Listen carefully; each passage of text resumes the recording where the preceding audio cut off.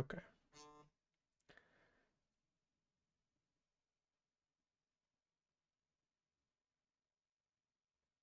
Yeah.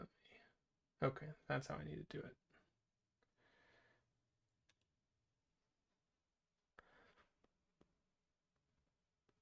Okay, let me do one other thing.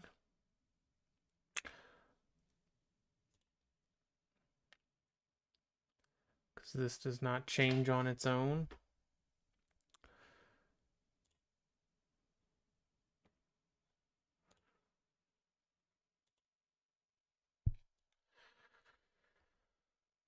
Let's see.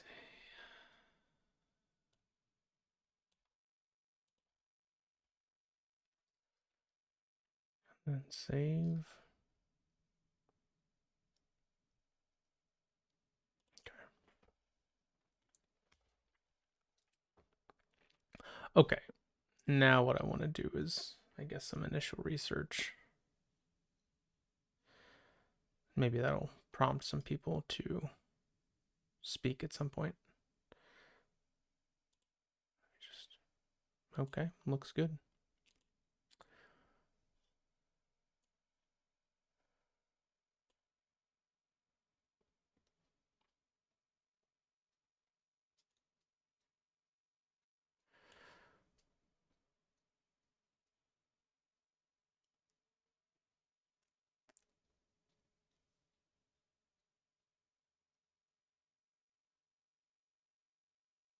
Okay. Oh, I actually do want this to be here, don't I?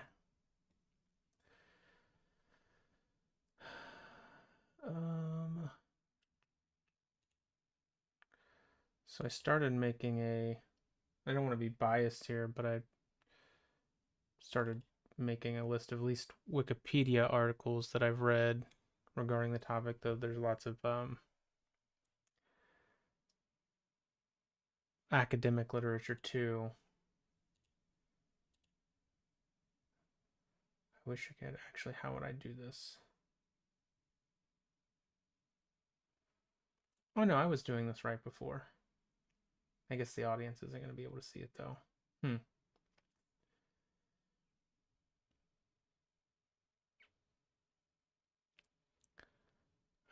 Let's do.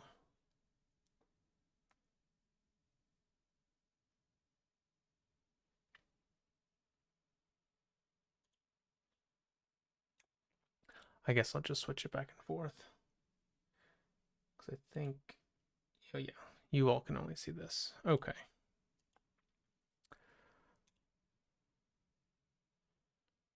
Yeah, so I guess my thought process on all of this is I have kind of a list of things that I'm keeping in mind when thinking about this issue, and I'm not currently aware of any sufficient data suggesting that we should like fundamentally distrust experts that are considered in, I guess, woke fields, or there's a consensus on a topic that people would consider the consensus woke.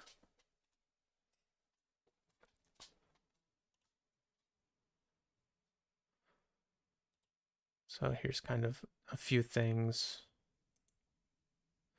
So I think one of the things I'm going to do actually right away though is just, I think, as a sign of good favor would be to go to the publishing stings. So let me open that really quick. And go ahead and first include kind of the two that everybody talks about, which are the Sokol affair. Let me see. It sucks because I don't know if anybody would know if there's an official like published academic paper on these things, or if this was just stuff that was like reported. But that and the grievance studies affair, the one by Peter Boghossian, are usually the two that people talk about. But I remember when looking this up, I was like, wait a second. There's been publishing stings in a lot of fields that are considered credible, which doesn't mean that these aren't uniquely uncredible, but it's just an initial thought. Published a fake article in Psychology Journal. Charactery, which described a psychotherapeutic method based on pseudoscience. Yeah, Rupert Sheldrake. Rupert Sheldrake would be a person who I feel has been scorned rightly because of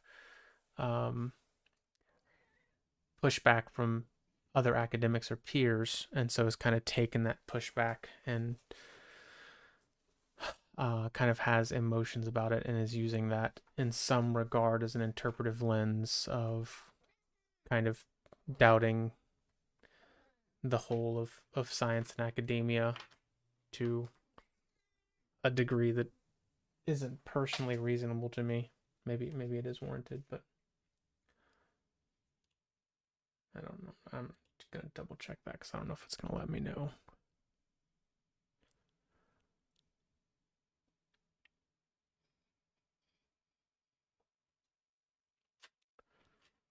Let's see. Okay, let's go to the Sokol affair.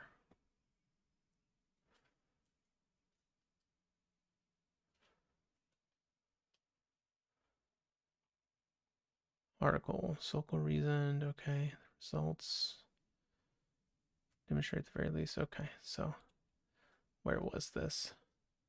The physics experiments with cultural studies and lingua franca. Okay.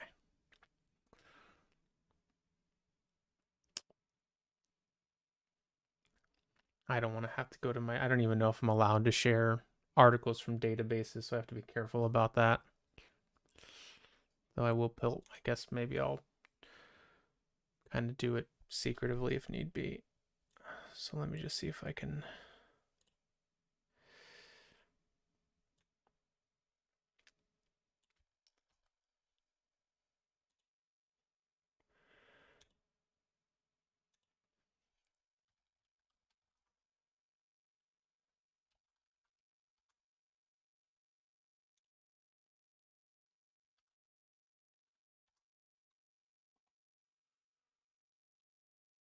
Okay, so it looks like I'm not going to have access to it through here. Let me go ahead and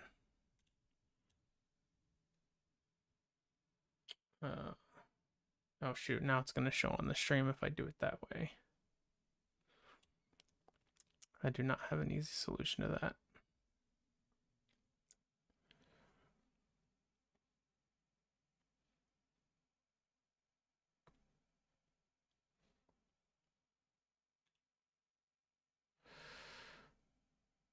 Maybe I can just save it. See all results, showing the best results. I guess I'll just put this in my folder later. Okay. So there's that.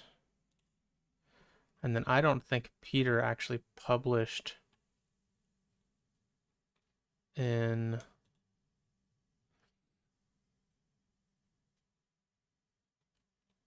wait, is this the same page? What?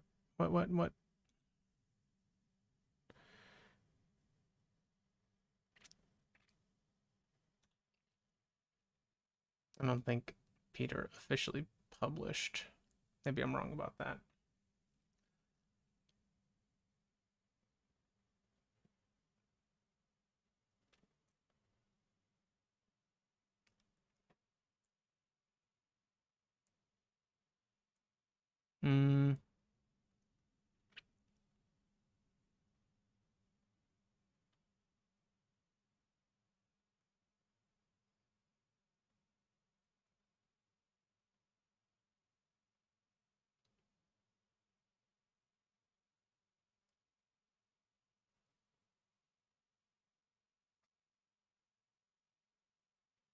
I wonder if I can make this.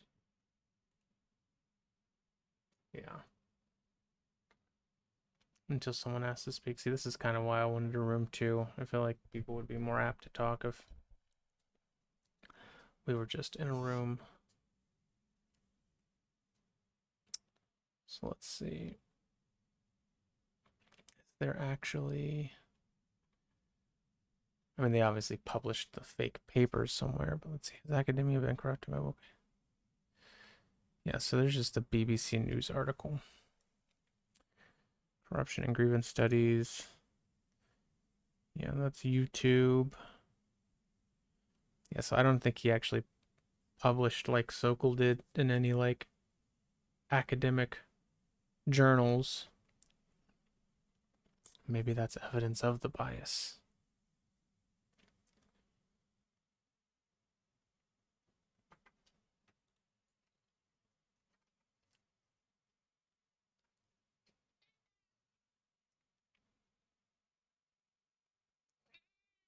I know, Kitty. Oh.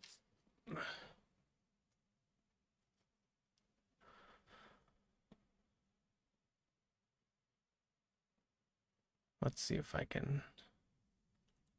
Let me go here really quick.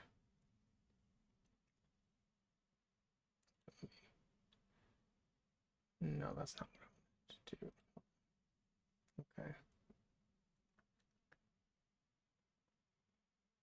Let me know if you think I should just like move this to a room.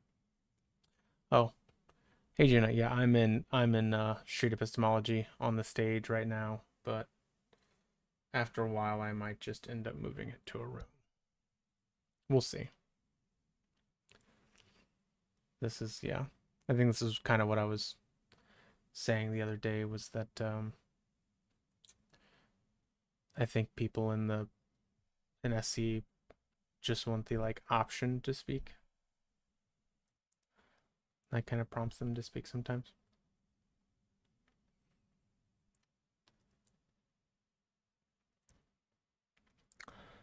Let's see. I'm trying to think if there's an easier way to do some of this stuff. Yeah. Yeah, if you think I should move it to a room, let me know. But let me just, I'm going to switch the scene real quick. So that should now be switched. Let's see. Let me just double check myself here. Okay. So I can open up the chat. Oh. Oh, I see. Okay.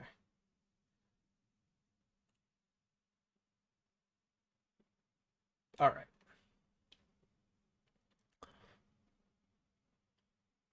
Let me. Yeah, again, if you think I should move this to another room, let me know.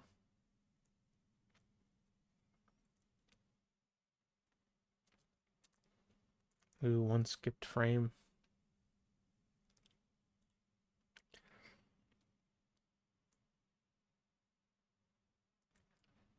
Yeah, it doesn't inform me when people want to speak. I wonder if there's a way to.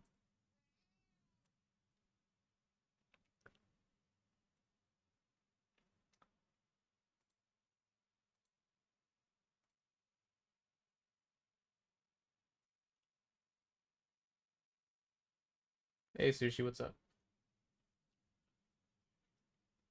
I'm doing pretty well. I'm considering well, I was gonna do some just initial research on the topic. Um, but I'm questioning the format at this point because it was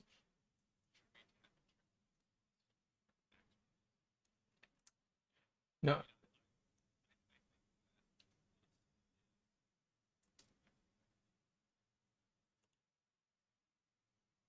Hmm.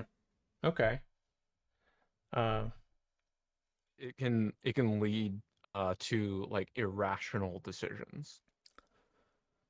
okay. Trust is So to like yeah, so like to answer the question, like should we trust woke experts? Like no, but I would say that we shouldn't really trust anybody, right?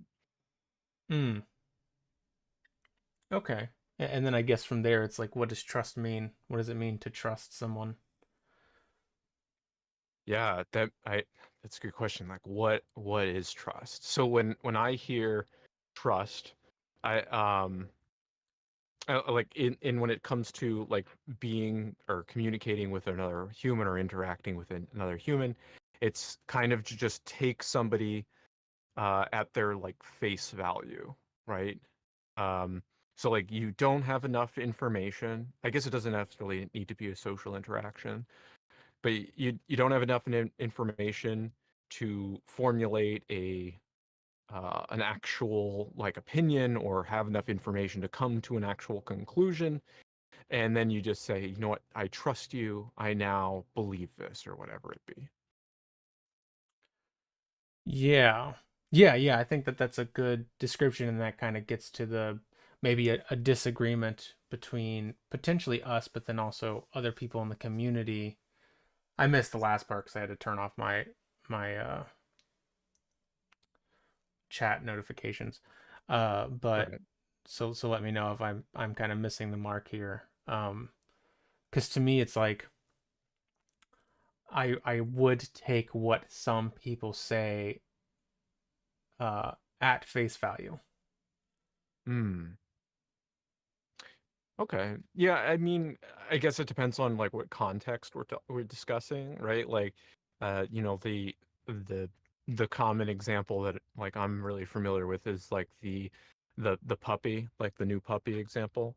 So, for instance, like for people watching, I have a friend and they tell me that they have a new puppy in their garage, and I'm like, okay, sure, I might like believe them and trust them that they have a puppy because like they're a good friend, but that doesn't like really matter at all, right? Like it's not a big deal. Like I know puppies exist. I know people frequently get new puppies, and sometimes they keep them in their garage because like they're not house trained or whatever. But then if like somebody told me they have a you know, a zebra in their garage, you Yeah. know, now I'm like definitely not gonna like take your word for it. I'm not gonna trust you on that.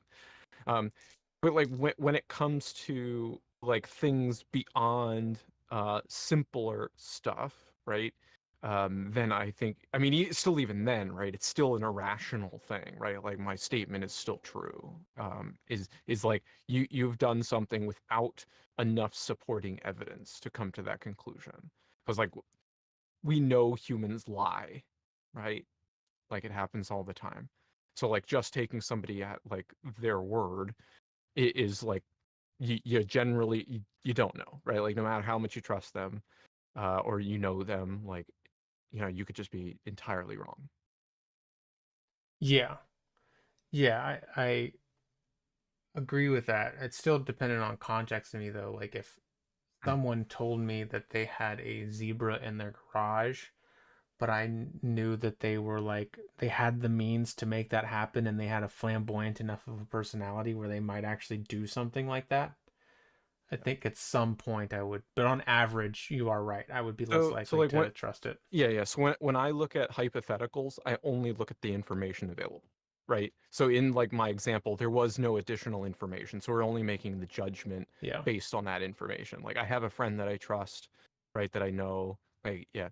So like, would you believe that friend, right? Like yes, I agree with you. Like that other stuff is important context, right? But then that just changes the bar, Hmm. right? Then like yes, the zebra is equivalent to the dog, right? In the same way, it's like if the friend, you know, is allergic to dogs, right? Then they probably wouldn't, you probably wouldn't believe them as much if they got told you they got a dog, right? In the same way of the zebra. Um, so like with additional information, like changes the variables. Yeah, I guess my point, the reason I agree with you, yeah, and I was Okay. trying to, the reason that I didn't just go based off the generalization was because it was applying to what I viewed as like a different context for like experts. Like part of the reason that I Mm, would take, and I would be more skeptical of like an individual expert, mm, but especially when we're talking about like consensus, right? The context for me there is that I understand the mechanisms that they're using enough that I do trust those mechanisms. And so some of the stuff that they're saying doesn't raise the same skepticism in me as it would if there were a group of non experts or even an individual who's a non-expert saying the thing. Hmm. Yeah, I could understand that. But I would ask then, like, in what context are we using the word expert? I do like to read papers when it is like decisions that are important to me, right? So, I mean, something I currently want to look up and I didn't get there yet, is like liquid smoke to see if it's like basically liquid carcinogens. Um, Hmm. and like if I had somebody tell me that, or I had some like expert or nutritionist tell me that like no, it isn't, like I don't think that would be a good Yeah. thing to make that judgment on. But like I would want to read the papers on that. But then if there was like an expert, um, like for instance, like Robert Sapolsky, that like was doing a lecture at, well, there's the YouTube series of on psychology that he did. Like, okay, yeah, cool. I am kind of trusting him there, right? He has like other credentials. Um, but then like I think we get out of like the trust territory unless you take what they're saying as like 100% factual. Then we are back into trust territory. Yeah. Yeah, I agree. So the few components that are relevant there for me, and this is, by the way, just saying it for the people in the audience, this is an open discussion. So if you want to come up, you can, just so you know. Just raise your hand. Um, but one of the things is that there's a relevance in the type of like expertise they have. Is that like one of the things from that? Sure, right? Yeah, I mean, I think that's was implied when we're talking about experts, right? Like an expert in woke isn't an expert in like marine biology. Yeah. I mean, they could be, but Well, that that's doesn't mean they're an expert in everything, right? yeah, that's another issue with the way that the title is labeled, because it's like I'm not sure that there are woke experts, like experts on wokeism. I meant like Yeah. what I actually meant here was like uh sociology fields Okay. where they think systemic racism exists, right? Mhm. And there's a consensus around that, or in gender studies where there's a consensus around legitimacy of differences between gender and sex and trans identity, or Hmm. yeah, so this is actually what I'm meaning when I'm talking about this. Okay. So yeah, so you're saying like experts in this context are the one that are in like the social sciences? Yeah, they're Okay. by Yeah. by and large mostly in the social sciences. Yeah. Yeah. So and unfortunately, like when it comes to me, like I'm a generally an I don't know in this category. Like I haven't looked into it outside of what I've heard from people. I'm not entirely sure what woke is. Like, people tend to mean it in different ways. There is like some commonalities. Like somebody who's woke tends to be, uh, like, this would be straw manning, but something that is like empathetic towards humans and their well-being. But again, that's a massive like straw man. Um, they tend to be people that are woke tend to be people that are worried about like LGBT issues, people of less privilege, uh, you know, having things like, UBI, right? Like tax the rich, defund the police, like these kind of things are usually commonalities that I see with woke. Is that like accurate what you would say like woke is like as far for this conversation? Yeah, just Or with the okay. caveat that it doesn't have to be all of these things. And Yeah. some would say you have to meet all of these criteria to be woke, but I don't see why I should take them seriously. But if you meet one or multiple of those things, you can be considered woke and might even consider yourself Mhm. woke. Yeah. So like, and I guess I am where I would be very skeptical about like any information about this is like, it's social sciences. So there's a lot of like subjectivity and an interpretation to be done on the data, right? Yeah. So like yeah, and like that would concern me that like people's biases would place a lot of weight on say like a research paper that was written. Um, yeah. Yeah, and so and to some degree I think that's important to integrate into our considerations of whether or not we should trust the social sciences or to what degree we should trust Mhm. the social sciences or the humanities. But also there is research on this, and I guess that's the other thing kind of Mm. informing my views. Like we've done research. So for instance, like uh there's been research on so the okay. Yeah. I just wanted to grab some Yeah, air. I I'm could gonna need still some hear you, water but too. I wish I should have grabbed some. my Should I chair's all share the wobbly. chat or not do that? I mean, it's up to you. I don't care one It way or already the other. says live streaming multiple I'd I'd, platform. I'd appreciate if you had your camera on though, so I could see you. Well, But okay, so yeah, so I would have to turn on my virtual camera, but people would see me twice at that point. Yeah, Okay, gotcha, yeah. gotcha. Okay. Um, uh, but I kind of, yeah, I'm not gonna do it. Um, so, uh, Oh, it but looks like Redding's hand is up too. I don't know if you are bringing more people up. yeah, I'm also on the other hand trying to appease Ragnar. So, uh, Oh, because I think rightly is leery of people who don't want to be on stream being on stream, and it's like, okay, well it says live oh, stream in the title, so it's like you should know that. So yeah, I'm probably wait, gonna share what? the This is chat. being recorded? I didn't consent to that. I am gonna share the chat though. So if you don't want your chat being shared, then I guess we'll leave the room. So I do want to see what other people are saying. But it should hide your name if you want it hid. But just So to when you just yeah, go, sorry. sorry, Yeah, well, like so no, no. there's a few things that I just want to lay on the table here, and then we can kind of open up this discussion because this is my point of view and where I'm coming from on this. So one is like I used to be a person who didn't at all trust the sciences and academia, right?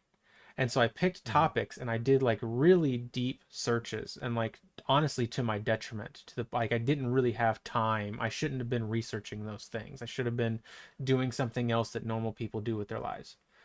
And I did it to such an I did it so to such an extreme that I always ended up back at the point where it was just like, okay, so basically what this boils down to is experts understand the thing that they study more than the people who are not involved in that field or aren't an expert in that Mm. field.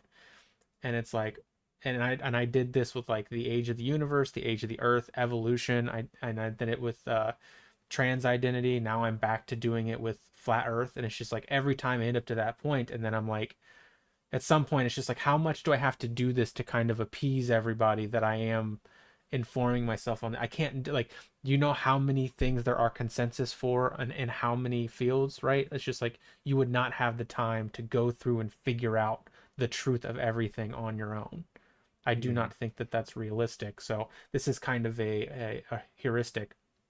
And then the other thing is So, studying oh, sorry. just one more Go. thing. And the other thing is that Yep. this is a field of study where people, starting with Augusta Comte in the 1800s, early 1800s, so over 200 years or near 200 years where we've been studying this, and nobody can find these reasons to not trust the social sciences and humanities, despite the fact that we studied it not sufficiently. There are small examples, but those also apply to the hard sciences. So it seems like any argument I can come up with to distrust, in terms of the data, using the data to distrust the hard sciences applies, which creationists and people do apply to the soft sciences and the hard sciences. So that kind of makes it Mm.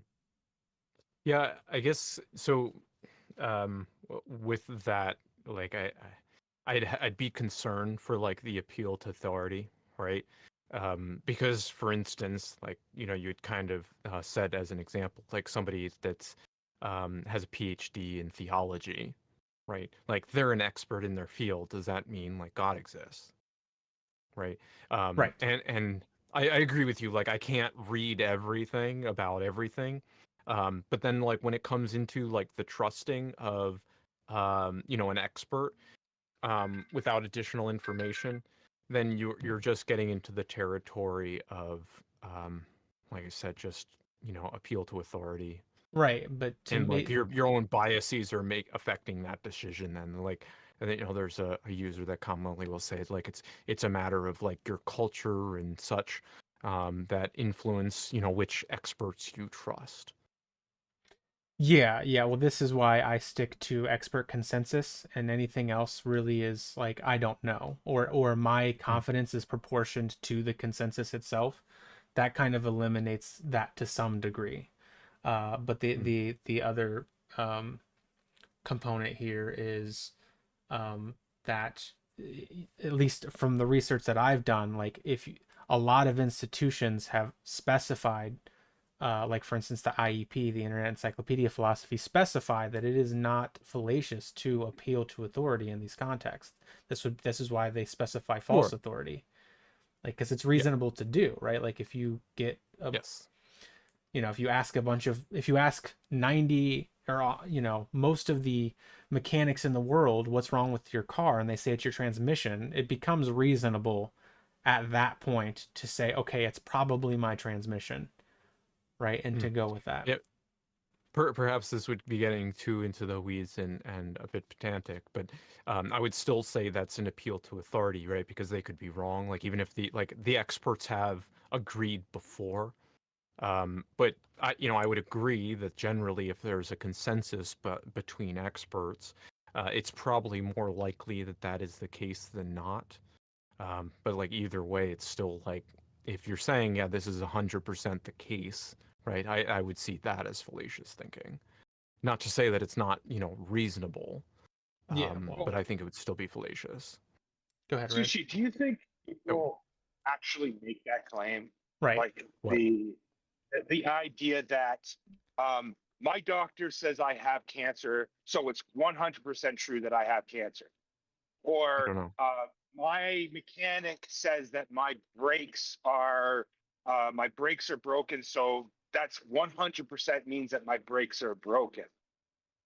Do you like when in your experience when people do use expert opinion to influence their own opinions, do you feel like they're actually pulling the 100% certainty, or do you think they're just putting probabilities that it's more unlikely true? So if I have my doctor tells me that he thinks that I should take this medication Mhm. So versus my it, my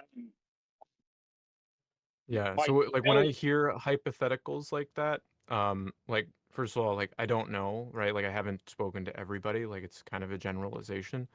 But what I understand what you're saying. I do or have spoken to people that would say like with 100% confidence. Whether or not like all people do or how many people do. I mean, obviously not all people because like there's some of us here that like wouldn't, but or other people that I've spoke to. So like, is it a majority? I have no idea, right? But like I think my question is like how do we determine what is like a majority consensus and like how do we determine whether or not that majority is valid? Well, it's not really majority. It's more you take it by case to case basis, right?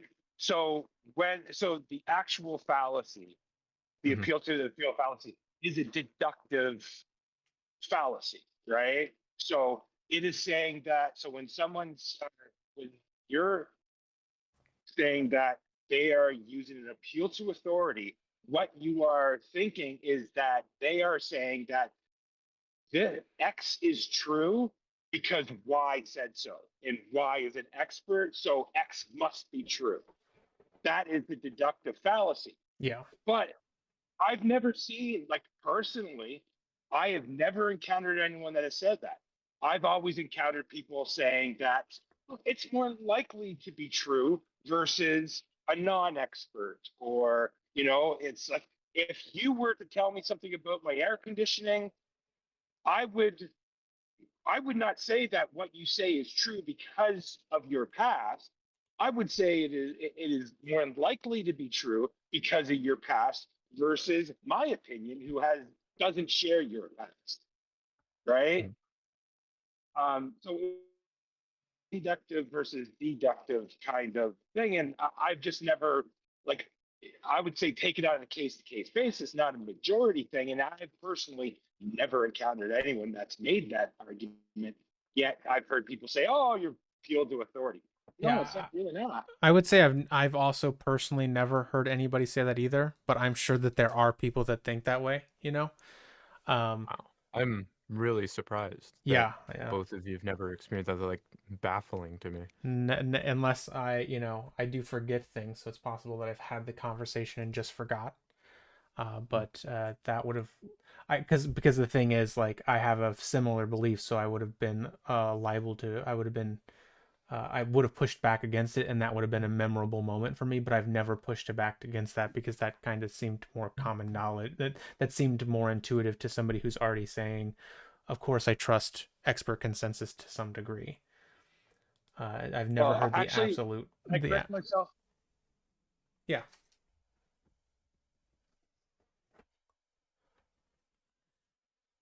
Oh, maybe they. But to go back to one of You're the things. muted, Red. Yeah, I don't know if you know that. But to go back to one of the things you were saying earlier, and I got to start writing this stuff down now because I have a lot to say. Um, but two ways that I think you can glean some consensus pretty reasonably is, like, one is just they do polls for some things, right? Some things on topics they just poll experts. So that's one way to know. The other Mhm. one is to read the introduction of a lot of papers in those fields and see what's being assumed and not argued about in most of those papers, or even all of them. Because usually if they're assuming it is true, if it's in the introduction and they're using it as a basis to hypothesize something new, generally Mm. speaking, that is an indicator that there's consensus in that. But you do have to read quite a few of them to make Okay. sure that definitively there aren't any reasonable arguments on the topic among a. Yeah, that sounds like a reasonable thing to do. Um, I guess when like for me, I like we were discussing earlier about like levels of expertise and like how certain people like or not certain people, all of us can only have so much time to dedicate towards like educating on certain things, right? Like we can't know everything about the world as a single individual. Yeah. So like, when I trying to like form decisions about things, right? Like I'm not, maybe evaluating like hundreds of papers, right? And then like I just kind of have to go off of like what other evidence like I can see in the world, right? And maybe there's like a confirmation bias in this. But like I feel as like that's kind of like what else do we got, right? So, but like when it comes to like gender studies, I think that's like harder to have that personal evidential experience of, right? Where it's like if somebody like with like quantum mechanics, right? Like I have no idea whether quantum mechanics is real, but like my understanding is like experts need that in order to commute to use to make the computer that I'm on. So it's like, okay, cool. Like quantum mechanics is uh, probably very likely. yeah, but it does seem like that cross, like, I'm not sure that everything for which there's a consensus is going to even apply. It's just like, how often do you really have to think hard about whether or not evolution is true and how that impacts your life? That is not a concept I use on a daily basis at all, or that Sure. a lot of the things that I even engage with rely on. But it's still something that I have strong confidence in because of the expert consensus. And to throw some other things in here, and again, this is, Mhm. I am looking for pushback on this, so I don't want to, I'm gonna say some things, but I don't want to give anybody the impression that I'm not looking for disconfirming evidence. In fact, any disconfirming evidence that's given in terms of studies, I'm going to put it in this folder because I want to think long and hard about these things. But um, um, so one of the things that also helped me understand this, and I'm just gonna pull out my notebook here because I wrote it down. I always like talking to my classes about this, and it's really, and also we have to think about like the legitimacy of these sources too. So take it with a grain of salt, but I don't think that it's so far off from reality that it doesn't kind of warrant thinking about. And so it's going to be, just give me like another couple seconds here. Is it going to be easy to find? Snorty, I think we sort of like went off the idea of like the commonalities between what people say to mean by when they say woke and like common things, and it could be one or multiple of like people that in support of LGBT issues, could be supporting of things, movements such as Black Lives Matters or other movements that are for people of less privilege. It could be things such as like defunding the police, these kind of more left-leaning ideas, depending on who you speak to, might like, change where that line is of what they're calling woke. But Yeah. like, I would say in broad sense, like left-leaning people. Yeah, and Yeah, a that is still a couple good days question. ago, Go ahead, Red. couple days ago, Will, I think, really nailed it with his definition of woke. Because if you look at all those issues, what are the underlying commonalities? It's not that do people like you have to support this and you have to support this to create woke. Just look at if you look at all the issues that woke people tend to support, they do have a very close commonality, which is power differentials and oppression. Hmm. So if you were just to narrow it down, woke to what is woke, what it is it to be woke? He said that Will likes to say the dislike of power structures. Um, Myself, I don't know if 100 agree because I don't think it's the power structure itself. It's when the power structure is used to oppress another group of individuals. And in every single case, that is exactly what is happening. That's what's being fought against. Yeah, yeah, to some degree, and I agree that that's probably one of the better definitions. The again, the one of the the issues here is that there's so like I'm now hearing multiple people on the internet talk about how the new X-Men show is woke, and it's like the only things that I can really glean from that is because the women aren't as curvy as they were in the previous show, and because Storm has a mohawk. And it's like but it's just like that seems pretty frivolous to me. Like I don't. So it can be anything from like that, to some of the things we're talking about. Somebody is espousing this or that view, so I think this makes the issue. But to bring up some of the things that I was trying to talk about, so one is eventually talking about like the hierarchy of the sciences, because again, this has been studied for a long Hmm. time now, and there's a lot of Could you literature. elaborate what that is? Yeah, so Auguste Comte in the early 1800s came up with this idea that there were differences among the sciences, specifically the hard and soft sciences. And he did research, and has been done since then, and we're talking about like large scale meta studies, right? And there are differences, but those differences are mostly insignificant in terms of like trusting the epistemology. Like, so for instance, one of Hmm. the things would be like graphs you're more likely to have graphs in the hard sciences, right? Or you're more likely to, and this also makes sense too, and to me this is one of the, this can go maybe either way, but you're more likely to have consensus in the hard sciences, which is like, I think that's a good thing, and it makes sense because the hard sciences are kind of less complicated. Complexity, by the way, also decreases as you go down the ladder, so the more you get into social aspects, the more complex or general the topic becomes.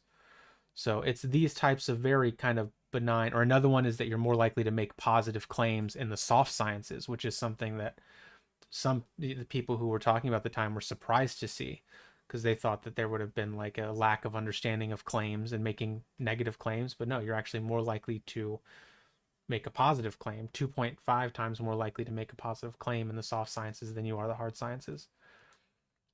Just a clarification on consensus. Like when you say consensus, like what does that mean for you, or how are you using it? I would say right now in my head as it stands, when it starts to become significant is somewhere between the 75 and 80% of people who have their degree and are working in that field agree with that idea Okay. or operate off the premise of that idea. But that's where it kind of Yeah. starts. That's not to say that Yeah. that would be like if you had, So like majority, right? Like the majority of the people in that field, yeah, like are but yeah. not even Okay. like if the Yeah. majority was like, 45 and 55, I wouldn't, I'd be like, I don't know. I don't know what to make of that. Gotcha. It Gotcha. has to be like over 75 or something. And especially once we get into the super majority, that's where my confidence starts to peak. Mm. Um, and to add one more element here that I'm thinking about, just so everybody knows where my mind is at. Um, so there are currently 46, close to 47,000 academic journals, and that only increases every year. Now you can assume maybe half of these are credible if you wanted to, right? Because of things like open access. But that's still a lot of journals. 64 million academic papers published since 1996. This Jeez. isn't including thousands of governments or departments that do research, or the millions of independent researchers or organizations that do research. 5.14 million academic articles published a year.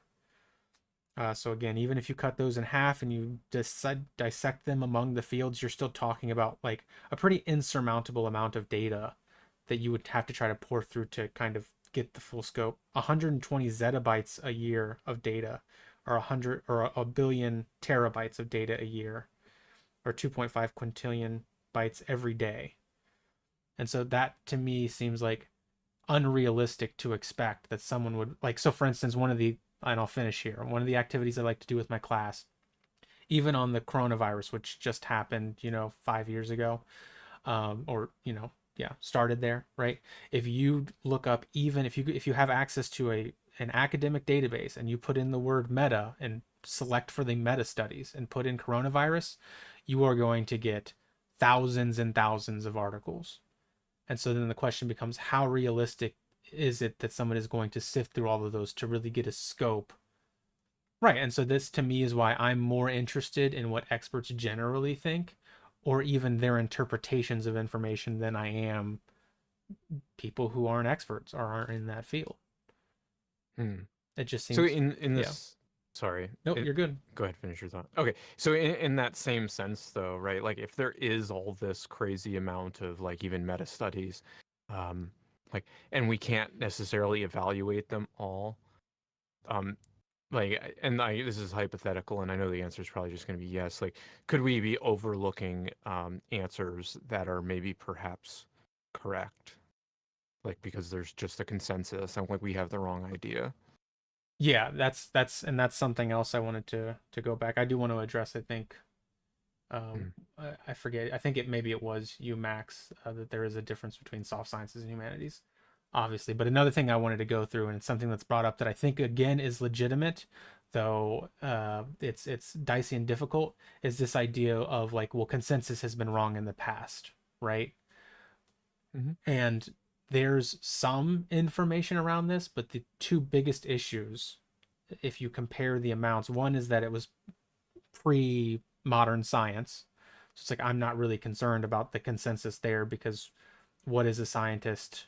To me, you have to have some updated epistemology and have an official degree in a field. And then the other issue is there actually wasn't consensus, and people don't know that. Like when we're talking about lobotomies, like that's often brought up, and it's like lobotomies did not have a consensus. We used it very prolifically in America, but lots of experts were like, this is not good. We should not be doing this. So the consensus was not clear to me in those Yeah, instances. yeah, and I think when, at least when I hear people bring up those particular arguments, like, oh, we used to believe the Earth was flat, like that example, it's usually to try to dismiss, like evidence that's available, right? Like that's generally how I see that conversation go. And like, it's not to like say that there's no credence to like experts' consensus. Like, I think there is, but I think we also need to like look at other evidence, right? I think I'd kind of used the example before where it's like, well, like my computer or whatever, right? Like I know that works, and the people that like make computers, like, they have to have some understanding of it for it to work. But like if somebody else came up with a new theory that like they're like, hey, yeah, this is like better explains it, and then like they can develop like a quantum computer or whatever. Like now my uh like I'm probably gonna shift my opinion, right, Yeah. towards like yeah that newer explanation and drop that older one. But to me, that is best taken care of within the field, not by kind of outside detractors who don't necessarily Right. understand. And it doesn't usually happen. There are two things that used to happen a lot that don't really happen anymore. One is that like theories are just completely upended and overturned. This used to happen a lot. Um, and there's even studies about the fact that people weren't as persuaded by arguments as they were just like this is the Max Planck effect, that the older generation just dies and a newer generation with new ideas becomes the consensus or whatever. But that doesn't, Mm. now it seems there's data suggesting that we're working under correspondence now, which is that theories are not overthrown, they're specified and clarified. Mm. And so Cool. yeah, to me it's like it seems like we're in a different league to some of these kind of, and then again I'm always going to go back to the how much can you as an individual really, especially when we're talking about a very complex topic, grasp this information as opposed to a whole field that's trying to grasp it. It seems like we can use some type of Occam's razor there to figure out that it's less likely. Well, yeah, I mean, I have an example for myself personally. Like, I mean, as you know, like I've recent decided to identify as like vegan, or adhering to some of the principles of like what people call veganism. So like not consuming animal products, you know, um, and like what was a convincing factor for me for like it was health reasons. Like, and I was presented like a whole bunch of studies about it. And I tried to look up other studies as well that like was counterfactual.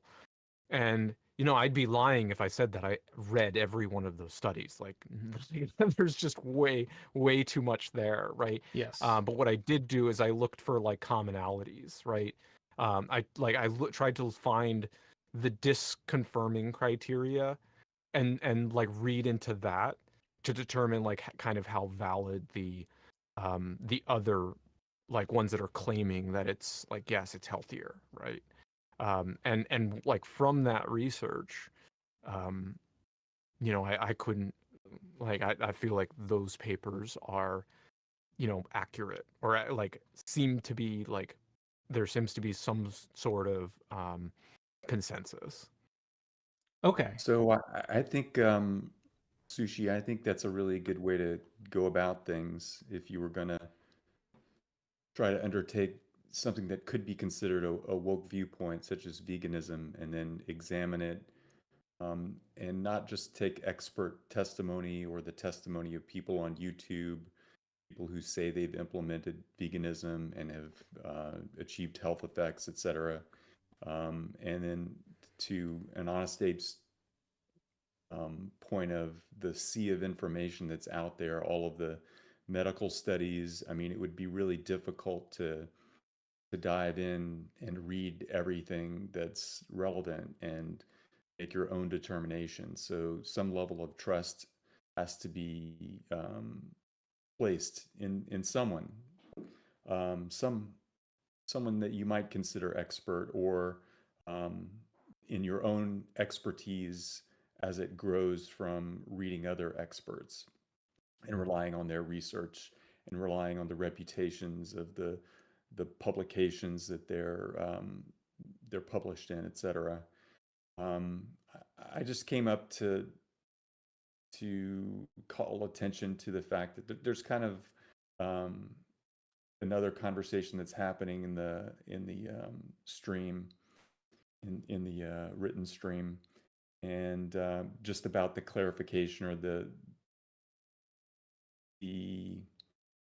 fact that the should we trust woke experts is maybe not the best question to ask, or the best way to go about making some kind of change in our epistemology. And so I just wanted to raise that question. I was just looking for, I have an epistemology book I know somewhere around here. The title of the chapter is Hard Sciences and Soft Experts, or Soft Experts and Hard Sciences, something like that. But certainly there's a a point of view that we may not be in a position to experience with wokeness. Someone who's a transgender person or a person of a different race who experiences society in a different way because of their point of view. They're in a position to know things that we don't know.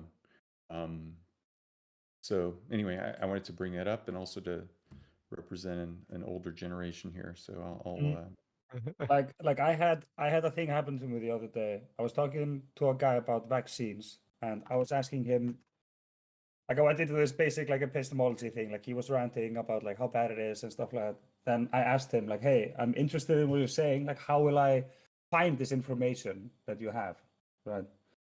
And then he gave me a list of like 10,000 papers. Like, look, here's 10,000 papers. And I was like, have you read any of them? He was like, no, but this guy talked about these 10,000 papers. So I was like, okay, let's click on one. And it was like myocarditis in like people with vaccines. And it was like, most people get fine. There's not much evidence, but it's something we should just keep a lookout for, right? Which is really normal in medical fields, right? But that was the first one I clicked. He hadn't even clicked on one. So he just needed to hear that there are 10,000 papers when I don't even think that on most things there are 10,000 studies even. It's mostly like people like judging the data or something. How to say it? Yeah, and that's Like actually opinion. that's actually a Sorry. pretty. You're all right. Just really quick, Yeah. that's actually a pretty good example too, because you can look at that study, and if you're not an expert, you might not be trying to look at these things in a bigger picture from a broader context, and you might miss the fact that getting the coronavirus increases your chances of myocarditis much more than the vaccine does. So this could be from components of the coronavirus itself and not inherent within the vaccine. Yeah, Could be. Yeah, that's a good clarification. Like I got my first two, but I'm a bit nervous about getting the third. No, but it said in the paper that like it's normal in vaccines for like especially younger people to get like mild myocarditis that usually just becomes better within a few days. Because they say something about that like younger people usually have more active immune system, so they just get a bit more stronger reaction. But it's like it's not chronic. But I didn't mean to go into like the thing. It was more about like just people seeing the number 10,000 studies like collected by like a said expert, but then most of the papers weren't actual research. It was just people like writing a piece about like data. When I think the coronavirus example is a good one, and it brings up the whole trust thing. Like the question, like, should we trust woke experts? Should we trust experts? Like, no, right? Like that would be my answer, right? Because like we know that like it can be false. But then like for instance, the coronavirus, like people are telling us like, hey, like you need to quarantine and like wear a mask. Well, first no mask, then mask, but whatever. And it's like, what other choice do I have?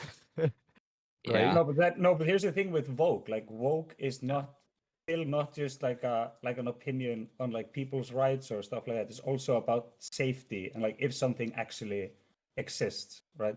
That has now like been added into like the woke umbrella. Like people saying like, oh, these woke people wearing masks because of this bullshit virus, right? So like I don't even know what this woke thing means anymore. I think it's just a buzzword because like if I hear woke in my head, like I hear like let's say I'm a conservative, I have this idea of my enemy, air quotes, right? That is the woke guy. So then if I hear a guy say like, oh, these goddamn like woke people, right? And everybody just gets their version in their heads, and then they go, yeah, like down with those people.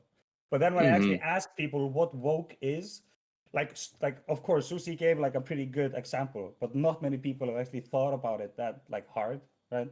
They usually just say like pink-haired yelling people or something, right? Yeah. I think I might know the core of the issue for like people who are more conservative. Like with woke, like people are seeking equity.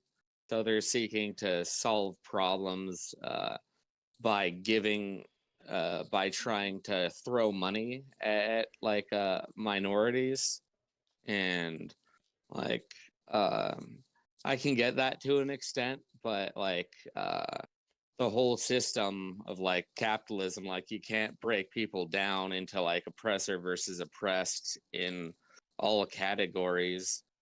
So like lost my train of thought there. But like you have like people who are in the majority, usually like white people who like they're messed up by the system too. So they're like, why are these people who are less, they're fewer than us, like, why are they taking a priority over uh, just white people? Like a lot of them, or some of them, like it's hard to tell. Some of Yeah. them legitimately have problems. Some of them are just racist. You have to kind of figure out exactly why they're saying that. Yeah, I had the same conversation almost here in Iceland, where a guy was talking about like refugees from war-ridden zones and stuff like that. We're getting more of them now, like from Ukraine and Palestine. And he started talking about like all these facts, about that they get like free things for 5 years. They just come in here, they get an apartment, they get a phone, they get like free service for 5 years, and it's costing all this money, blah blah blah blah blah. And I asked him, where do I get this information? He said, I don't know, I just know. Like I've been reading all this stuff. And I'm like, what stuff? He couldn't point at the thing. But then I found the government website, like the actual legal thing. It was 1 year max, but then maybe in some cases, like it might be more, but you have to fulfill like a lot of, you have to check a lot of marks to get the extra help. But then he just flat out denied that as well. So I don't even know how much people actually go and check the information that they're getting, because he was getting this 5 year numbers somewhere else, right? It took me a little bit to Google it to make sure that it wasn't like that, or I don't know if they're breaking their own rules. Yeah. Yeah, I wanted to just give Leslie an opportunity to jump in here because I know she was on stage and she hasn't gotten a chance to speak. So if you have something to say, Leslie, feel free. I do. Can you hear me okay? I just Yeah. realized okay. Yeah, thanks, Honest Abe. Honest Ape? I didn't Ape or Abe. Honest Abe, yeah. So I was around when intranet started happening, and a phenomenon started happening in companies, because all of a sudden you saw all these people working on the same thing you were working on. And in big companies, you didn't know that before.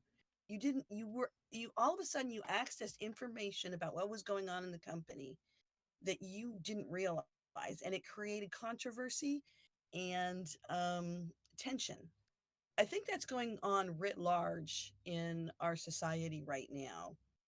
All of a sudden, academics, and that's basically why I came up here, are taking a new role in our society, because there was academic papers before, but nobody really had access to them, and that has changed.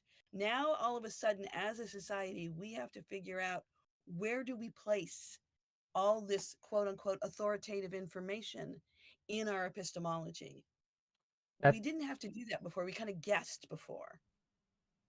And there was the one guy in the room who was a big fish within your circle, because he or she said, I know these papers, and we'd listen to that person. But now all of a sudden we all have access, and I it's changing the dynamics. Go ahead. I just want to just throw a little nuance in here too. You are right that we have more access than we've ever had, but there are still like a lot of papers that people do not have access to, that most people don't. No, I totally get that. But I'm just saying the access we have Yeah, is overwhelming that's true. for our society, and it's a new phenomenon for us.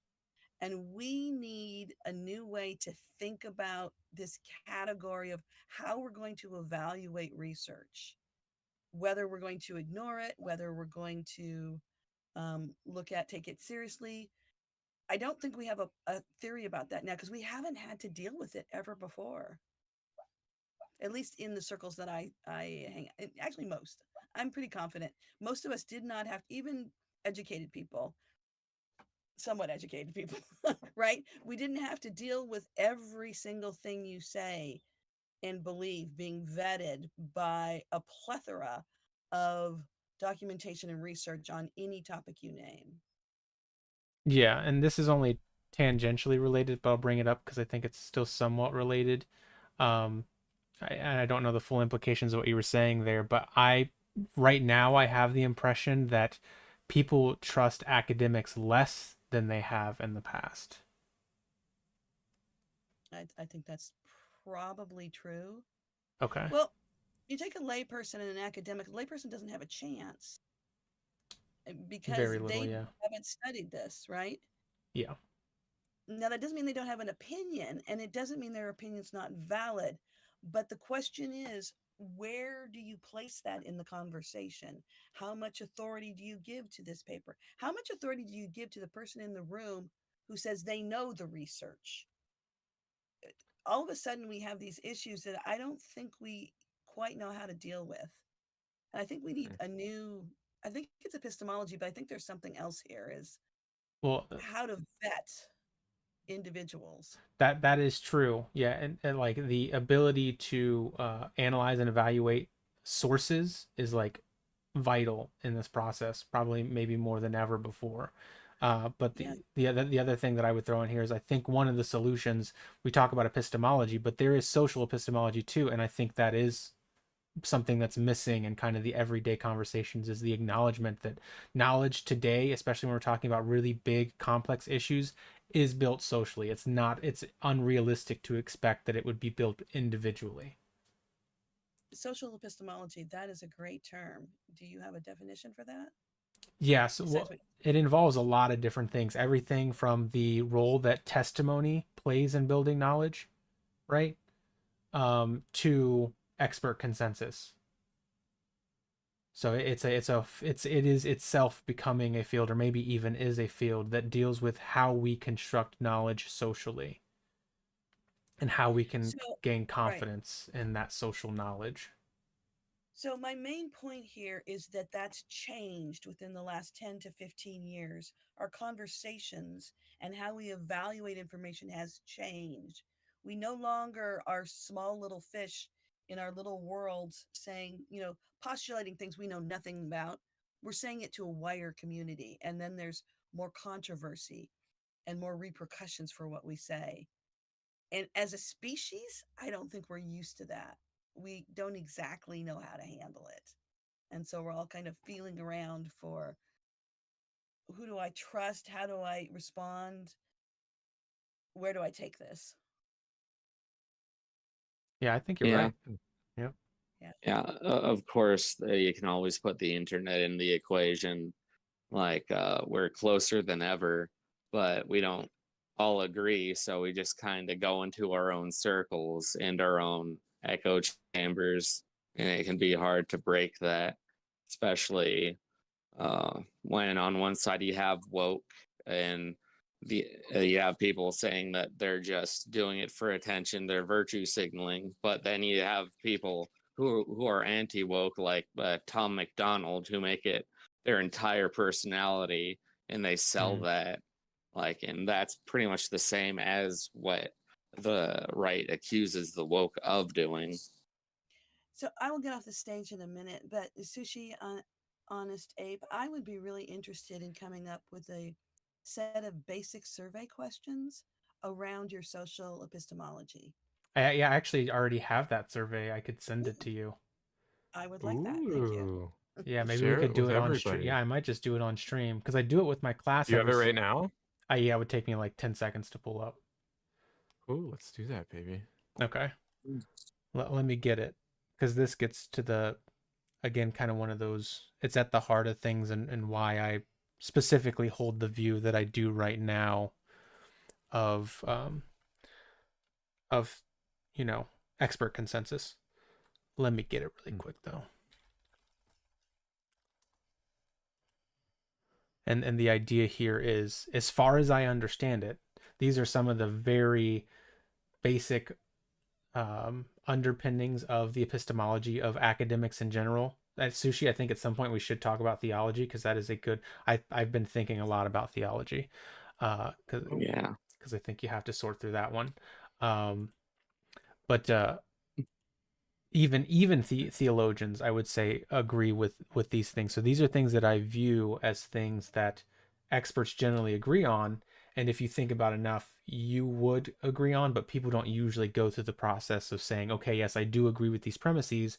And if experts are using these, then maybe at least there should be some level of trust there if they are using these. Let me find it though. Oh, I think when I mentioned it, my goal is not to come up with the this is how you should think set of rules or guidelines. It's Oh, okay. more, do you think? How do Hmm. you process? How do you make these decisions about who's trustworthy in your circle? What gives one person authority over another? That type of thing. And just understanding the dynamics there. Yeah, Yeah. go ahead. Yeah, I think the advantage of this street epistemology is that I thought about it, and like I consider it a type of meta epistemology. Like you're trying to figure out why exactly people are coming to their conclusions and like maybe helping them. It's like uh, adding meta to it is a bit confusing, but it's like why people think what they think, not how they think. And I think that if people start thinking more like that, like understanding, coming from an understanding that they may be wrong about everything, because, like, especially with theology, like you have atheists and theists, and both can't be right, and both are convicted in their positions. And it's tough. Yeah, meta epistemology is another word. Another term here that I need to remember to look up and put in my file would be the philosophy of science, which is also a field of study, philosophy and history of science. And it Yeah. again talks about the soft sciences too. Yeah, the most I know about that, like it gets pretty crazy. Like Thomas Kuhn in like Yeah. well, Kuhn cycles. I don't even understand that. Paradigms. Yeah, paradigm shifts. Mm-hmm. Yeah. And it And is pretty nuanced.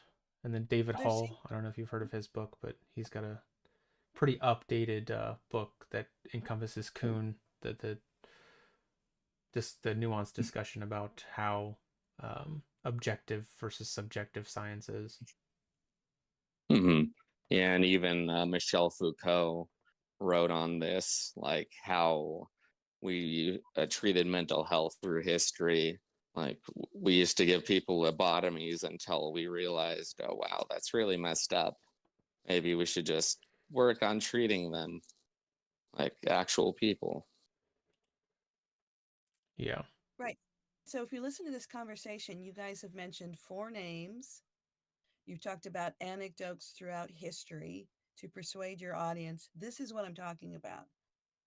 When do we listen to other people? When do we decide to give them our attention and credence? What is that line there, and how do we decide it? Yeah. I think it's different for different people, and the most important thing is I think it changed, and that's why we're kind of rocking and going, whoa. I used to be able to talk about this and everybody said, yeah, go for it. Yeah, that makes sense. And now I can't.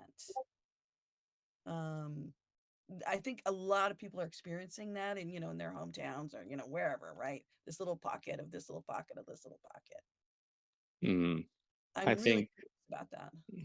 yeah, I think a good technique is just keep them talking, like saying, oh, you're not quite sure, you're not sure if you agree, but you're willing to change your mind, and just have them keep on talking until like maybe there's something you really feel a contention on, and that contention is often the source. Like, and I don't know, uh, maybe agree to disagree unless like they're fascists or something. Like some stuff, like you just have to stand against. A reverse, I'm not talking about SE, and I'm not talking about changing people's beliefs at all. That's not even close to what I'm talking about. Oh, sorry. I'm talking about how people make decisions about information. And it's a huge topic. I think it's a precursor to SE. It's a precursor to values. How do you think about these things? Who do you go and talk to? Who's your person of authority? How do you decide who to listen to? Right? Which do you value academic papers over the guy down the block who seems to know a lot about this? Do you look at people's lives and decide they are living lives that I want to live, so therefore I'm going to give them more authority in what they say about anything? There's just a variety of ways to make these decisions, and I'm not judging any of the ways that people make these decisions. I just want to know what they are, Yeah. so that we can kind of take that into account. Yeah, I guess again, it's going to be such a complex topic that I don't think we could get into it in one session. But I think just as like a start, I just want to. I think the survey that I have kind of does it both ways. So if you can kind of like see the screen here, I don't know if you see this. Yeah. But Yep. so these are kind of the things that I presuppose or have reasons to think is true. And so one of the things that I do when I'm evaluating whether or not I'm going to trust an individual or a group of individuals is whether or not they share these same premises. Because if they don't, if there's one of these premises that they don't share, then I become more skeptical about taking what they're saying. I evaluate them less favorably in terms of a source, right? Like if someone doesn't operate on some level that the universe or things in it exist, that seems to be a pretty fundamental difference between us that is going to cause problems. Or like you can know some things about the universe and some things in it. I know Sushi's probably going to be on the dissenting end here, but which is another conversation. People can many times demonstrate knowledge through physical verbal action. I'm going through these really quickly because I don't think this should be the topic of conversation, but or that this survey should be the topic of conversation. We define words and give them meaning according to our experiences and observations. We can use our senses to observe things. We can sometimes perceive things that aren't real. Other people being able to make the same observations we do is a way of being more confident in that our observations are real.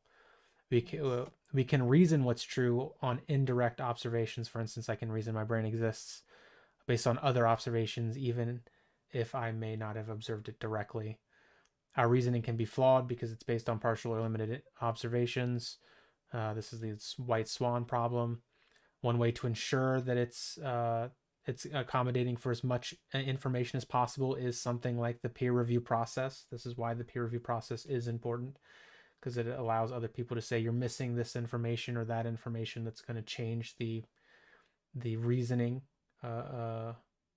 which can be wrong if you don't accommodate for as much information as possible. We must have a certain level of knowledge, and this has to do with falsification. And then this one is that we should kind of proportion what we're saying or the claims we're making to the evidence, that we should be qualifying or quantifying what we're saying based off of the data that we have. So to me, if I ask someone about like peer review and they're like, oh, I think that's just crap, I think that's just gatekeeping from ivory tower, it's like we can have a nuanced discussion about that, but do you have an alternative to the peer review process? No, I just think we should get rid of it. Okay, then I can't be confident in your reasoning because it seems like you're not helping solve this issue, that our reasoning can be flawed if it's based off of partial or limited observation. So now I doubt you more. That's just a start though. Yeah, it's a great start, and I really like those topics. So I hope to have more discussions on that. I know it wasn't the focus. Thanks, Leslie. No, yeah, I think it's important too, and I've actually changed this thing. I've had conversations with students in real time where they're like, I don't agree with this for this reason. I think it should be worded this way, and I've changed it based off of what students in my class have said, and I think that's important too.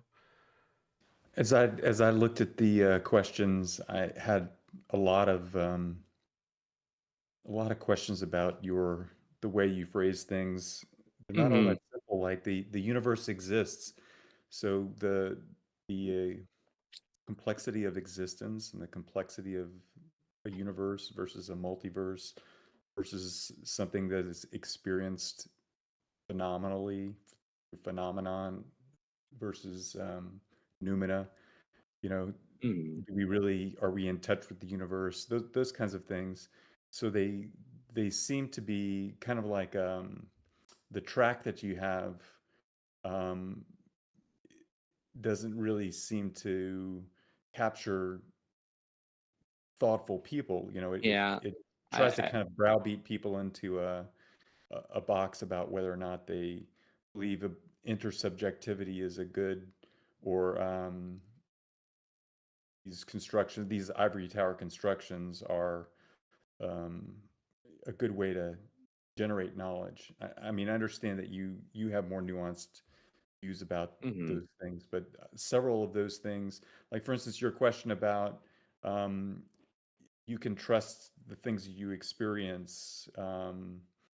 Or there was one question in there that is We can use Descartes' our we question, the can father of use modern philosophy. yeah. We can use our Yeah, senses to make observations. yeah, Yeah, I like think you that can't. He says, look, the only thing you can know is that you yourself are a thinking thing, and so and the only way you can know that is to think that, and to continually think that, and you only know it mhm. when you're thinking it. So all of these questions are problematic to me, but I'm an overthinker, so. Yeah, I think that you could even go more poetic with it. Like, do I believe I have a soulmate? How sure are you about that? Like, do I believe in true love? Like, do I believe in myself? Like, I like, is this like a purely rational thing, or like, do you consider emotions to be part of it too? Emotions are involved in the process, but the purpose behind it is to give students insight into some of the things that academics assume to say that they're building knowledge, and whether or not they Mm. themselves think that those are reasonable assumptions, and to gauge Mm. that. So that's the purpose behind it, because the whole course is about research and argumentation. So it's just like, if you don't trust those things, how can I say otherwise what I'm teaching you here is you need to use this set of research because I Mm. said so, not because you understand why we're trusting or privileging this research and this type of research, and not these sources over here. Okay. Yeah, I get it. That's the but I'm still open, Max, and you're right, there is nuance here, but maybe there's even more nuance than I'm aware of, so I'm more than open to having a more nuanced conversation about it that might get me to change it. I understand that it's problematic. It's like I'm going into the classroom bias, right? Which is obvious, Hmm. but it's just like, okay, so then what I do then the alternative, which a lot of teachers do, is to not do anything like this and say, no, you're going to use this research because I said so, which does not Right. seem So then like. that's right to authoritarian style, teaching, I guess, which I don't agree with either. And I Yeah. sympathize because I used to, my undergraduate degree was in English, and then my graduate degree is in philosophy, and they're two different epistemological systems, and also a lot of things and then of course there's even a split in philosophy between continental philosophy and those who are much more Analytical. yeah, analytical Hmm. and empiric about things. Like I, the other day, Ray Kurzweil appeared on South by Southwest, and the moderator asked him, "Well, do you think everything can be accounted for in a simulation?" And he says, "Yes, I do." And the moderator Yeah. says, "Well, how? Let's see what the audience thinks of that." And so the audience says, "Boo," or he says, "What about love? And what about these other things? The kind of things that Reverse Camus was talking about." And they're just asking the wrong person those kinds of questions. So, and it's the Hmm. wrong discipline. But, Yeah, that. Yeah. Sorry, go ahead. Oh, Reverse camo. You're right. yeah. Oh, thank you. Yeah. I mean, just like, sorry, lost my train of thought. Like, there's like it's hard to explain. It's not intentional, but like I talk to people here, and like 90% of you guys are atheists, which makes sense. You guys really think through your positions, because without a god, it makes uh, you gotta create your own philosophy. You've got to teach yourself, which is a beautiful thing. But like, I I don't know, like questions of should God, those kinds of questions be on there, because it seems like they're almost avoided. I know you guys don't specifically, the premise of this is not the God question, but is it the same thing with like emotions? Just it you can't really think about it rationally, if you know what I mean. A little bit, but I'm not exactly sure what you mean. Oh, yeah. Kind of ran myself around in circles, but like, uh, are questions of God like worthy of that test that you were talking about? Oh, yes, in one sense. Just I think it well, yeah, in two ways. One is the falsifiability question, depending on what definition of God you're talking about. Hmm. So it's just like, as far as I'm concerned, there are many definitions of God that aren't falsifiable. So it's like Yeah, that's one issue. yeah, I get that. But And Imagine, I yeah, imagine that God might have been the original woke philosophy. Can you imagine how the Vikings and barbarians responded to this philosophy of putting yourself after others and not trying to achieve for yourself, the greater glory? And then, later on, you can think about Catholics and these woke Protestants that are just, they don't want to accept the church church's teachings and the catechism about what and who God is, and so these guys are, just making stuff up that's um, suitable to their perspective and not authoritative. yeah, yeah, it's good to know where your biases lie. Like some people, like they're very smart. Like Ben Carson, he's a brain surgeon, but he thinks that uh like the they use, pyramids or silos. yeah, pyramids. Yeah, you know what I'm talking about. Yeah. Yeah, yeah. And it's just like, how do you, figure out the truth of the matter there, and also reconcile that with the fact that he is obviously educated. Yeah, like reason why a whole bunch of early scientists like Descartes, Galileo, like they were Christians, but they saw an inherent order to the world, and they assumed that there was a perfect force behind it. But like as science went on, the God question, like it became less and less like uh, they disproved either Michelson morally. And then it just gets to Carl Sagan, the Mr. Rogers of science communication. Like, Yeah. uh, yeah, the world moves further from God the more it progresses, which you can consider that a good thing or a bad thing. Yeah, and I think to kind of piggyback off of what Max was saying a little bit too, in the same way that God may have been woke at a point, simulation theory might be modern, more modernly woke than some of the other things we usually associate with it. Because one of the things that I will say, in terms of that first premise here, this is something that I have to admit is incorrect on my part, but I have not sorted through the details of it yet. And in some ways, it's been helpful. But basically, the idea is, how do you navigate a world that doesn't exist? And the reality is, in modern times, we do that all the time because we have games. So it's just like you can completely work within a game under the assumptions of, assuming that it's not real, or even knowing, or yeah, I guess maybe not knowing, because what are you comparing it to? But not having to assume that it's real. Yeah. Like I love just video games like Skyrim. I want to be the Dragonborn, but I want it to be tough, so I put mods on there. Like there's just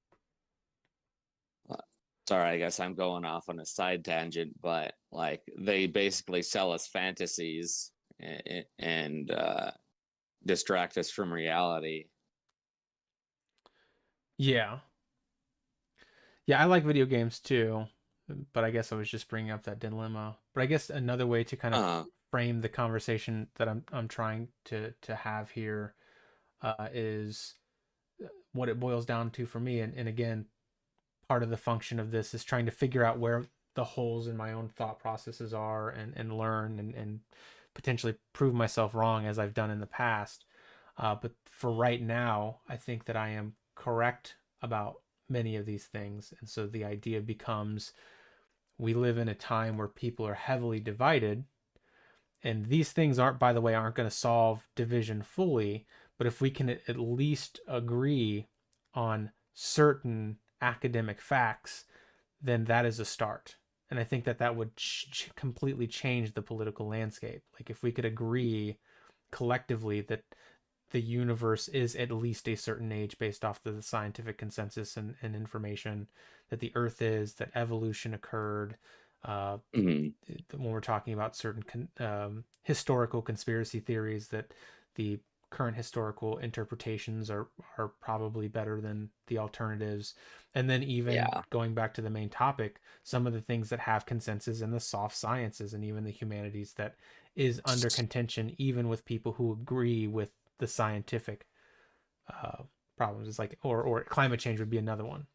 Like if we could just agree on these problems, we're still going to disagree about what that means for policy and a million other things. But this is kind of, for now, one way that we might make progress on this, is trying to find where we agree about some fundamentals there. Yeah, which is why I think a lot more theists, they want like some of them want like this 6,000-year-old world where evolution didn't happen because it goes against Genesis. That's just the weirdest thing to me. Like I'm into science. Like I'm not the best at it, but I still accept whatever's said there, and I don't get why a lot of theists just can't. Which I think, but people like you, like Sagan, like they can communicate these ideas, like at least get them to question their reasoning. I think you have to start somewhere on common ground. That's the way to start off a discussion, some discourse where you're truth seeking. And I think whether that is, it doesn't have to be way back at the beginning of time or existence of the universe. It can be something more prescient, more in front of you both, that you both can agree on, to start the discussion on. If you're a Muslim and a Christian and a Jew, you may start the conversation on the Old Testament, or that Abraham existed, and then you're going to disagree about whether Isaac went willingly or not to be sacrificed or whatever. Or if you're having some kind of conversation, you don't have to be philosophically attuned. You can have that conversation on some other basis. That's why I like street epistemology, because it sort of says, well, the facts aren't important.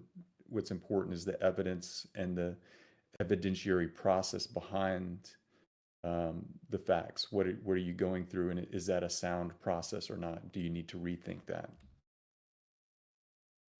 Yeah, I think I agree with that to a large degree too. I mean, to me though, and this is a conversation we've had pretty heavily in epistemology, and I think that's a good thing, but this distinction is just like, when does the process of analyzing an argument become epistemological in nature? To me, that is not intuitive. Or that's not, I'm sorry, to me, that is intuitive. That is not concrete. So it's like, if you think that um, that the Earth is a oblate spheroid, and somebody asks you why, and you say, well, there's scientific consensus. That's one of the things I'm operating on. And you can say, okay, well, so if there's scientific consensus on something, then we should adopt that thing. This is the reasoning, right, behind this. And it's just like, is that epistemology yet? No. Okay, well, then let's go a deeper layer. Why do you think that because something has scientific consensus, that makes it true? Well, there are these other instances of scientific consensus bearing out things that seem to be reliable or true. Therefore, I've built this rule. Is that epistemology? Well, some aren't even going to consider that epistemology. And to me, it's not. We can have a discussion about induction at that point. It's just like, so how isn't that epistemology? But I'm not exactly sure when the exact process starts in terms of, to me, you're just analyzing and evaluating arguments, no matter at what scale you do it at, whether you go to the lowest scale, which everything's going to break down anyway, or you do it at the upmost claim that's being made. So this Yeah. is where philosophy begins, with the Socratic dialogue, and, a question like you posed today: should we trust woke experts? That would be the question posed, and then the Greek way to go about it would be to, hear people out and to hear their case pro or against it, and to pay attention to what they say and whether they have flaws in their reasoning, or whether they get angry or overly emotional about it when they shouldn't or have no reason to. Um, so that's just where all arguments, or all evaluations of claims start in my book, I guess. Uh-huh. I feel like epistemology, when you start to get into these disagreements over these fundamental facts, it becomes almost a study of ethics in itself, like how you disagree on certain things, uh, how you would react if someone told you were wrong on such a fundamental level, or I mean, or just made you think that, like, uh, it just causes an epistemological break for the person.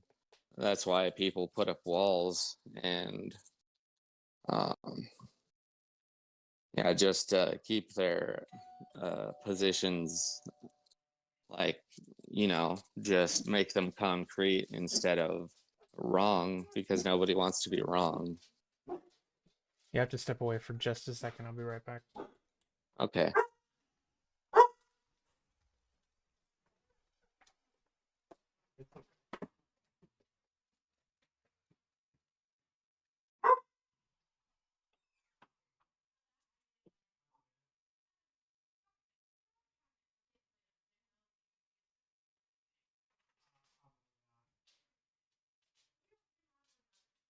Oh,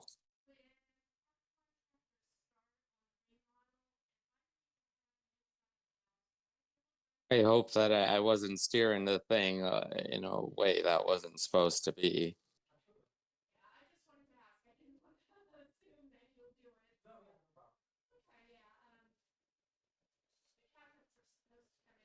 But we kind of got sidetracked. There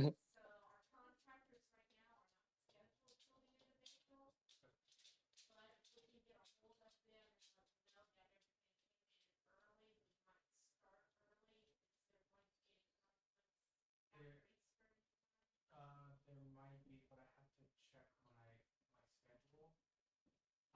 So I'll come over soon and figure it out. Okay, but I'm sure we can make it work one way or another.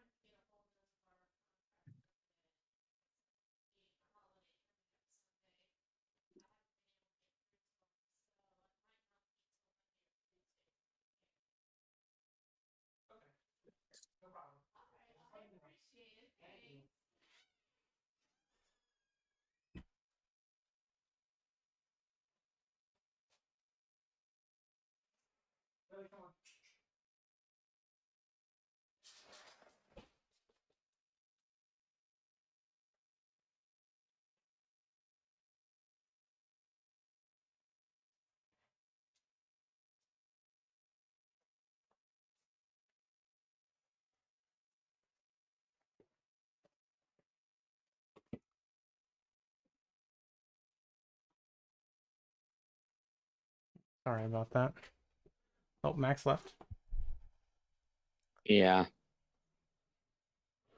I mean, I don't know. I've been up here for quite a while, but it's been a good conversation. Yeah, thanks, Reverse Camo. Yeah, thanks, In Honest Ape. I appreciate the conversation. Suppose I'm just going to go back to doing my own research on this. That's really what I'm hoping somebody will come in on at some point and give me the, something besides Peter Boghossian and Alan Sokol's studies. Or, they might I haven't mention. even heard of these. Alan's the Sokol scandal, right? Sokol Yeah, the affair. postmodern hoax. Oh, what was the other one? That was a sociology hoax. And then the other one's the grievance studies that Peter Boghossian did. Yeah. And there grievance. Sorry, can you define what it actually did? Yeah, like, so was what it they another anti-woke thing? Yeah, so and the thing is I don't disagree with the sentiment behind it. I think it's fair, even though it wasn't what you would call good faith in nature, which is one of the criticisms against it. But basically what they did was they created a bunch of fake articles and they loaded it with jargon from the field. And I remember like they replaced words from like Hitler speeches and they just submitted it, but like they were dishonest about it. Like it was some like third-rate publisher that pretty much would publish anything. Well, they sent it to, I think, I can't remember the exact details, so this might be a bit of a straw man, and I'm willing to go back, but let's say over 40. They tried to publish over 40, and I think it was 70, though. I think it was over 70, actually, and 12 got published. One of those was fairly reputable, though, to be fair. One of them, What? Yeah, one of them was a fairly Really? reputable journal. Yeah. But it's like, again, they sent it to over 70.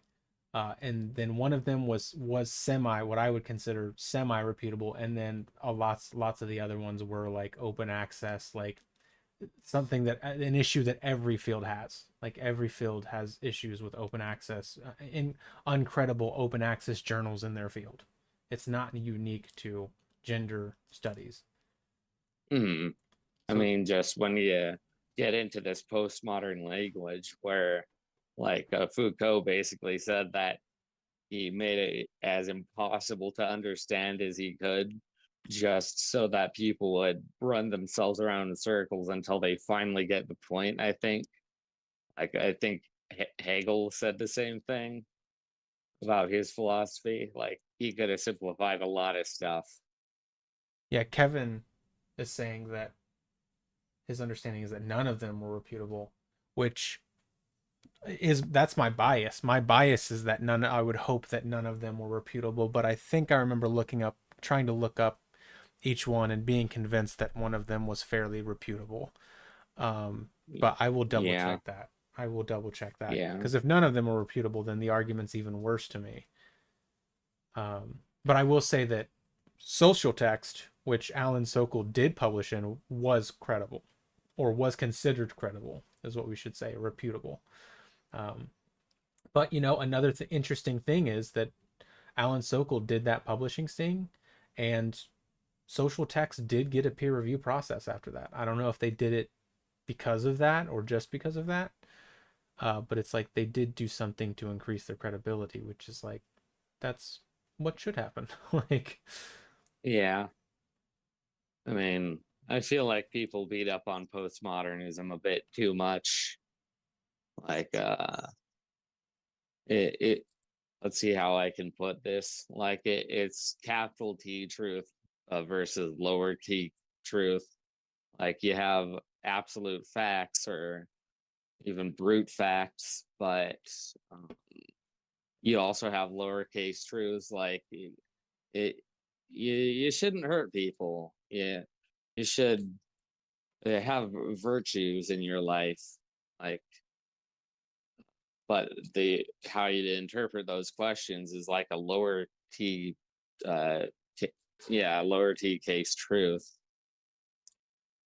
Yeah. Like, and I think that's the core of postmodernism. Yeah. But And there's a few issues with the discussions around postmodernism, like in my own view. yeah, And I'm not a most postmodernist myself, but one of the things that yeah, I hate hearing are people who want to critique postmodernism, but won't tell you who is saying what and what exactly the argument is that they disagree with. It's always some philosophical, abstract idea about what postmodernism is, and they end up critiquing that thing. Like Jordan Peterson does this a lot. hmm Like, he'll tell you what he yeah, thinks postmodernism is and then critique that, rather than, you know, Foucault said this, made this argument, and this is why this argument is bad, which is what he would have to do if he was actually publishing in that field. He hmm would not get away with critiquing it the way that he does unless he's dealing with an audience that doesn't know any better. yeah. Like, I can respect Jordan Peterson for his life advice. It works out, but he kind of does it following the wrong reasons, I think. But there's this YouTube channel called Cuck Philosophy, and like he deals with postmodern topics. Like he has a video on how the Simpsons got into the way it is now because of postmodernism. Like, they keep on going further and further away from their referent, how the characters originally used to be. But he's really good. Like, he talks about Jordan Peterson.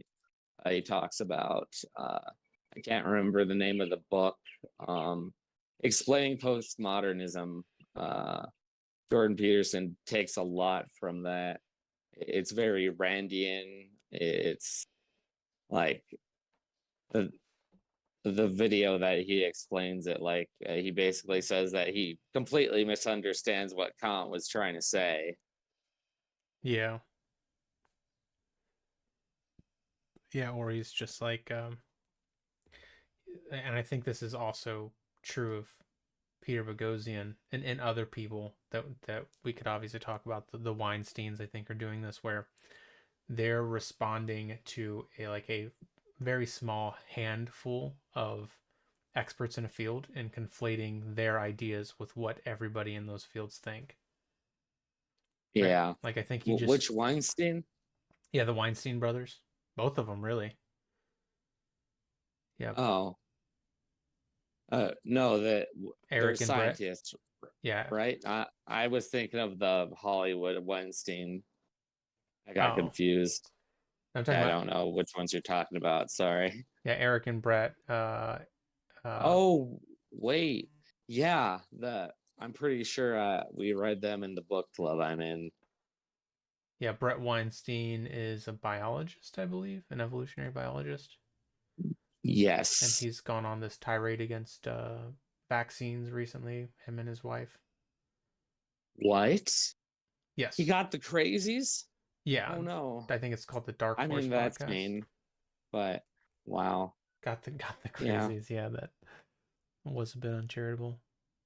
And then Eric, or wait, not Eric. That is the dude. It's Matt Weinstein, right? Eric Weinstein is the guy from Hollywood. My bad. Yeah. It's Brett and...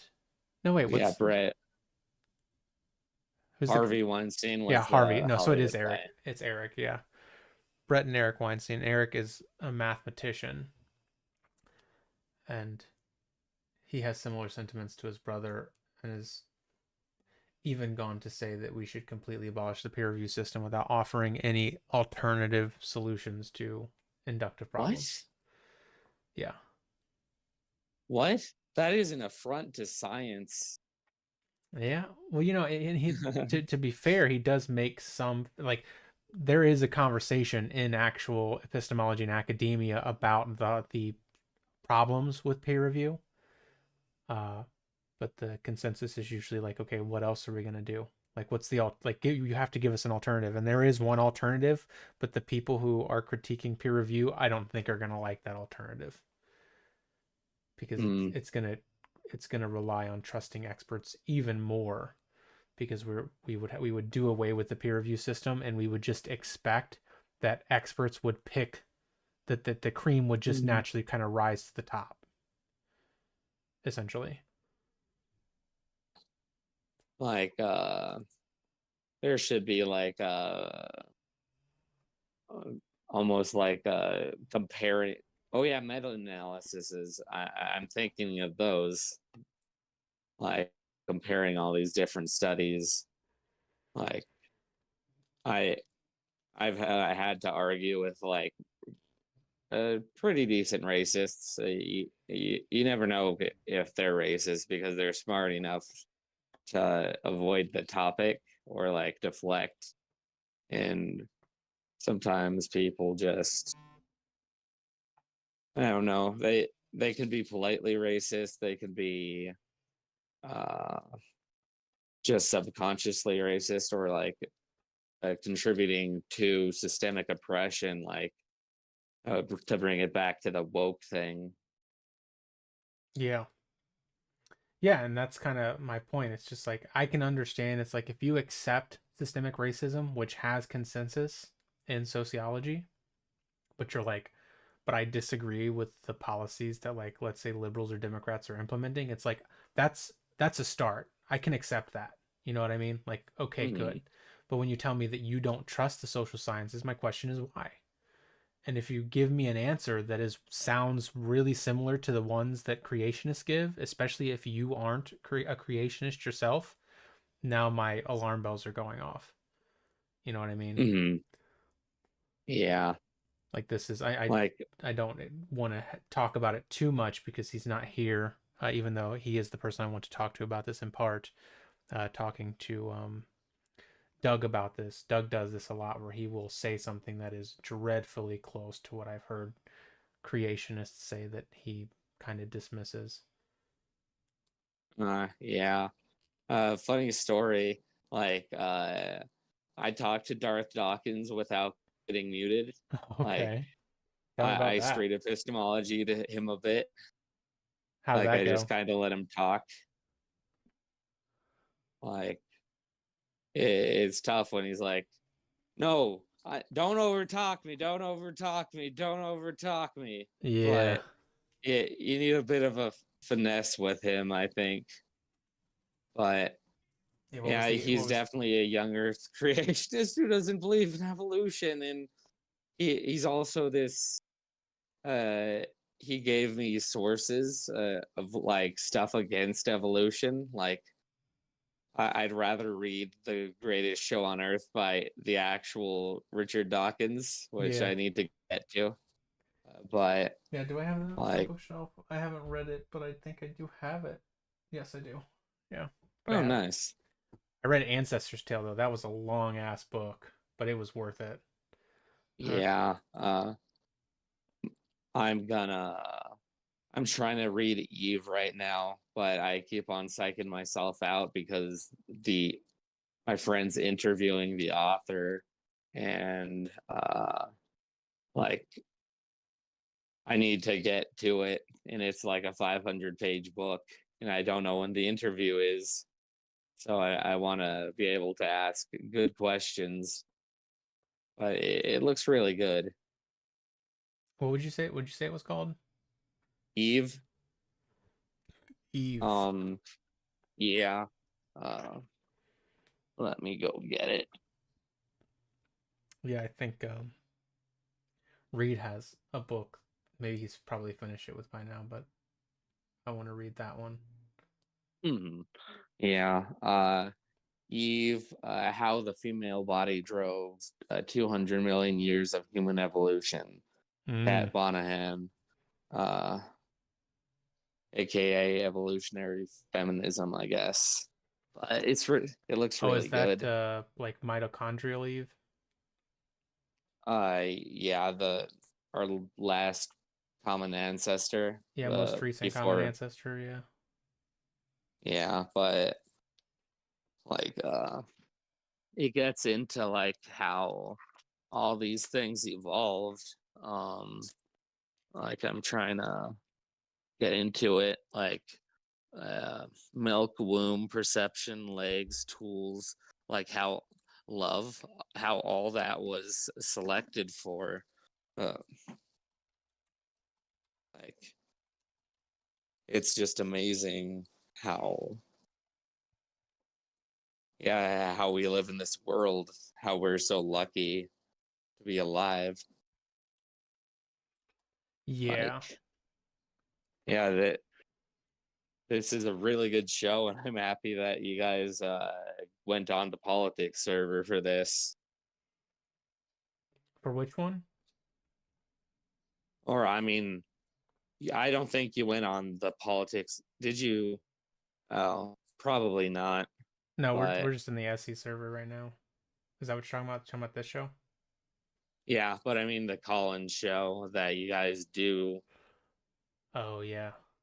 Yeah, I like watching it, and I Sí, está like muy the cool. just I like the premise. It's a very honest way of looking at things. Yeah, I want to stream more in the politics Discord server, but I am leery of putting that out there because Yeah, yeah, something could go wrong there much more than it could in this community. Plus, I don't think we talk about this topic enough in this community, even though there's a wide variety of perspectives. So I thought I would, take up the mantle of starting the conversation. yeah, that's really good. I get the need to like distance yourself from that server. It's basically bloody underground debate tact, like where it it almost becomes trying to make the other person make it a screaming match so that they look irrational, or like you can start out like being aggressive, like saying, "Oh, this person's just dumb." Like, you get used to it, but it's fun. Uh, Made some really friends. Yeah, I'm probably going to bite the bullet a few times and just go in there and stream and see what happens. But Yeah, so we'll see how it goes. yeah. Seeing them in their natural habitat. Yeah, I was looking for in broadcasting there's like the dump button, so if something goes wrong you can like stop, you can just edit that out of the stream right in real time. Oh wow, yeah. But that Uh, does not exist yet, and just on regular, like that's a more advanced thing to do. So because you just yeah. uh, I get it, but like you guys do a good job when they're really, really, really, really pushing you. Like uh, the Donald Trump guy who was just trying to use it as a weird platform. oh yeah. Yeah, that well, we were trying something new there too. We were trying to do like more of a laid back thing, and I think we're just kind of experimenting at this point with that room. Yeah, I thought, oh, it was gonna be like stories because like campfires, you just tell ghost stories, but then like that would be a weird thing to talk about epistemologically. So you guys just it's a free for all of ideas. Uh, like That's uh, actually you kind of just gave me a good idea there, Verse Camus. really. Oh, Yeah, thanks. I reversed it back to you. so I'll try to if we do it again, I'll pitch it to the team and see what they think. But doing something like starting off with something like a ghost story or telling ghost stories can kind of like I wonder if you can intermingle some of these things, like talking about like fun narrative things that are fun to talk about, but transition into like the epistemological elements of it too. Hmm. Like, but then you're gonna get like at least smart people like talking about like the meaning of these stories in the Bible, like just the moral stories, like don't be a bad person, be like Jesus. But it's there's a there's hardcore beef with the fucking, the atheist and the theist. Sorry, don't know if I can swear. No, you Is this can. an Yeah, you're all right. Okay, this is not an NPR setting. Nope. Nice. Yeah, what you made me think of is that there's a game that's played in like fiction writing circles or fiction writing class, and it's called Is That What Really Happened? So the idea is like someone starts telling a story, and Uh-huh. if you get to a part of a story that seems uncredible or just not, it doesn't make sense in the sequence of events, one of the people will say, "Is that what really happened?" And then you have to change what happens in the story Oh. to try to make it more coherent, which is kind of Yeah. a little bit of an epistemological practice there. Wow. It seems like Yeah. That basically just sounds like improv. it is improv too. Yeah. Yeah. I used to love to do improv. I kind of sucked at it, Oh, I did but too. yeah. But the Like acting improv, the writing improv, I'm better at. Yeah, I just grew up with Who's Line. Oh yeah, I loved that show. It's still around. It's kind of the same, like kind of like if you'd been watching it over and over for the rest of your life, but you're just kind of over it. Yeah. Well, I still think it's funny. I think it's a shame that I think that Mm, other people, when I talk to them about it, they don't think it's funny. So I'm like, I guess it's just one of those things. yeah, there's just like this one scene with like Colin Mockery where he just does the most absurd thing to make Ryan Stiles break character. Yeah. And like uh Or they have the I remember the scene with the workout guy. What's that guy's name? Like from the oh, 80s. Don Julio. No. No, it wasn't him. It's I Sorry, I was improving there a bit. improv epistemology. Yeah, that's good, Kevin. Yeah, that one. But it's no, it's oh, what's his name? I mean, I I I feel fine making this assumption, though I am sorry if I'm incorrect, but I'm pretty sure he's gay. Who? Or you The can't workout. say. I Uh, don't remember what his name is. He's a gay person that was like really known for like making workout videos and being like, Oh, Richard Simmons? yes, Richard Simmons. Yeah, he was on Who's Line, and I thought that it was pretty funny because he kept making these sexual innuendos. Yeah, I sometimes if it quacks like a duck, it is a duck. Like I Yeah. wouldn't be surprised if he's been out. I've never really looked into that. I just kind of assumed. Yeah. But yeah, to me, growing up, he was just a funny exercise guy from the 80s. Yeah, Richard Simmons. That was it. Or wait, what was it? Wait, is it who's the Oh, no, Okay, Richard Richard Simmons. Simmons. Okay. Gene Simmons, Kiss guy. Is the Kiss guy, yeah. Okay. Gotcha.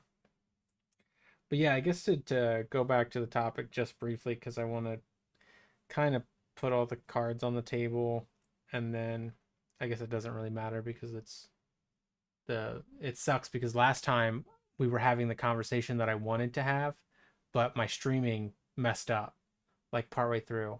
And it's like, damn, that's the actual conversation I wanted to get on air. So I'm probably just gonna try this more in the future and see if it ever catches. I'm probably just not gonna do a stage next time because I think it's just a different thing and setup. Yeah. But I yeah, I like it. It's always just fun, but yeah, just a normal going into a room asking beforehand if you are allowed to put record it for a live stream and make it an event, like put the taco on it. Yeah. Yeah, well, we did it before, so unless Ragnar says something, I'm going to do it again. So, Oh. Yeah, you do not argue with Ragnar. describe what you're trying to capture. I'm trying to create a space just for SEers to talk about this topic, because it seems like we have a lot of different opinions, but then also talk about like the influence that perspectives in the community have on the perception of the community as a whole, or the way that it's done. Again, it's gonna in part turn into the Peter Boghossian thing, but I honestly think another reason is just like, fundamentally, one of the things I was saying to Leslie was, we always, like, we have these views on this thing, right, which seems to be woke, Mhm. and we have different views, but we're very often, especially when we want to create content, going outside of the community. We want to talk to other people, and it's just like, why would we do that when we have things that we disagree about in the community? And those conversations might even go better because everybody's aware of kind of the tone and tenor of the method. Yeah, I think I kind of picked it up.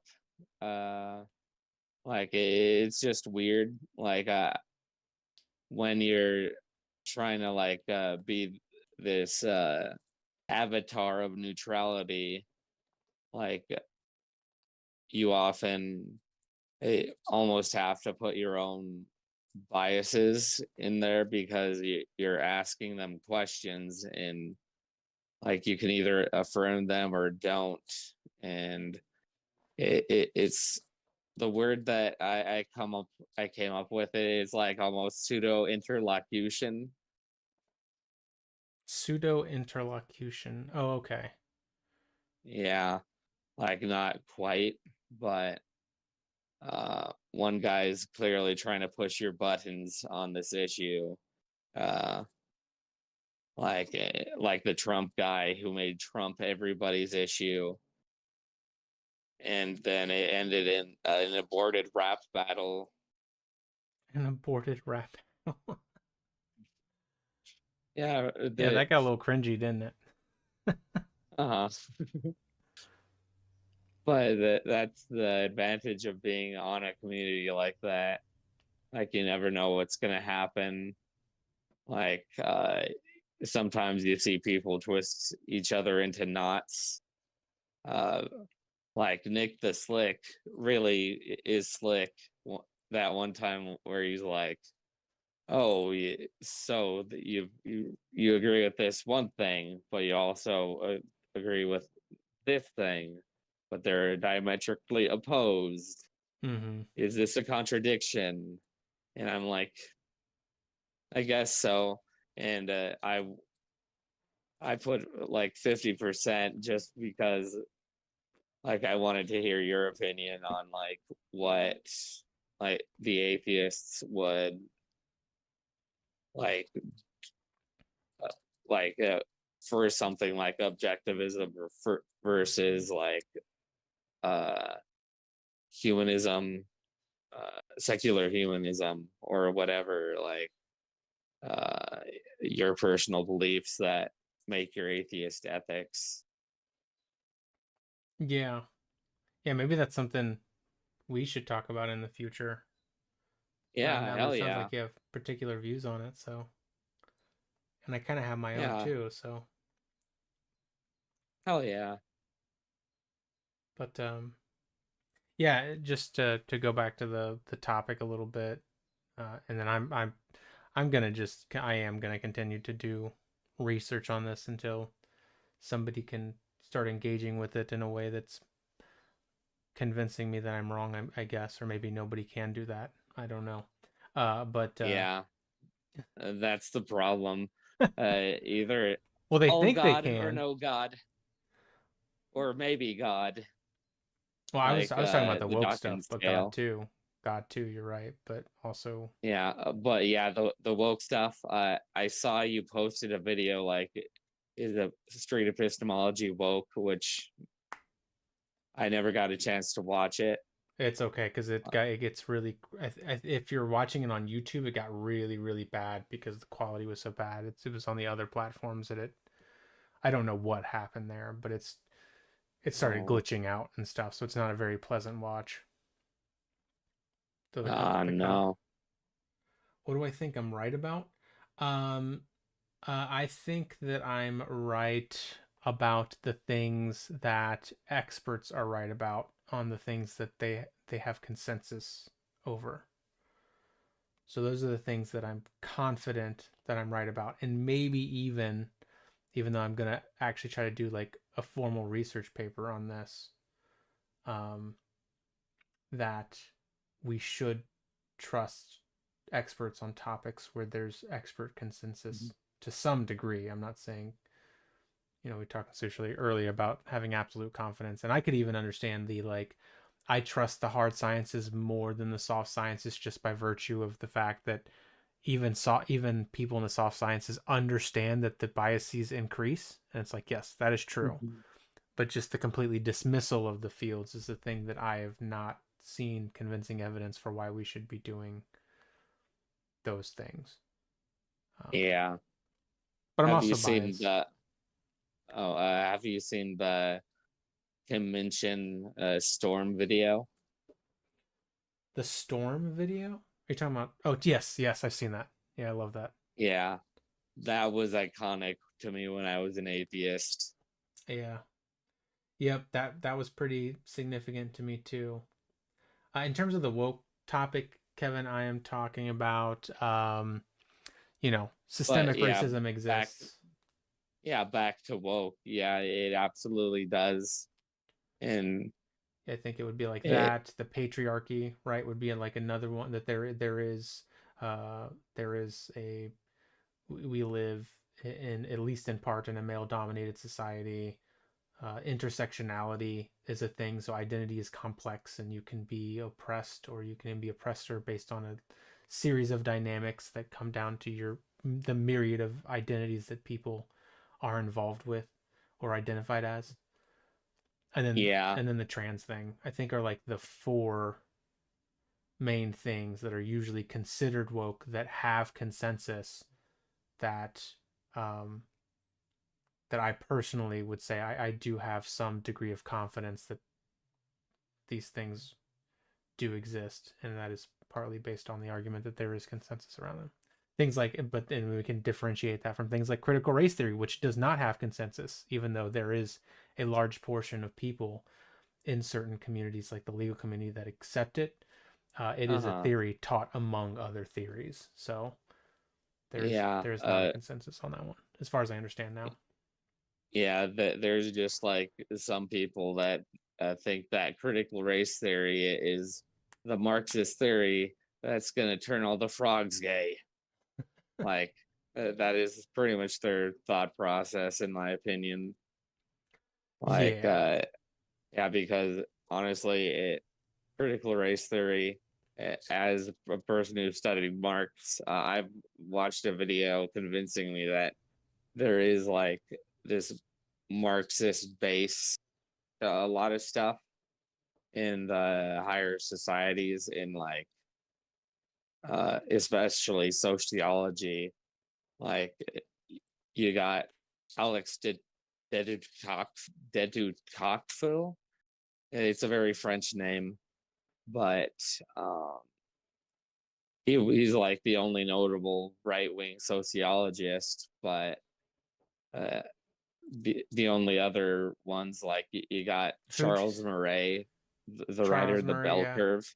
yeah. Hold on, who was Yeah, the first one? huh? Who was the first one? The first one. Did you say Stefan Molyneux? Oh, No. no, Okay, I but was just yeah, making he sure. is. Yeah, that guy. I have no nice words for that guy. He's a very manipulative person, in my opinion. He just has, as Rational Wiki put it, Gary on his feet debate tactics. Yeah. Okay, and then so the other one is Charles Murray, Yeah, like and that's not the. Isn't there it. another Charles Murray that everybody confuses with that Charles Murray? Douglas Murray, maybe. It might be Douglas Murray, yeah. Charles Murray. Let's see. Yeah, there was one of them that was Doug Murray. I think he is actually also kind of an anti-woke person who is anti-woke about it enough to talk about it on Joe Rogan. Yeah, but he's at least, I've seen him talk to people that I would also consider woke, and the conversation was at least charitable and decent. So I like things like that. And he also didn't seem to be in complete disagreement either. Like, he would agree with something that, again, it's just one of those things where if you had just taken that soundbite of him saying this, there were plenty of people who would have been like, oh, he's a woke person. Even though he is, you know, we understand why he's also not woke.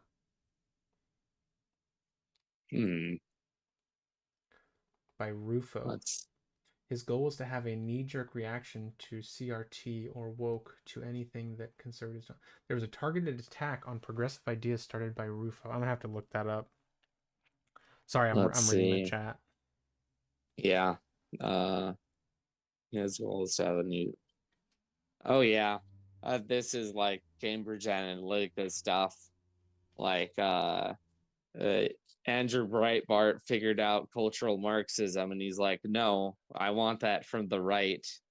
So that he created this very aggressive cultural bomb that, like, it got Trump elected. Like, that's the problem with like just standard epistemology. Like, if you're within your own bubble of thoughts and you're wrong, like. Thanks, Kevin. I will read that article. Sorry. Yeah. Camo. Yeah, on the woke stuff, like they're just racist. They don't actually care about the data.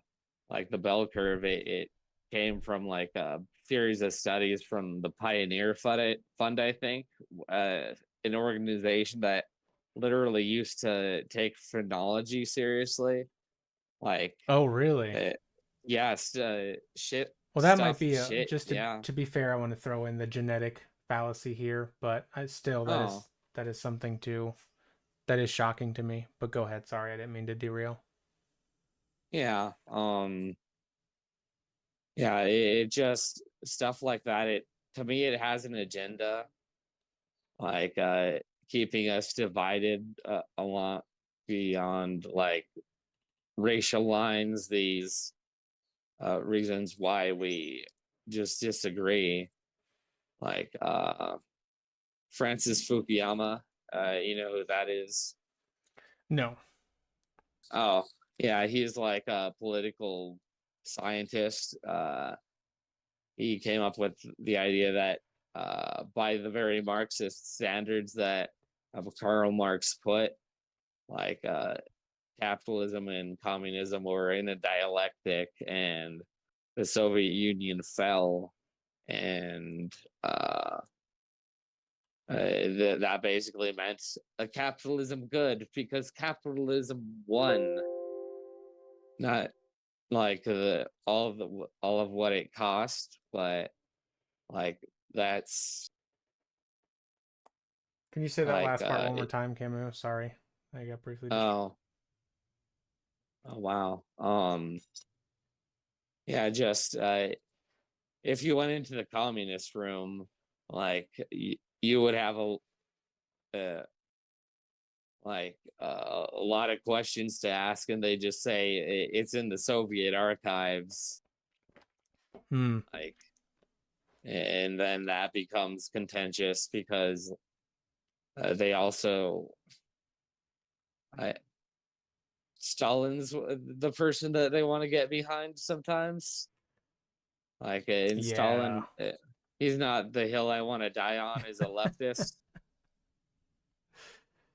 Yeah, that always amazes me. It's like I'm not a communist or a socialist, but I'm like sympathetic. That's what a communist would say. But I'm definitely like empathetic to the ideas, and especially when I listen to a lot of communists or socialists, I'm like, okay, we probably disagree on this or that, but I think that your intentions are really good, you know. Hmm. But then I will meet a communist or socialist that's like, I guess maybe they call them tankies. Is that what they're called? That Uh, is exactly them. Do yeah, you know why they're called that? because of like tanks, like military tanks. No. Oh, okay. Like it was like a split in the Communist Party of like Britain. Like Hungary was like, but we want to do our own communism. We don't want to live under the communism of Stalin. So they brought in tanks, and the party in Britain completely split over whether tanks were good or tanks were bad. Oh, Like in order to put down a communist counter revolution to the previous revolution. Dialectics, communism. It's a theory, hmm. not a game theory, but Yeah, yeah. not a film theory. Rip Matt Pat. Yeah, that's interesting. Okay, I didn't know that. Yeah, I like learning stuff like that. But it is like, yeah, when Mhm. I hear somebody and they're like China and Soviet Russia are great and what are you talking about? And then especially once I go down that road and start to like, oh, you actually do want to oppress people. It sounds like you want to just completely disregard their will and you legitimately want the state to have all the power and make people do what you think is right. Mhm. And it's like that seems like some movie evil stuff to me. That seems like villainous. Yeah. There there be monsters on that server, just to let you know. Yeah, and people would consider that woke. So, like that, communism is woke or socialism is woke. Democratic Alex socialism is woke. is woke. What? Alex Jones is woke. Yeah. Social democracy is woke. Hmm. Conservatism is woke. Yeah. Oh, I think. Oh, you here for the last conversation we were having? I'm not sure. It was yesterday, or no, it was the day before yesterday, and it's again, it's like one of those things, and I sort of feel bad about this, but Doug does this all the time, so I'm gonna do it, and it's not like I'm not willing to talk to him about these things. But we got to a point where he defined woke as like wanting to like shut down conversations or censor people, and Red had just like the greatest Yeah. counter argument, I, which was like, yeah, I would have just tell him to shut up and bow down to woke, right? but his rebuttal was, Hmm. well, Red was like, um, under that definition, wouldn't like conservatives be considered woke in a lot of circumstances? And Doug said yes, and he went down this weird road of saying that he had just said on one of his streams that conservatives are woke. And I'm like, okay, then it seems that this word has lost any semblance of reasonable meaning for you in any way. Yeah. Like that doesn't track with you. It's kind, and this is kind of the point that I wanted to make that I didn't get to make, which was uh this happens a lot. And I was talking to Will about this too, and I like Will, and I think he's a very smart person and had a very solid, nuanced view of this. But there seems to be purity tests that are created around certain organizations, which it's like, why, like, we can do that. Like, first of all, a lot of these people don't like purity tests, and they don't do it Hmm. in other circumstances because it's just like, I could talk about the civil rights movement. It's just like everybody looks favorably at the civil rights movement, but we can talk about Malcolm X and the Black Panthers and people who were part of the civil rights movement that had crazy ideas that we would see them as crazy by today's standards, but we don't Yeah, seem to like say, well, then giving free breakfasts. free breakfasts. Yeah, they actually gave out free breakfasts. Are you talking about the Like the Black Panthers? uh-huh. Like, and you know what happened to Huey P. Newton? I know I have to refresh my history on Huey P. Newton. I know who he was.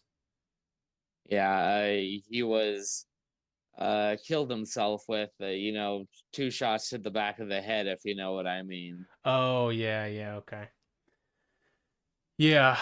Yeah. But it's like, you can talk to a Black Panther and they're like, I actually think that segregation should exist. So now the civil rights movement under this same view can be viewed as both wanting segregation and not wanting segregation. And it's like you start to lose. Nobody that I know does this with the civil rights movement, but they'll do it with woke pretty easily. Yeah. I had a good conversation where, like, I pointed out there's this book called The Naked Communist, and like it's by this honestly, it, he's a Mormon. I'm gonna put it that way, and he thinks like America has a Mormon destiny, and he like highlights stuff that the communists are trying to do to subvert America, and some of it is like literally segregation, like just regular conservative talking points that are like espoused by maybe more benignly Bill O'Reilly, but even more malevolently by Tucker Carlson. Mm. Yeah, it's a little crazy for me. I do try to be charitable, but I want to go back to one of the things you were saying. You were saying that the Black Panther Party passed out breakfast, right? Breakfast is the Breakfast is correct term. Yes, exactly. Yeah. In the beginning, beginning, beginning, yeah. And then there's another one. Once upon a pine. Yeah. But anyway, yeah. I smoke like a fish. I smoke like a fish. Yeah. It's not rocket surgery. Was there something wrong with the Black Panthers passing out breakfast? No. Oh, okay. Yeah, I was just saying, you Like hear the how bad things, yeah. but like it was an explicitly Marxist organization. Like it just was up against America around it. It was very oppressed, but they had this thing called the Rainbow Coalition, where like they united with Southerners even because they could find common ground in like uh, they found common ground in like how they felt like they lost, but like they can teach each other, like, which is something that can be lost when you're trying to be purely epistemological.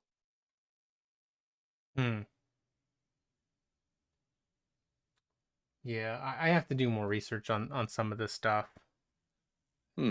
I do not know as much about these things that you're talking about now as you do, so. But they're interesting. Yeah. They're interesting to me. Thank you. Yeah, I'm. It's always nice to find common ground with someone. Like I tolerate certain atheists and I tolerate certain theists on there. Like I got into a huge fucking argument with the atheist hotline, or not the atheist hotline. That's kind of cool. What is it? It's run by a T-Rex named Not Fox. Yeah, I forget what the shows are called, but I do know what you're talking about. There's 2 live shows apart from ours that run on there. Yeah, I was The trying to Atheist talk Helpline. him You're talking about down. the Helpline. Yeah, that's Bart's show, or the Darth Dawkins show when he's on there. Yeah. But I can't remember. Oh yeah, the theist experience. Like I was trying to talk them down from their homophobia, and like the moment I mentioned I converted to Baha'i, one of the guys immediately starts trying to debate me, Hmm. and like I was beating him, and I'm like, if that's your point, you're the R slur. And he's like, fine, I am the R slur. And I'm like, from that point on, like, he wouldn't engage. Every time I talk, he'd be like, you're done. You're done. And then I was trying to, and then he got like the host mad at me. And I'm arguing with T-Rex Man, and like, he's going at it with Honest Ape. Like, that is the chaos of these rooms without when like there's a power dynamic. You have a mod who's like the king of the room. He was going And at it. He was going at it with me. no, not with you. Oh, I thought you just said honest ape. Oh, not Honest Ape, Wise Ape. Oh yeah, yeah, yeah. Yeah. Politics server is something different. It's a different beast, Mm-hmm. but it is kind of it's slightly entertaining too. I think it's like if you were gonna do SC, it's like SC on hard mode, or Yeah. potentially impossible mode or like God mode. You know. Yeah. I like the I mainly hung out in the atheist room, or the atheist debate room, where the God's not real debate we bro, because it, like, I have so many commonalities with these people. You get to know them a bit. Yeah. Yeah. And like, I got to know like Bart. Do you know Bart? Bartology, I aka Grandmaster Bartology. I don't know them well, but I've seen them around. Yeah. Uh like he's Darth Dawkins almost lieutenant. Like, when he runs the ship when Darth Dawkins isn't around. And like, Darth Dawkins comes into the room and like uh just like he says like crazy stuff, like the fossil records doesn't prove evolution. Mm, And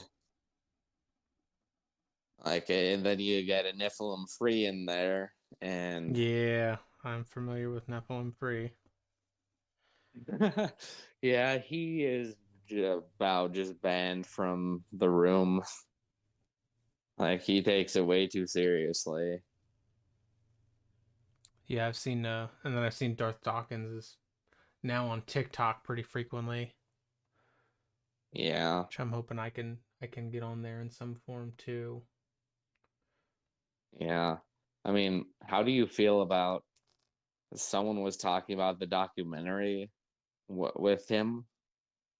I don't even know. I didn't know there was a Oh, documentary. oh yeah, it was like on the Stage of Reason. That stuff Oh, surprises stuff like that kind of surprises me, but go ahead. yeah. This one guy came in and like he said one of the hosts did a piece of investigative journalism on Darth Dawkins, and like, he didn't necessarily dox him, but like uh Tim Rabbit, or Tim Ribbit, like he bases his content off of Darth Dawkins. Like, it's a weird dynamic. Like, this person, he is very convicted, but at the same time, as a theist, I don't get him. Why is he? Why is he so convinced of this? Like, it makes no sense. But uh, I just asked him for sources, and he gave me sources. Hmm. Yeah, I think I'm more interested in like what I don't get is the attraction to those personalities, because to me they're like really toxic, you know. But I guess to people they're entertaining. Like that's the reality of the situation, is that people are entertained by that type of behavior and persona, Hmm. which I think is pretty unfortunate. But I get it. I guess as a human, you know, I have personalities that I'm drawn to because they're more enthusiastic or this and that. But specifically with people like there's a line of Christians that I would expect to garner interest and I even understand, and like people like Darth Dawkins are not one of them that I get. Like, or it actually does make sense, but I guess it's just frustrating to me because it's like, hold on, isn't this like, and this happens with a lot of Christians where I'm like, if I convert to Christianity, do I have to be like you? Because that is not appealing to me. Like, I would not want to be you or anything like you. I get that. I'm not a Christian. Like, that's why I got into it with the fucking asshole T-Rex who muted me when he lost. Um, like, Peter Boghossian and White. I was a Baha'i, and the moment I said that, they started to try and debate me. I said that in the non-denom room in PNR, and like they immediately started to try and debate me, and it wasn't until like I've had some good conversations with people that uh, don't immediately start and try and debate me when I'm not trying to debate. Like, Yeah.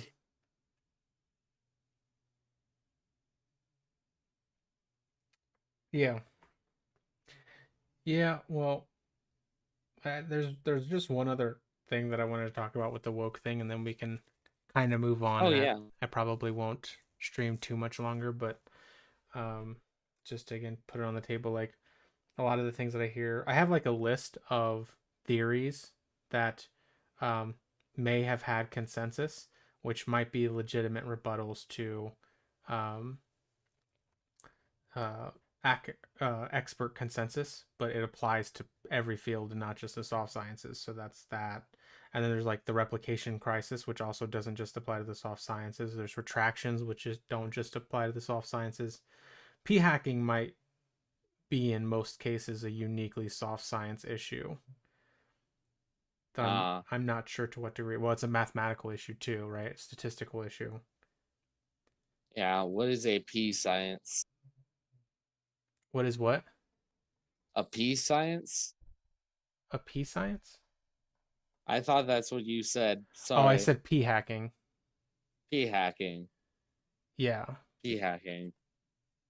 I don't know what that is. So what so there is this unfortunate bias, and again, to what degree this affects fields is not determined, where we privilege positive results and not negative ones. So like if you get negative Oh, results, and so what researchers will do is they'll study something, right? They'll study these cases, and the second they get statistical significance, they'll stop the study. Oh, And yeah. I think that's a huge problem. yeah, that made me think of something like they with in aviation in in war aviation, like they measured like where the The bullet planes could holes. be shot without Yeah, them going down, so they put more armor in the place where it was it was more being shot. dangerous. Yeah. Yeah, it was uh is Neil deGrasse Tyson would put it, like the unfortunate implication of science, especially the nuclear bomb, in like the military industrial complex. Yeah, what was that called? I always forget what that bias is called. That bias. But I mean that did work out though. There was a general that came, that was during World War II, I think. And a general did come by and say, "Wait, you're not thinking about this. These are the planes that made it back." Survivorship Mhm. bias. Thanks, Kay. That is what it is. Yes. Yeah. Yes. There we go. Thank you. Thank you for the save. Yeah, survivorship bias. But I think that was resolved. I think there was I forget what their name was, but I think somebody did come along and say you're not thinking about this correctly, and that issue was resolved. But I might be wrong about that. Maybe. But it is again one of those things that it's just like most academics that I know about things like that and are at least trying to be on the lookout for it, unlike normal people who usually don't know about that and aren't on the lookout for it. Yeah. Do you know like the gambler's fallacy? Yes. Yeah. Well, I've like sometimes gamblers' fallacies use their that fallacy to like continue betting and betting because they constantly think it's a 50-50 chance, like instead of an infinitesimal amount of times that it would be flipped the same amount of times. Yeah, I think it was that somebody mentioned earlier. What was that book? Oh, I wrote it down somewhere, but I can't remember what it was called. I'll have to find it, but it was a book about statistics and how are like basically inability to grasp those types of things, or just that they're not intuitive to us. I think thinking fast and slow does the same thing. Thinking fast and slow does the same like thing. Yeah, Daniel Kahneman's book. Oh, where it's I haven't even heard of this. That's a good. Yeah, it is a long book. My God, but yeah, if I get to a science book these days, it's because of the science book club. I don't even get to the science book club anymore because of the politics server. And I missed reading Pale Blue Dot. That would have been nice. With everybody, and that's why I'm trying to keep up with Eve. But yeah, yeah, my friend over there, he's really amazing. He basically built his own podcast from a community. He has his own Patreon. I think I actually asked the sushi about this, one time, if I don't know, someone if the podcast would be of interest to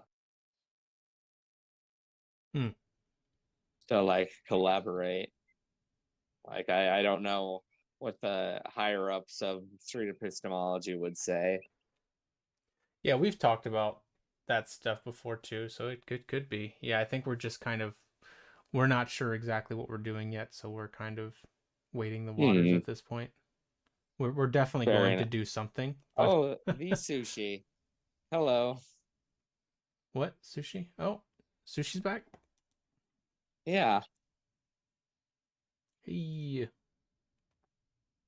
Yeah, really quick, I was going to bring up, I'm sure you've heard of it, Camus, but the Monty Hall problem. That's another great example of how it's not that sounds like a sitcom plot. That is, well, that's a good example of even where things, like, even if you are an expert, but like a pretty like average expert, the things in your field still aren't intuitive. So that's like the 3-door problem. Have you heard of that? It's like there's 3 doors, 2 of them have goats, 1 of them have a car. Have you heard of that before? 2 of them have goats, 1 of them have a car. Yeah, that sounds like an immediate absurdism to confuse people. Okay, so well, what does one have what does that matter? One has 2 goats, 1 has a car. Okay, so the thought experiment goes, let's say that you pick door number 1. Okay. Now, what are the chances that there's a car behind door number 1?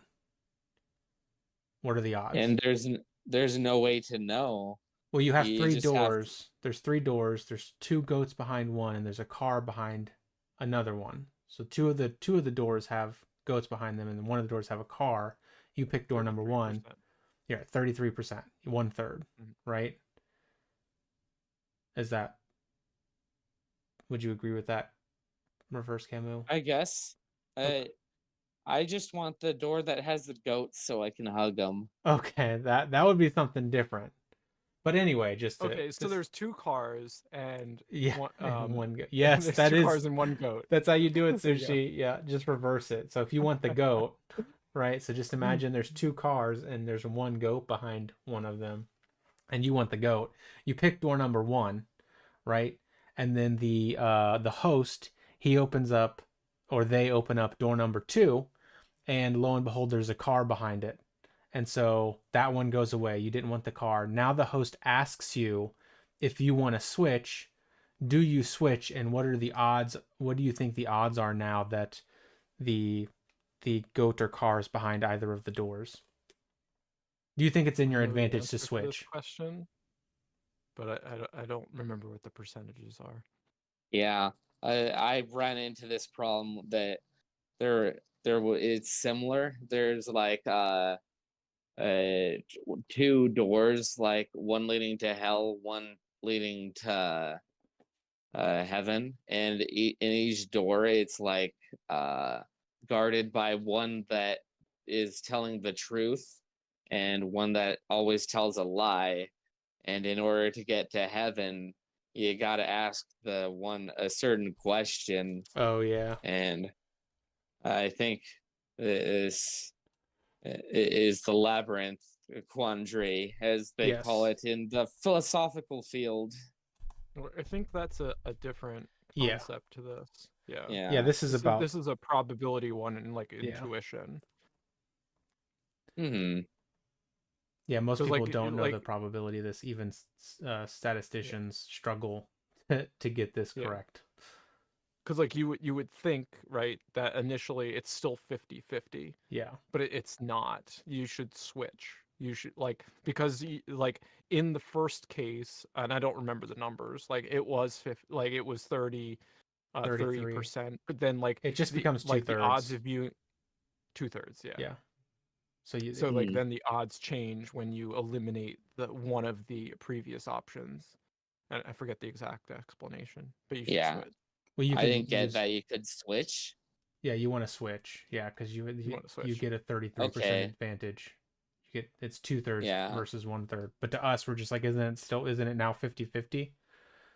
Hmm. But it's not. Yeah, if you use Yeah. Bayes' theorem, it becomes apparent that it's Yeah. not. This is starting to sound like the most absurd game of Deal or No Deal. I want the goats. Tell me the mathematical formula that involves calculus, like fucking Zeno's paradox, that will tell me the answer that will allow me to get the goats no matter what.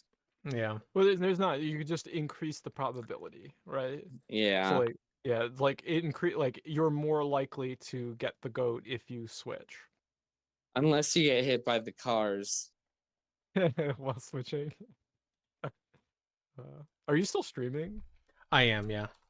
Oh, okay. Hello, audience. I gotta go into it for the long haul. But Okay. even though we're not even Yeah. talking about the topic so much, I mean that was sort of related, but Yeah, we try and bring it back there occasionally, but it usually ends up in, oh yeah, we agree systemic racism exists. We are, by definition, the woke, according to Jordan Peterson, yeah. probably. I think because I'm like in the LGBTQ community, like I'm like definitionally like woke, I think. Oh yeah, Yeah. yeah, absolutely. Like you earned the right, Stonewall. Like, And for God forbid Uh, you end up on a show or somebody that is in that same group ends up on a show too. That's how awful is that Oh. when that happens, right? Yeah. Mhm. But yeah, then that ends up, and again, it's just one of those things where it's just like it doesn't seem like there's a coherent definition of woke. Yeah. And that's Yeah. why I had used like when we first started, like just the commonalities of like what people seem to bring up when they say woke.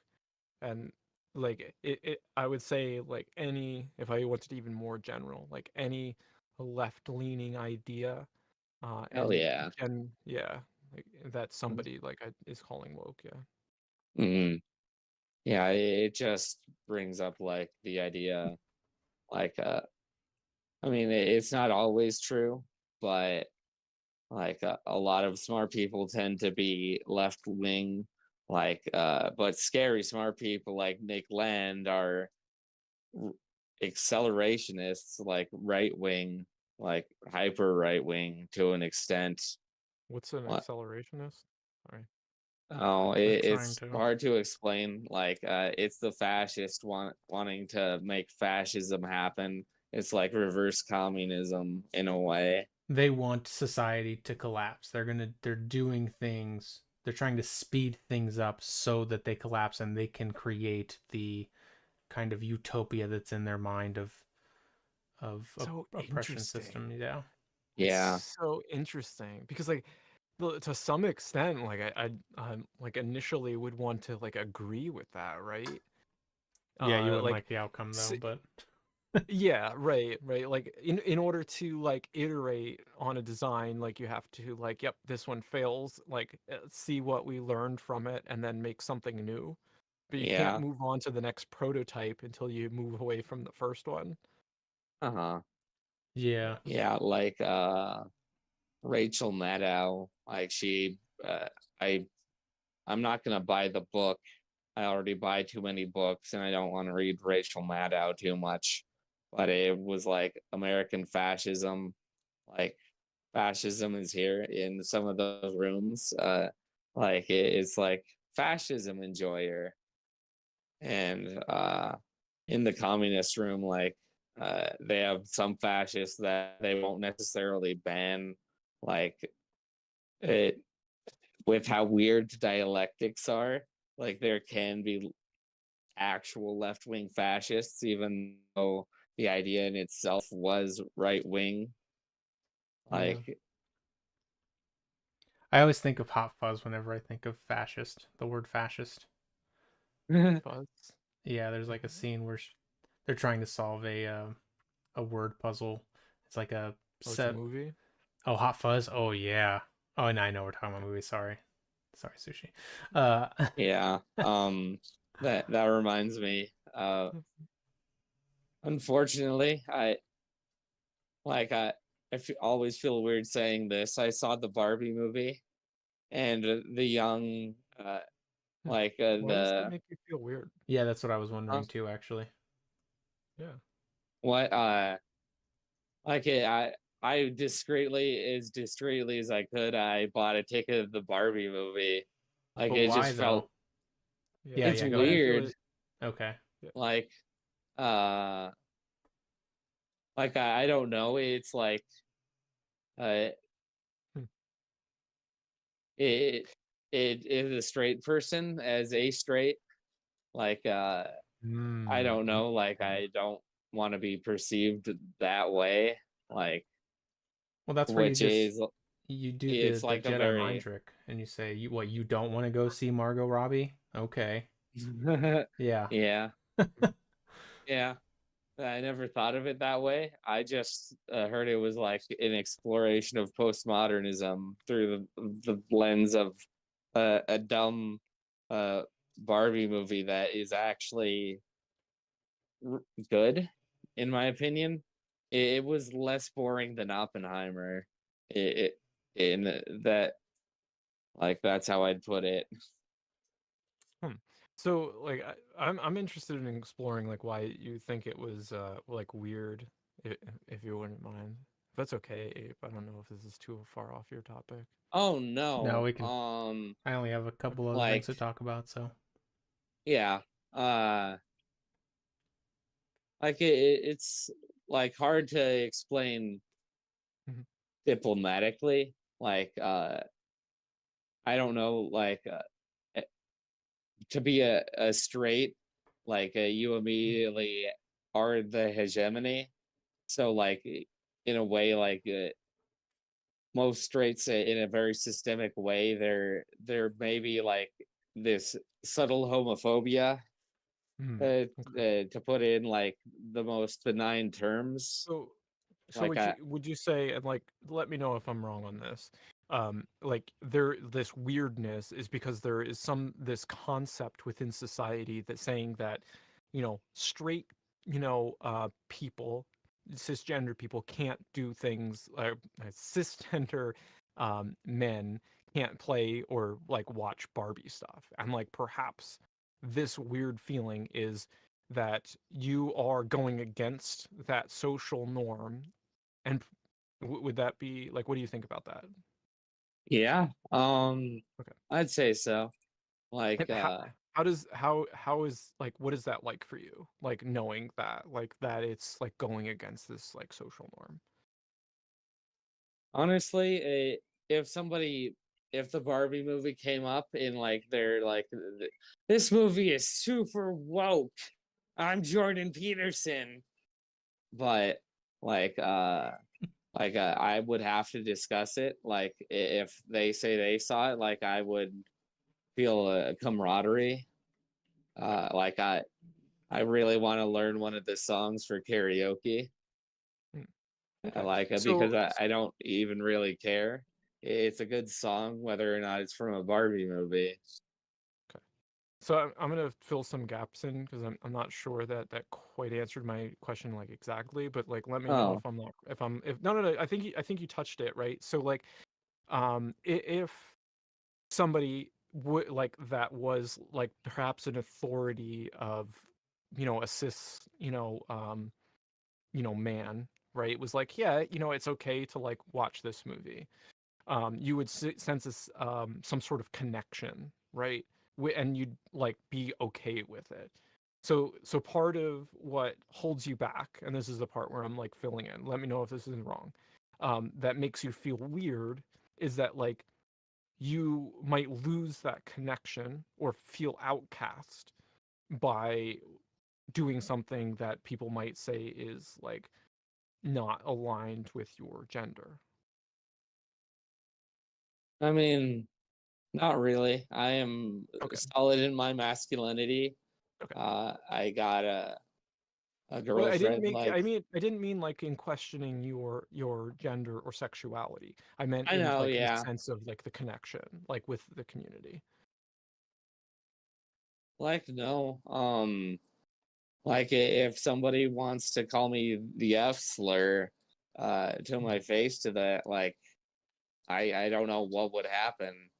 Mhm. Like, just for watching the fucking Barbie movie, which is still a good movie. It's in its own way. Like I I innately cannot identify with the feminism, but I can understand why the feminism is there in the same way. Like I can appreciate Simone de Beauvoir, like just talking about the female experience.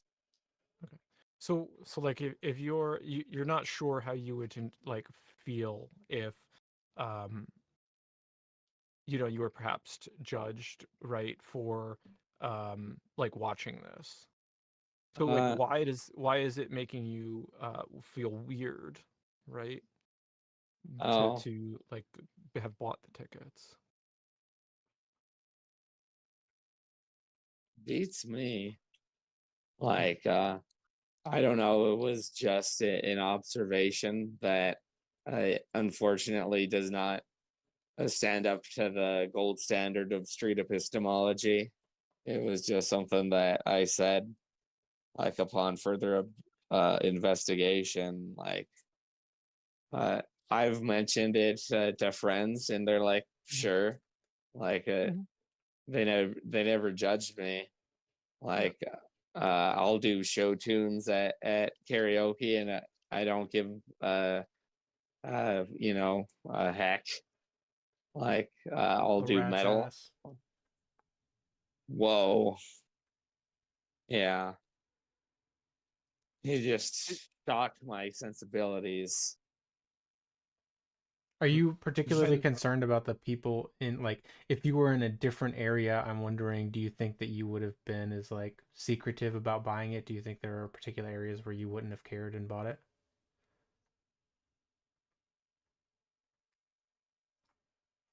I don't know. I didn't think that hard about going to see the Barbie movie.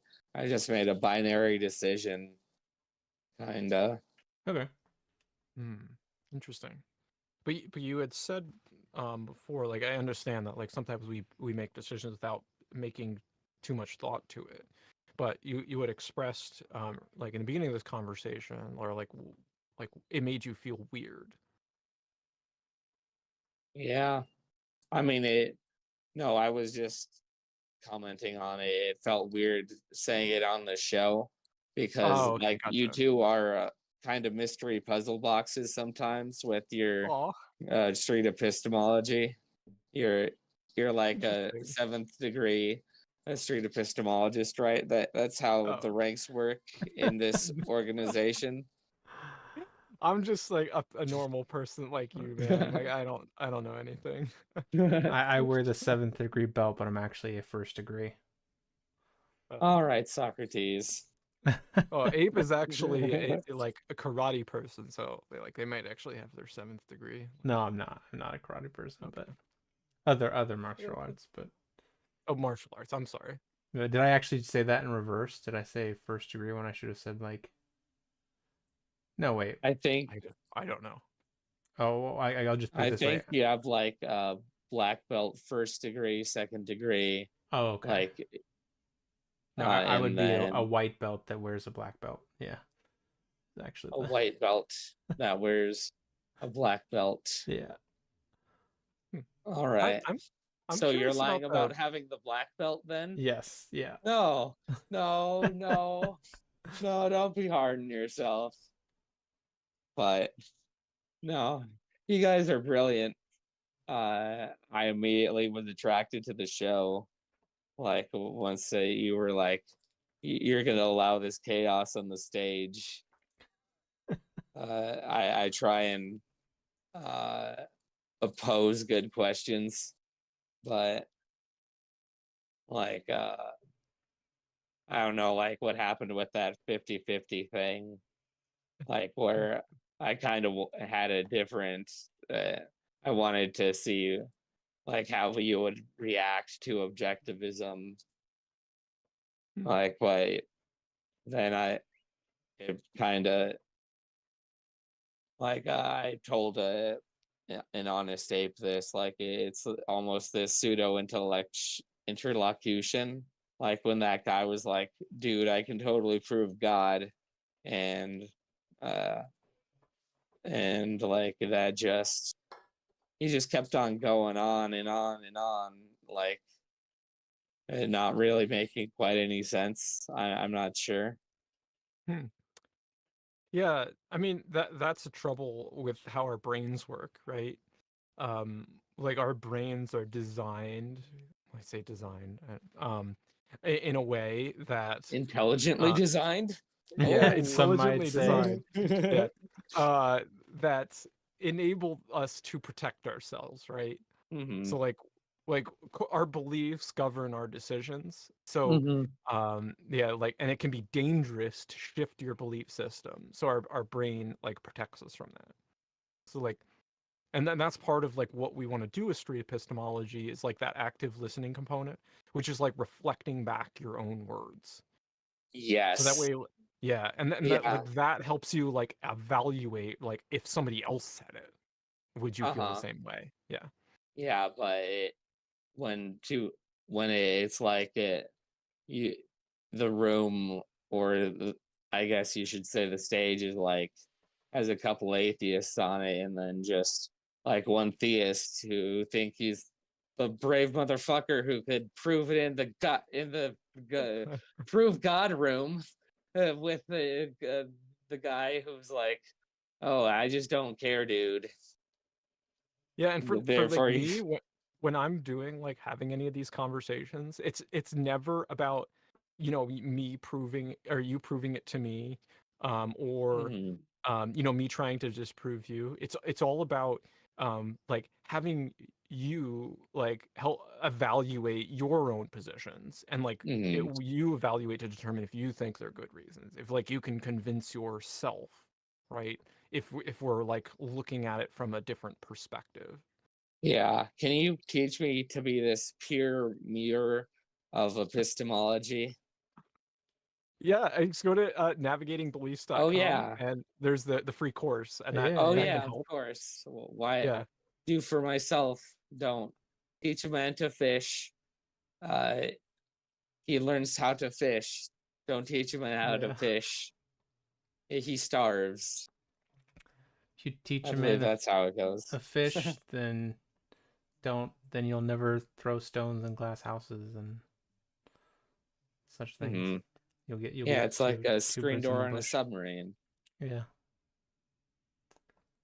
Well, I'm curious. You had made the comment before about the and sorry, honest Dave. I feel like I'm steamrolling again. So No, you're all right. okay. It's I'll get cool. back to it eventually. So Yeah, When you said we were like a Pandora's box or something of that nature, like a mystery box, like of SC. Do you remember saying that? It was about oh like 5 yeah. minutes ago. Yeah. What did you mean by that? It's like really a curious statement.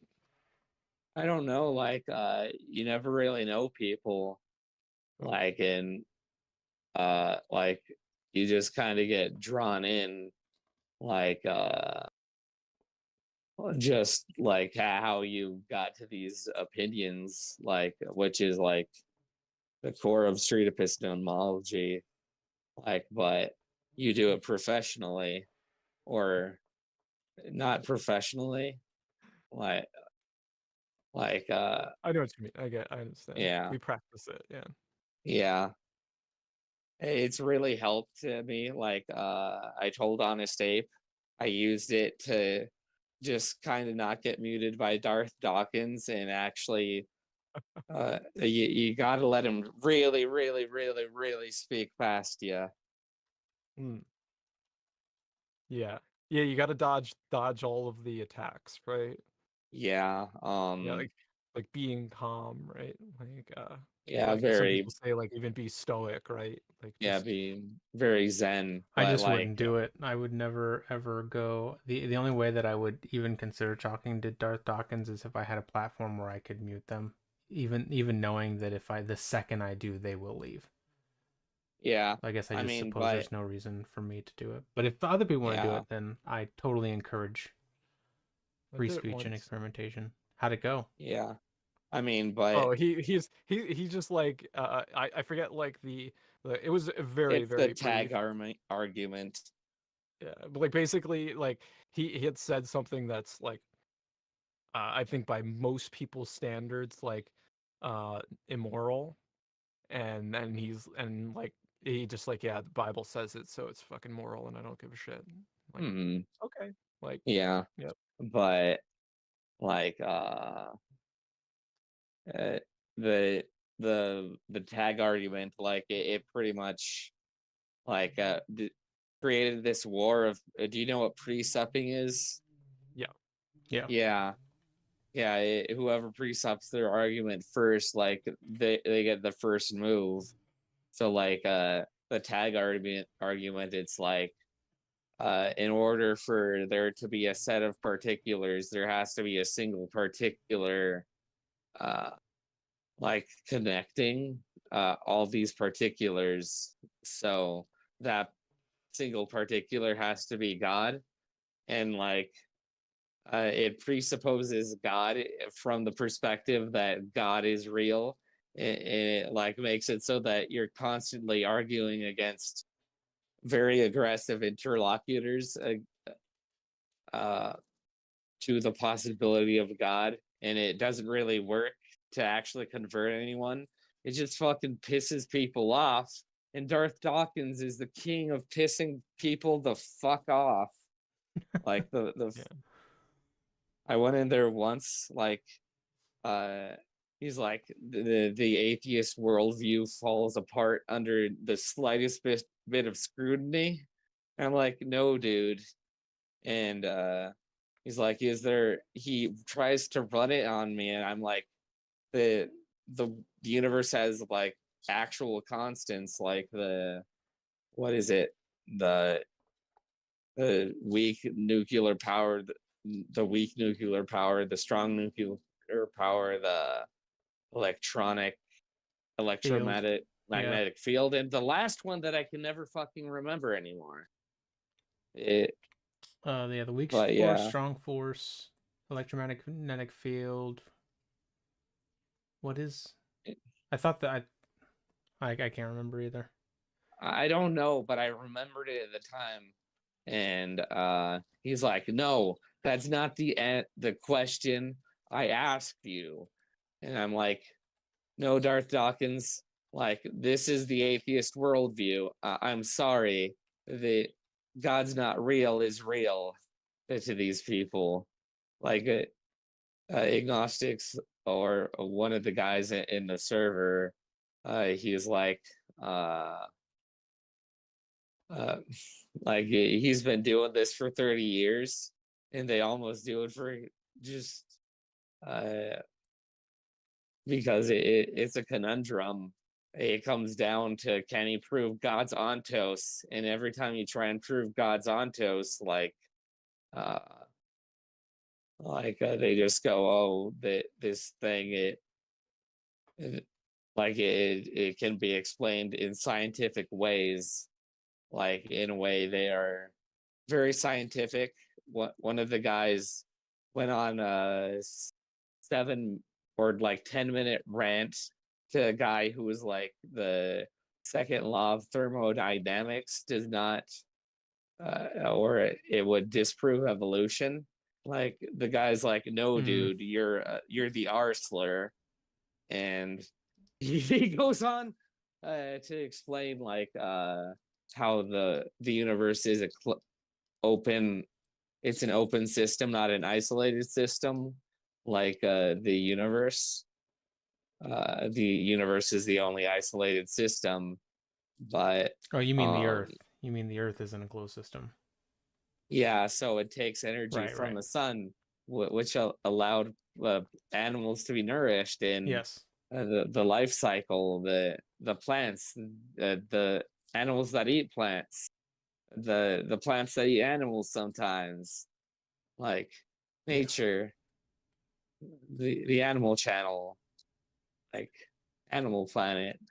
I love that growing up, but like I don't know how it got to nature from epistemology, but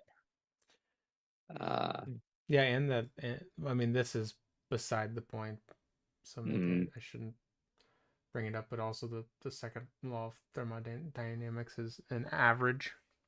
It's a general, so you can have entropy randomly uh, decrease. I guess. That does happen. Yeah, it's just very, very rare. Okay. Yeah. But that's also, but it's beside, like I said, it's beside the point because that's not yeah, the best way I to don't approach it. completely understand it. Like I deferred to Rational Wiki's definition. Like there are like 3 laws in an implied zeroth law, which implies 6 propositions, and Yeah. like one of them is like the in an isolated system, things tend to decay. Yes. Like, which is almost a tautology. Like things are going to decay, but like there's also an beautiful order going against that decay, which is why people get so tripped up to the point where like, well, it's slowing it down. It's not reversing it too. It's not reversing entropy. It's just slowing it down. Like, oh yeah, that is technically true. The best type of true. I love that type of true. But I see what you mean. yeah, like everything is still dying. Like things like organisms are still. Yeah. We need to consume energy to fight it. right? But eventually we're gonna run out of that energy, right? And like everything's just gonna, as we know, Yeah, it heat but way through. if that energy exists, where does it go if it can be neither created nor destroyed? It's It doesn't dispersed. go anywhere. Yeah. It's just Yeah, that's another like advanced belt argument that theists like to use. Like, if there's a soul, where does it go? Does it go to heaven? Like, and that just brings into the question of the soul, how you even do with it, like with consciousness. Is it this emergent property, or does it come from something? the question I like to ask when it comes to like afterlife is what version of yourself would go? Yeah, I don't know. Do you that's believe in an afterlife? I have a theory of it. Okay. Like it's, I mean, it's an actual thing in Buddhist Mhm. mythology, but it's called the wheel of samsara. Like, basically you die. It's like a cosmic deal or no prices, right? Wheel of Fortune, there we go. Where like it spins, and wherever you go is wherever you land on. Like, they have like Like the Buddha lands. reincarnation thing. Oh, okay. Yeah, Okay. Buddha lands, just uh, Okay. just scenarios where you're trying to balance your karma, which, like, I don't know, I it think my just, I think my question still applies though, right? So so like you die, right? And then like you spin this wheel, and like what version of yourself goes to one of these places? yeah, And like like another like the do the do you Hindu, know what I mean by like a version of yourself? uh kinda, like, Okay. it depends on your karma, and according to like the Buddhists and the Jains and the other So Hindu what religions. what do I mean by a version of yourself? A version of myself. Yeah. Like what version of you goes to that afterlife? Uh Honestly, you're just kind of reset, but in a different situation. Like, Okay. say I don't So karma you're right, reset to like and what?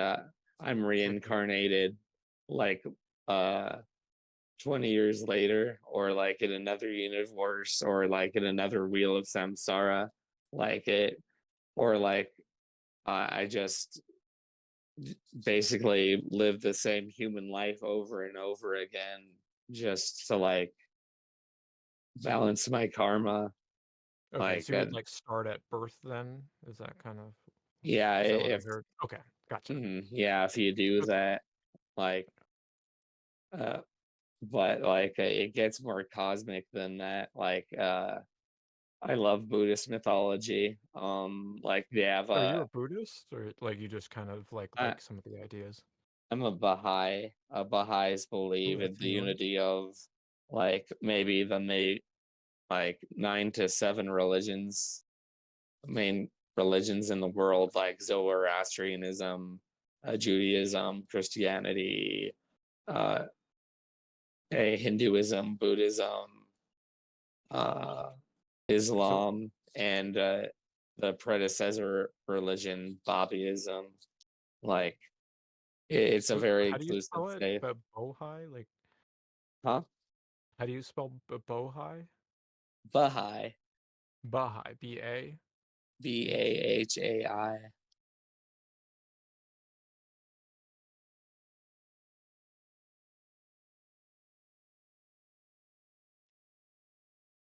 Hmm.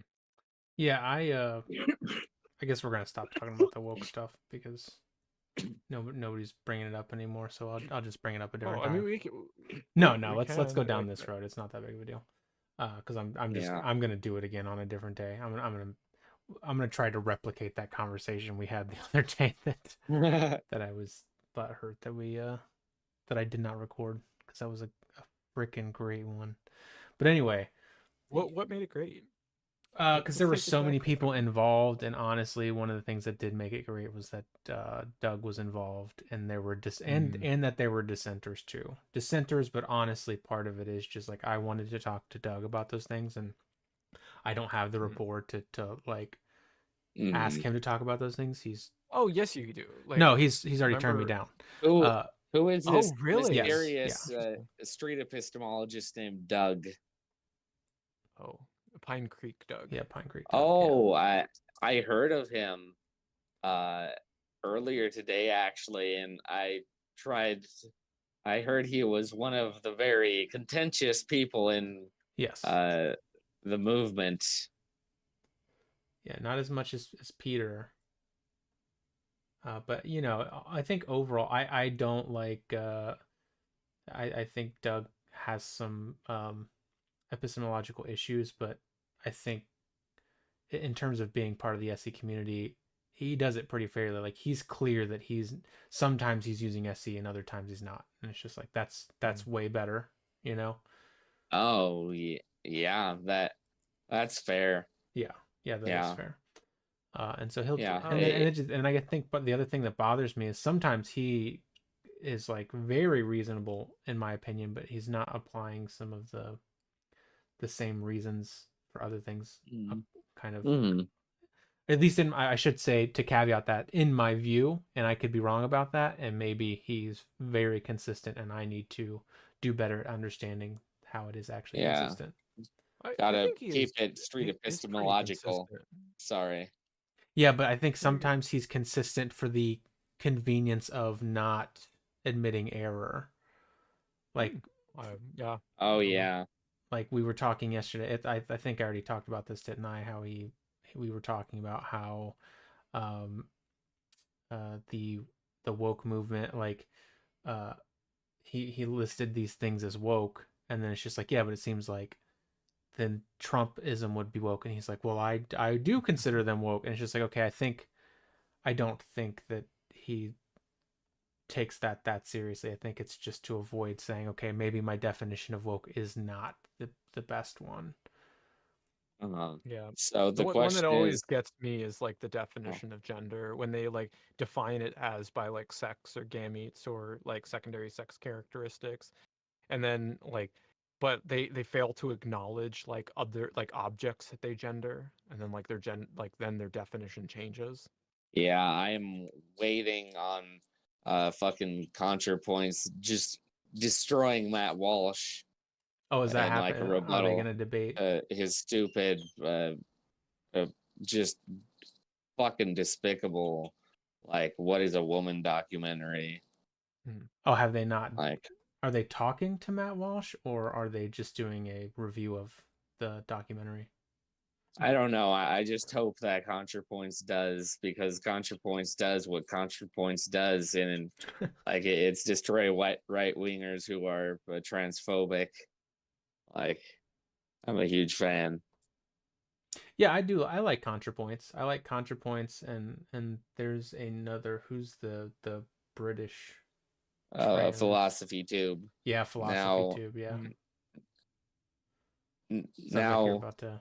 Ollie. No, not Ollie anymore.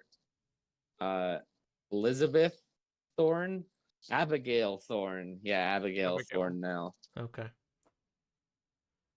Yeah, I think they were instrumental in helping me understand some of the arguments in a nuanced way around those topics.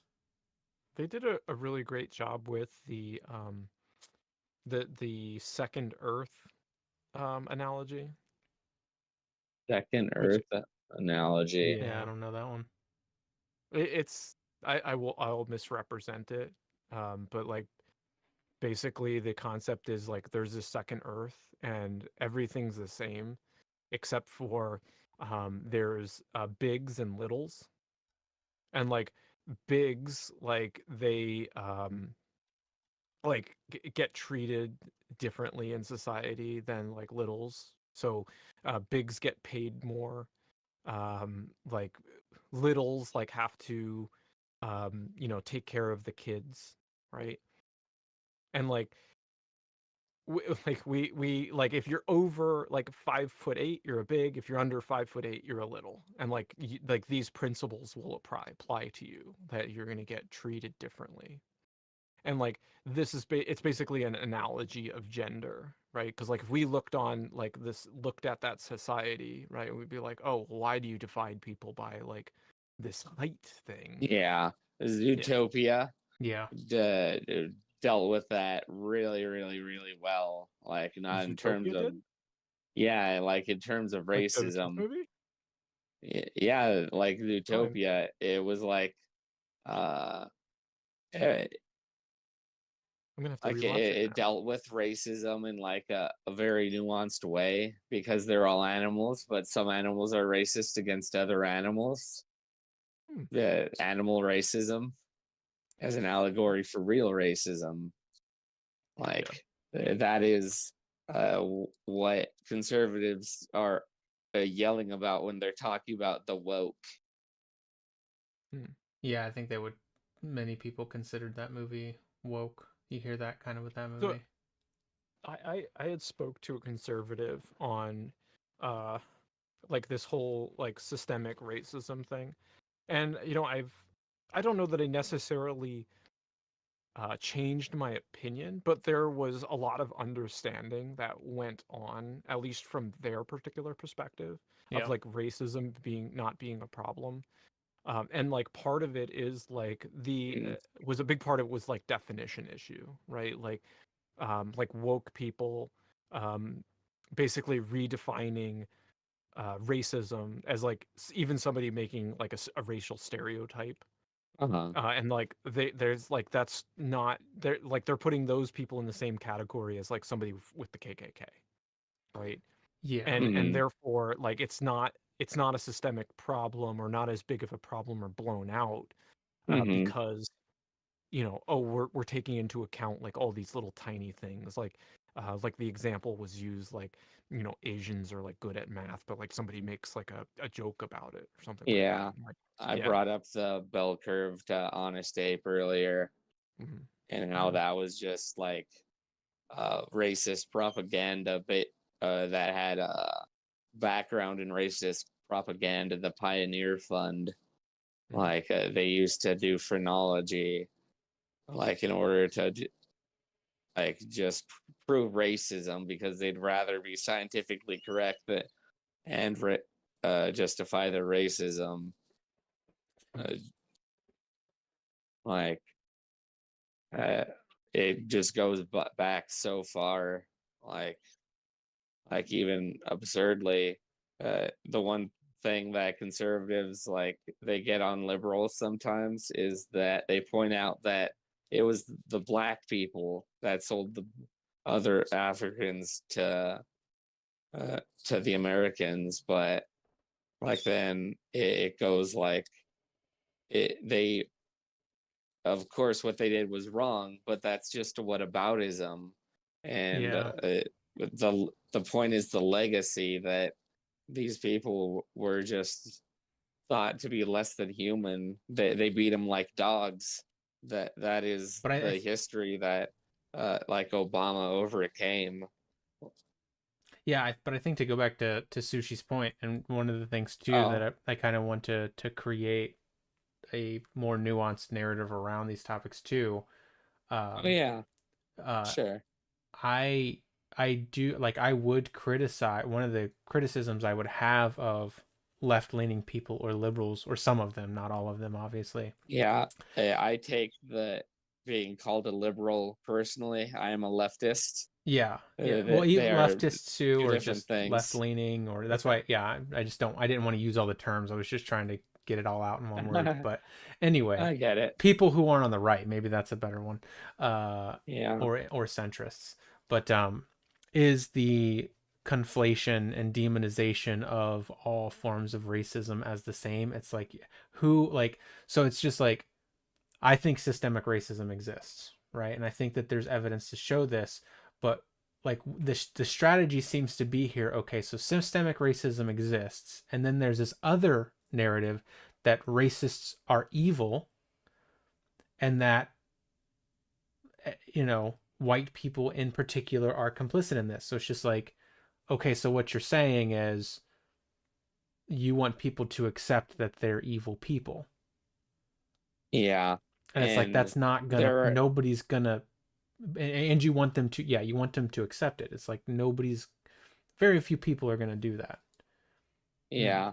I Wait, mean, so if I heard you correctly, I just want to oh, make sure I understand that that conservative people think that racists are evil, and therefore if we're like reducing the level to be called racist, they don't want to be considered evil themselves. That's not what I was saying, but I think that's true. I, Oh, I mean, oh, sorry, but honestly, the real racists are the racists that fucking dig into their position, like the Yes. Aryan Brotherhood, like mm, neo Nazis, like they they want this Hitler society, and they are around, like yep. Being racist and saying racist things are two different things, in my opinion.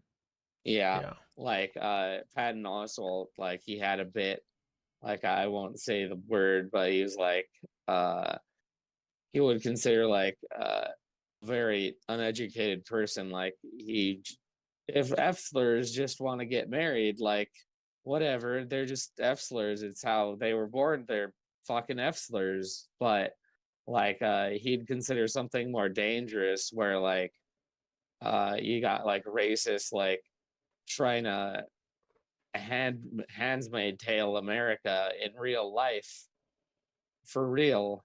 Like uh I don't, do you see where I'm going with that? Kind of lost my train of thought. Yeah, I'm not sure I quite followed. Oh, well, shoot. But no, Um, my point, Sushi, was that I think liberals are simultaneously pushing the narrative that everybody's racist, or in particular white people are mhm, racist, and racism is evil. gotcha. And it's like, that Gotcha. is not like if you want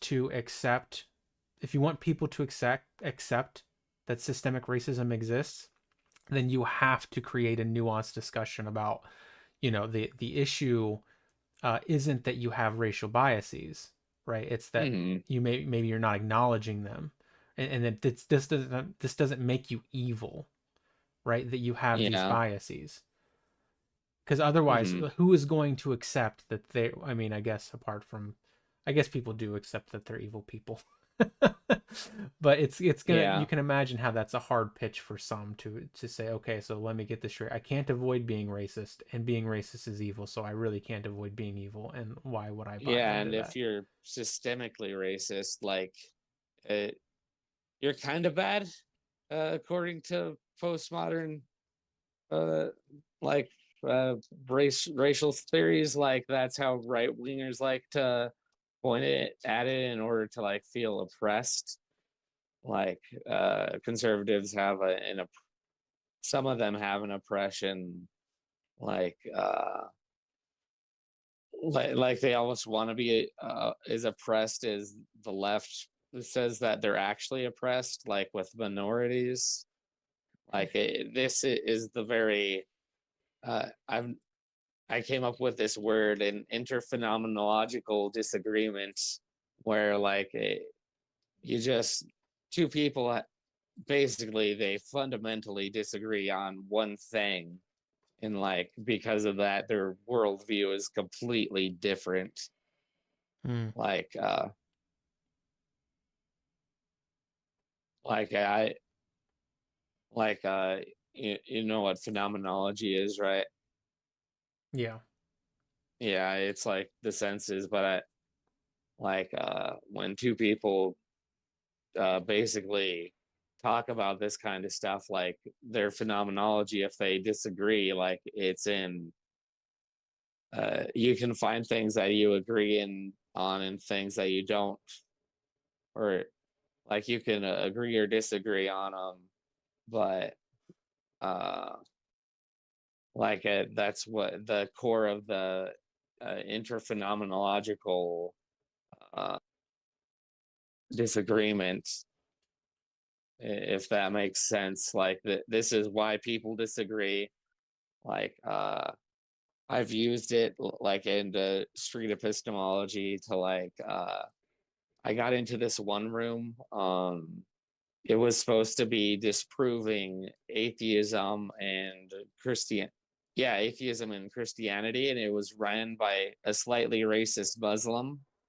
And when I got there, it was a discussion on race science, and like they were trying to imply that race science is actually important, and I'm like, both nature and nurture touches it, and I got them to agree on that. Like it's just dumb, but then like it turned into like uh maybe a Muslim versus a Christian, with like the Christian getting frustrated because the room owner was a Muslim. And like you can't really beat someone in their own room sometimes. Like they just are too stubborn. But it ended up with it, a, an agnostic person. Like he was gonna have an honest conversation slash debate with a Greek Orthodox dude, and like they were finding common ground because this guy, he is a on the Dawkins scale a very weak theist, and like they were having a good conversation until like he realized, oh, the Muslims are going to start arguing with him over what is right, Greek Orthodox or like Sunni Islam or whatever sect they are, and it completely derailed the room until the Muslim guy, like he continues saying like, I mean, it was with the A but the N slur, and like he's like, I'm banning everybody, I'm done with this room. Just really He gave reverse. up. I'm trying to. What's the? How is that related to what we were talking about before? Oh, what? Oh, I'm sorry. I was just I related something to what you were talking about, and then I just told this story of this room I was in. I'm sorry, I was No, you're all right. oversharing. I'm Yeah. just asking because I need to know where to go in a conversation, and now I'm not exactly sure where to go in it. Yeah, I Oh, think we were yeah, gonna just explore the Baha'i faith, but I think Yeah, oh yeah, we can do that because what I wanted to say regarding that was that one thing that's interesting to me, and I don't happen to uh be of that religion myself or any religion really, but if we will convert you, infidel. yeah. Just kidding. Uh Yeah. but the topic of God is interesting to me, but that Yeah. aside, it's like if I found out that the universe was truly infinite or that there was a multiverse, this opens up like a can of worms that completely changes the um, likelihood or probability of some of the claims in religion. Yeah. Because it seems like Yeah. some of these things, if they're possible, they become inevitable. If there's Yeah, an and infinite. if there's a universe, if every possible universe exists, that means that there's a universe where there's a god, technically. But what's a god? By Is some it like definition. a Zeus from the episode of Rick and Morty where Rick fights a Zeus? Like Rick fights Zeus? I don't remember that. No, I think there's one where he fought like an Atlantean. that was Mr. Nimbus. Yeah, Mr. Nimbus. But no, I don't remember the Zeus one. the premise of the episode was he fucks a planet and he creates a race of mud people and he puts them to work to like build stuff. Ooh, because he's Rick. And then like turns out that the planet was in a relationship with a Zeus archetype. Like not specifically Zeus, but he looked like Zeus. Yeah. Yeah, sorry, Sushi, I know you wanted to say something. Go ahead. yeah, I was just gonna say where like with infinite doesn't necessarily mean all possibilities. Could you explain that Right. to me? Oh, Yeah, it so, like, has infinity as a limited Yeah. set. That Yeah, you if you're can't thinking really Oh, of okay. define. That's Well, okay. even in an unlimited set, like Okay. a negative positive number, like is not is That well, is that's not I'm like I'm s- well that yeah. because a negative positive number isn't a possibility; it's a contradiction. Yeah, so like a God existing and not existing is a contradiction. Right. Yeah, That's why only certain gods would be available.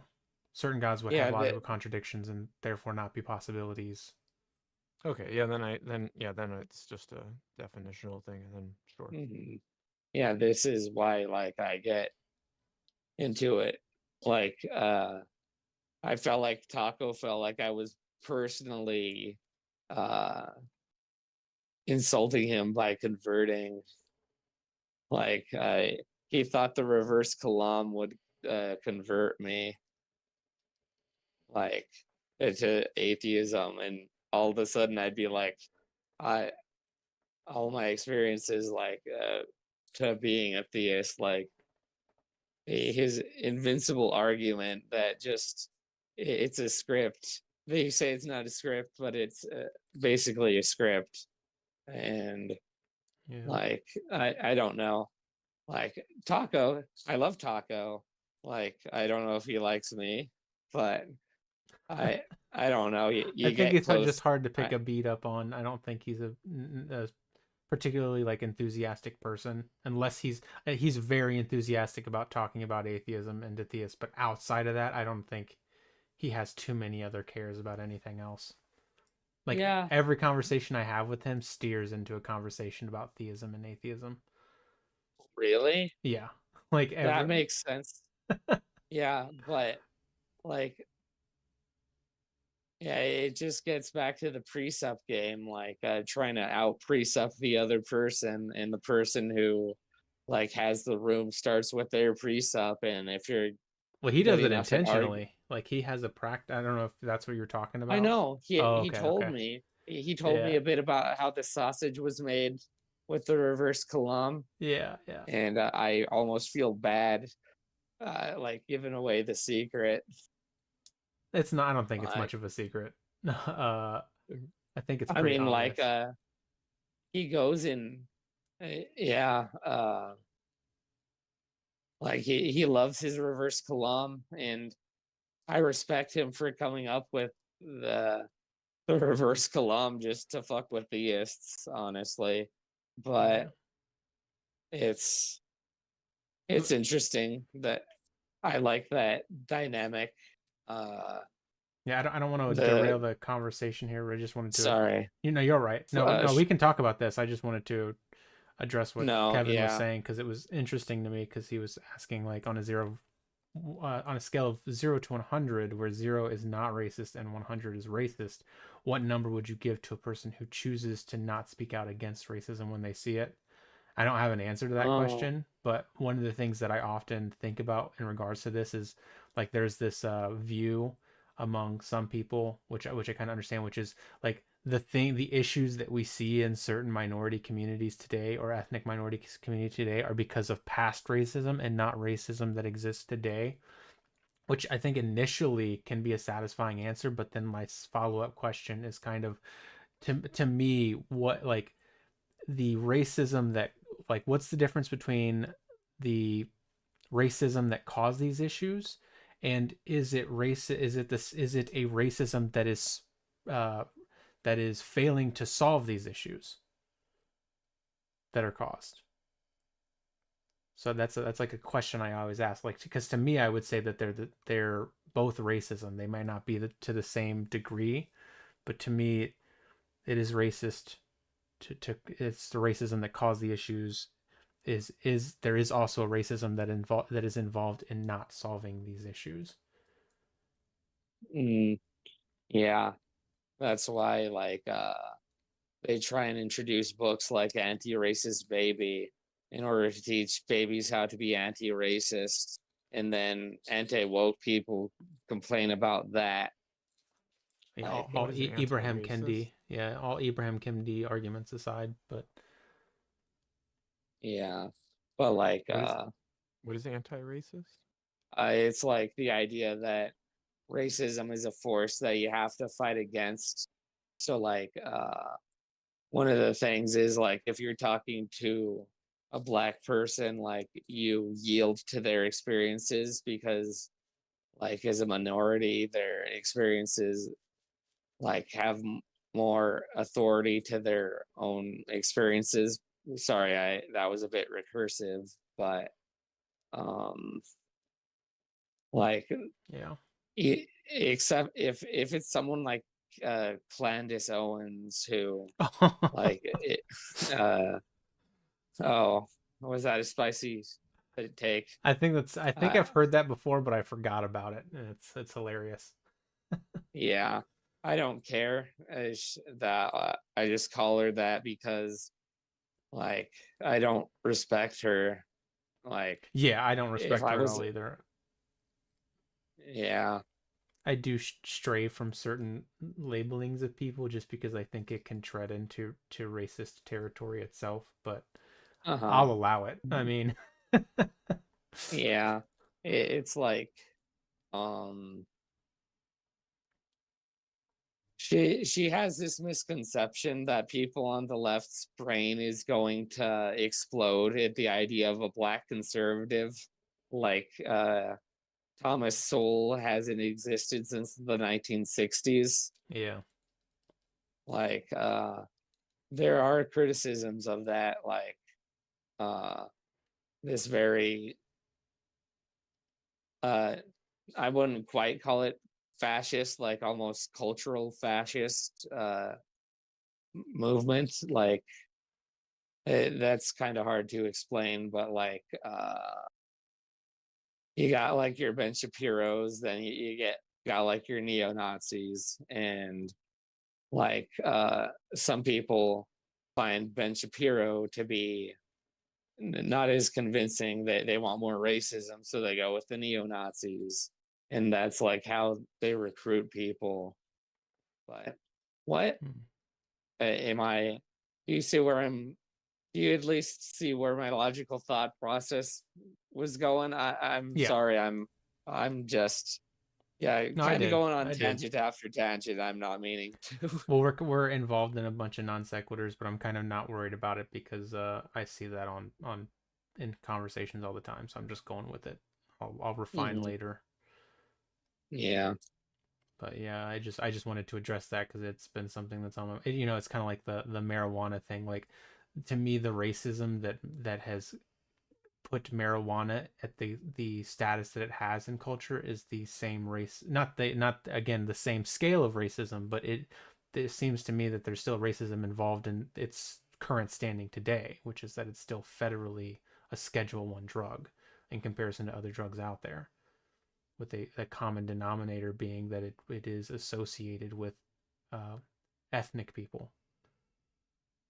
It's like, I don't think that that's not racist, that it's still Schedule 1.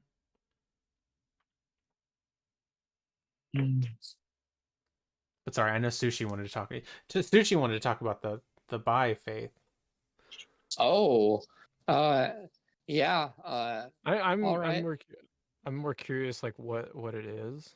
Like I've never experienced it, and like I just like did a Google search for it, and yeah, it's different. But like and like maybe it's just like helpful if you just tell me like what it is for you. Um, well, what really got into it, what really attracted me to it was like it's very pro economic, like justice, pro racial justice, pro unity of humanity, pro unity of religions, like just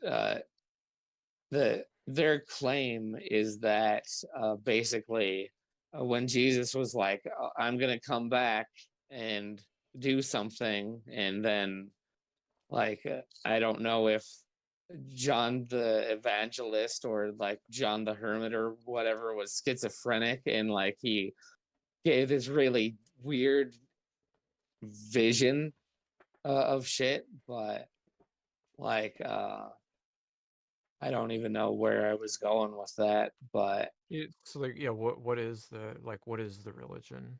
yeah, And like it, and you well, follow this religion?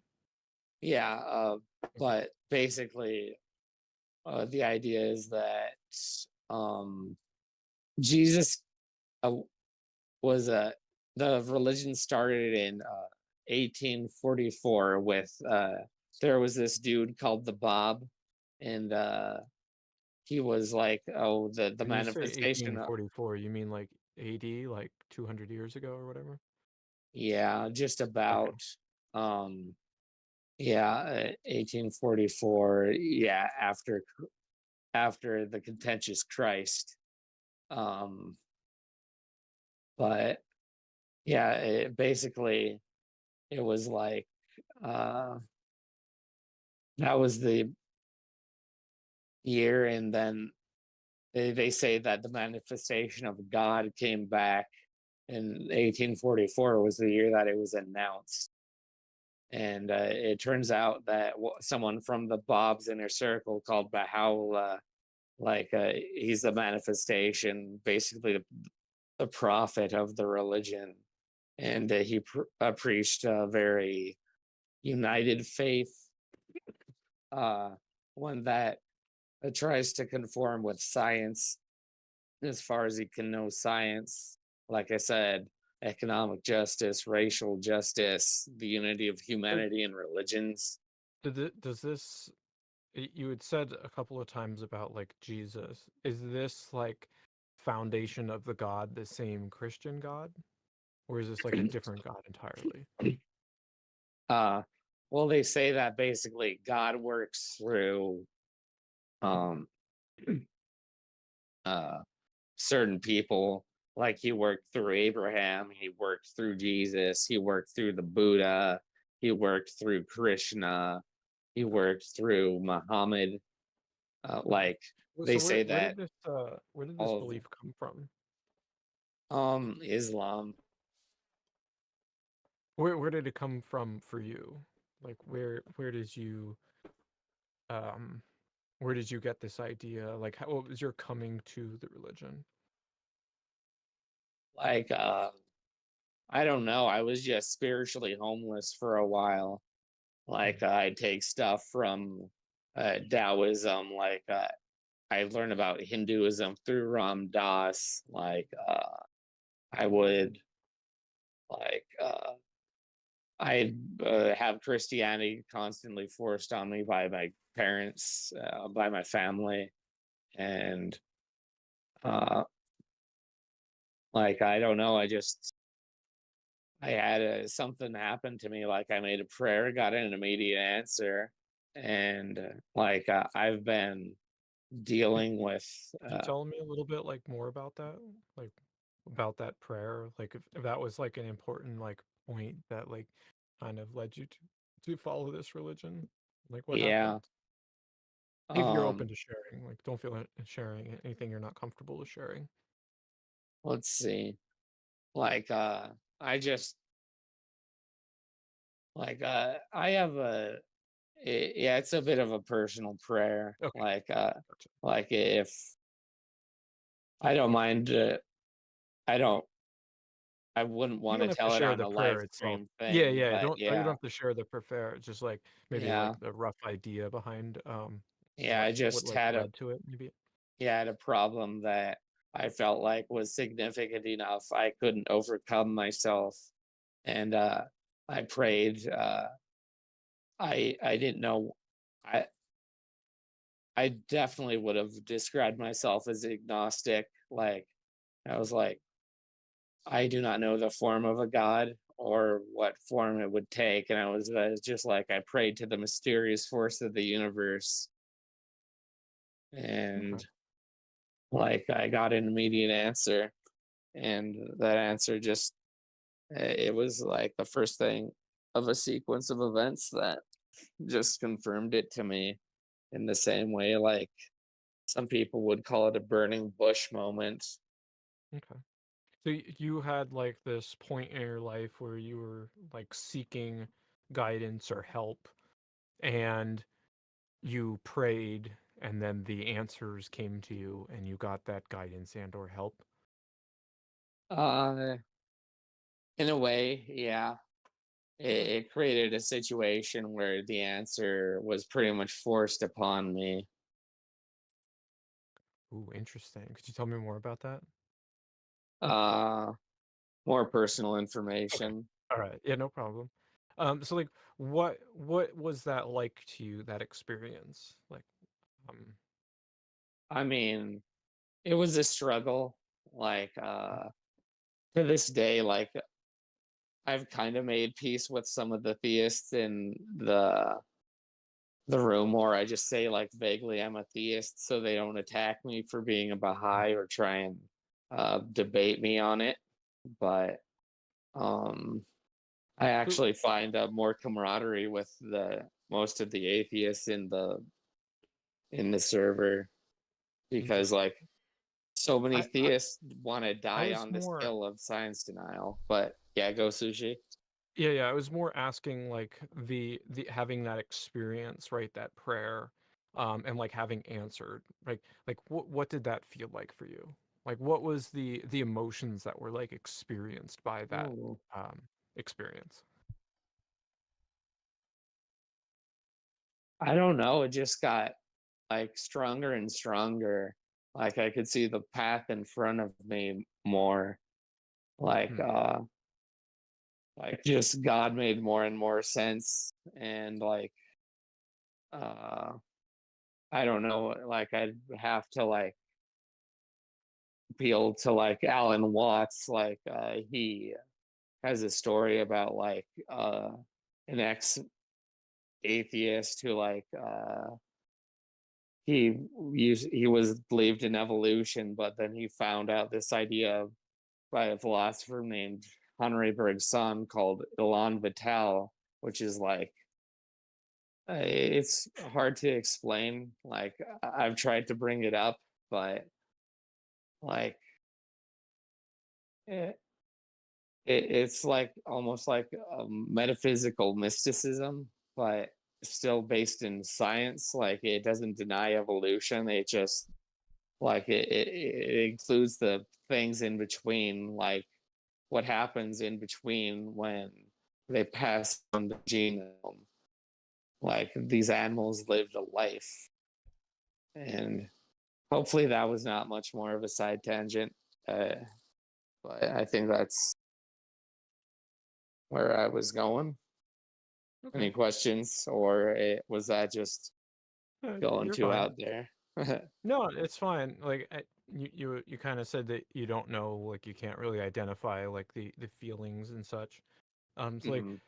what was like the biggest reason that like led you to the conclusion that it was like this I'm sorry, Baha'i? Did you say it again for me? Baha'i? Bye. Baha'i. The Baha'i religion. Bye. Baha'i? Bye. Baha'i. Oh, Baha'i. okay. I didn't know I Like was wanted here. yeah. I'm kidding. No. Yes. So like Yeah. what's the like biggest reason that like led you to like it's Baha'i and not like some other god? Um, like I don't know. I just started like I just like the tenets of it. Like I got one of the books right here. Like it distills it into like 11 principles, like search after truth, the independent investigation of the truth, uh, unity of mankind, love and affection, the acceptance of the relationship between religion and science, which is why Okay. but So so yeah, like the reason that you came to this conclusion is like it just kind of worked for you? yeah. I've had to use this analogy before. Like, Mhm. say there's a door and there's like an old key in it, and like on the other side of the door is finding religion, and like it won't budge because I Mhm. won't really try. But I had friends like using WD-40, like slowly making the proposition more and more feasible. Like it wasn't one event; it was me moving down the Dawkins scale, to put it. It if you know what I mean. Like, Sure. yeah, and it How just got confident? easier and easier until like I'm spiritually homeless. I believe in God, but Mhm. I want something higher than myself, which I believe Baha'i does, and I believe it's like, I don't know, like you can decide how you feel about it yourself. Like, the weird thing is we're technically not supposed to proselytize, but Like I get what you're saying. there's Like you kind of had this like you were social or spiritually like maybe unguided, right? Like you were looking for these answers in this like higher power, right? mhm. So like how confident are you that this belief, right, that this religion is the true religion on I a don't scale of think say 1 to 10? Yeah. I don't think that there is one true religion, but like Baha'i seeks because it finds a way to connect Hinduism, Buddhism, et cetera, et cetera. Like it, and if people want to follow those religions, like they're not saying follow the Baha'i religion, they're saying independently investigate the truth. How And confident if you are? like it, Sorry, just I think to find a way to find some middle ground between sushi here and you, so that the question can be answered. How confident are you that it is a true religion? um, wait a moment.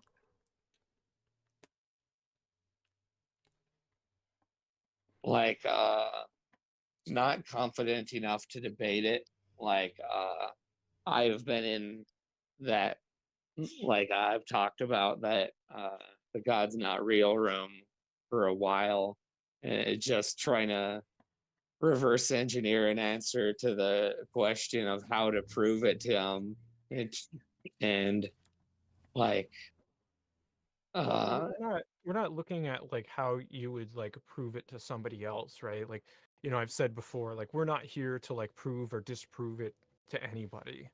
So like mhm. why we ask the confidence question is for to give yourself a metric to like evaluate yourself at like the end of like the process or the conversation, right? um, So like just for yourself, if like you would just like if you had to put a number to it, like between 1 and 10, like or 0 and 10, like 0, this is definitely not true. This religion is definitely like no way it could be true. It's false. And like okay. 1 and 10 being like, yeah, without a doubt, this is the religion.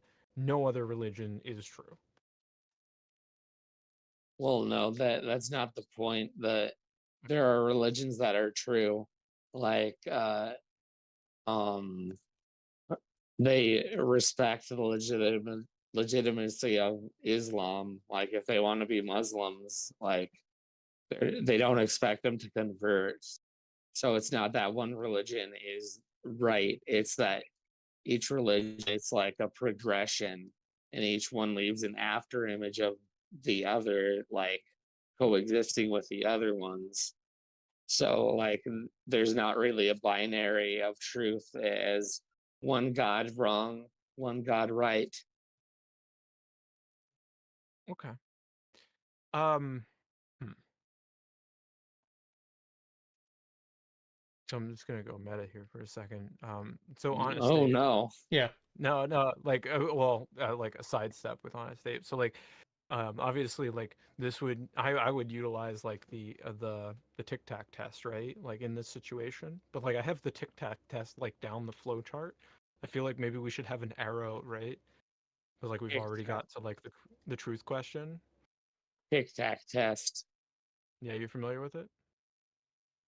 Uh no, is it if I give you a tic tac and I say that it'll make you believe in God and you take it, and the question is, will it make you believe in God?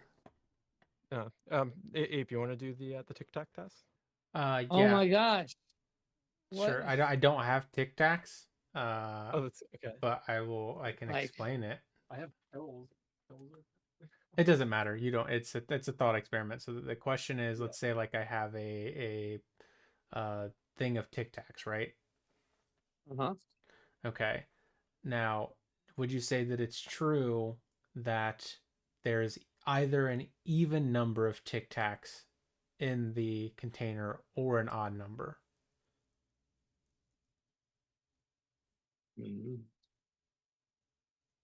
Well, based on my current information, I could only see that there's a 50-50 chance.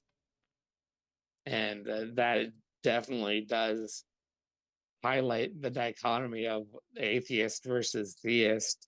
Like either Well, you're a taco or you're a Darth Dawkins. well, just to clarify the question is: would you say that it's true that there are either an even number of Tic Tacs or an odd number, but not both? It's either even or odd, Either or. but Fuck. not both. That's the title of the guy that my profile picture is like apparently solved this. Like Okay, Camus. but no, Kierkegaard, he's reverse Oh yeah, you're Camus. right. That is That's that. that's Oh the okay, joke. got it. Oh okay, yeah, I see it now. All right. Jesus. Yeah. Um. Okay, so then what? Just run that by us then. So what is the solution or answer here? Hmm. You'd have to count them all. And that was going to be the next question anyway. So Yeah. So like this jar has like an odd amount, right? Like we This can is a count it. multi-tiered riddle. Okay. Yeah. So like now, Honest Ape believes that there is, I don't know, do you believe there's an even or an odd number, Honest Ape? I don't know. Oh, Just go with it for the example. Like take a position. oh, okay, even. Okay. And you're 100% confident in that, right? Yeah. 101% confident. Okay, cool. Okay, that's a bit I excessive, Honest Abe. I think, right, that there is a odd number, and I am 100% confident in it, right? Yes, yeah. So do you think one of us is wrong and one of us is right? Hmm.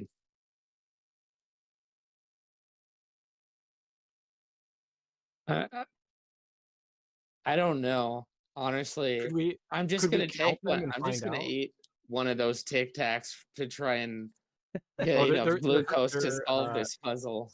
they're candies. Like I don't know. Like I guess you would say that you are both evenly correct.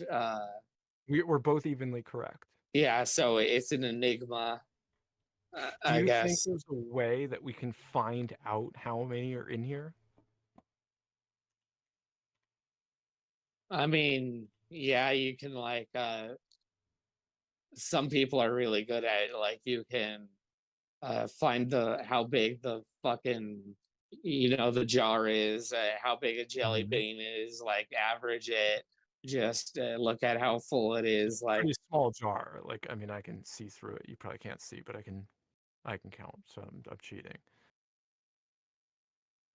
But like based on this jar, okay, there's can I like two cheat Hershey too? Kisses. How many beans are actually in there? Yeah.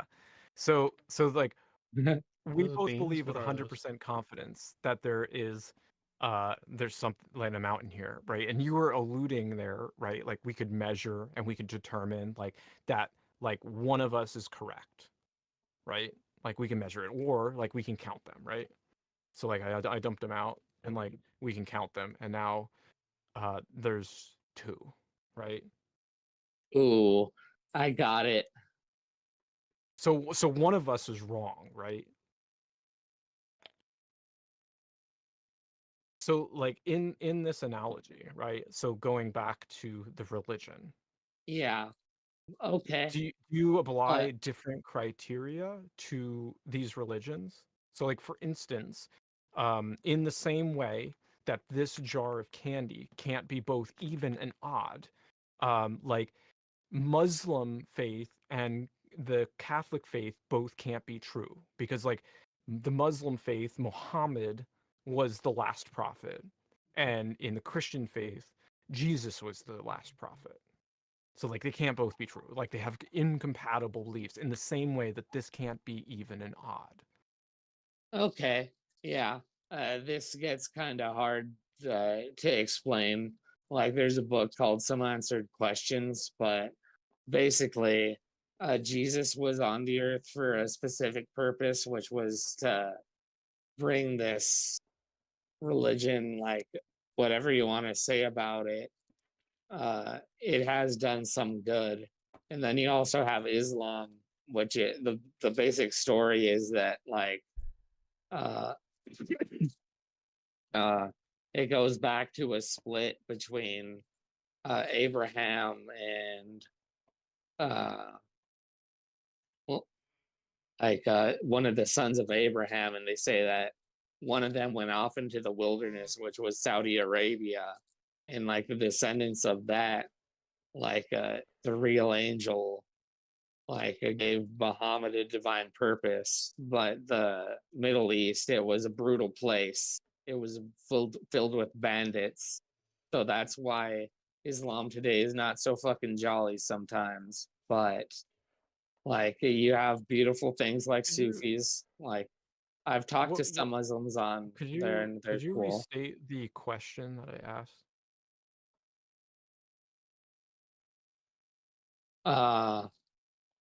How are these religions compatible when they seem contradictory?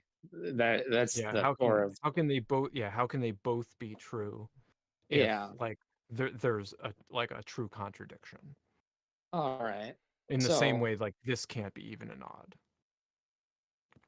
yeah, just say that like the Christian, like there was the manifestation that was Jesus, and like that was one manifestation, and like this religion it spread out, but 600 years later it happened again with Muhammad.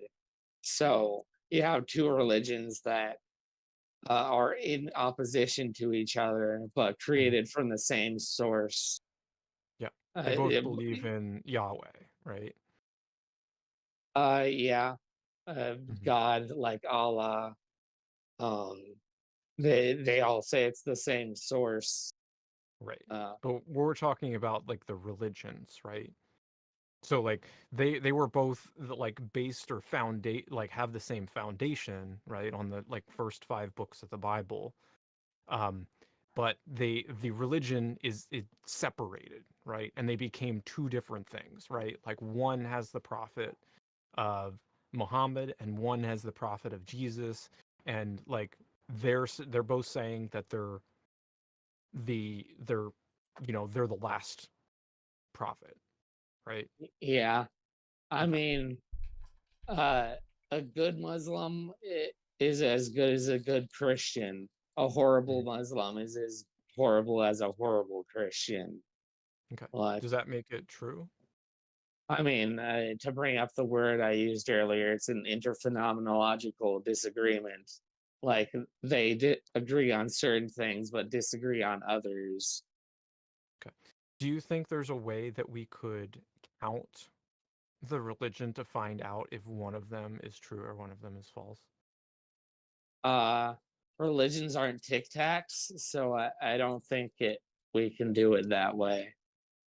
Yeah, but like, but is there like a way that we could like in the same way that we can count? Is there like some like measurement, right? Is there a way to like is there criteria to find out if it's true or false? Like how would we know that like the Muslim or um the Catholic, the Christian is correct? um I thought I answered that. Like, they Hmm. all come Okay. from different manifestations of God, but sometimes manifestations of God and the religions that they create meet, and they realize why why do we agree on so many things but also disagree on others, and it causes conflict, which led to the Crusades, where the Christians tried to conquer Islam so many times, but some of them almost didn't fail.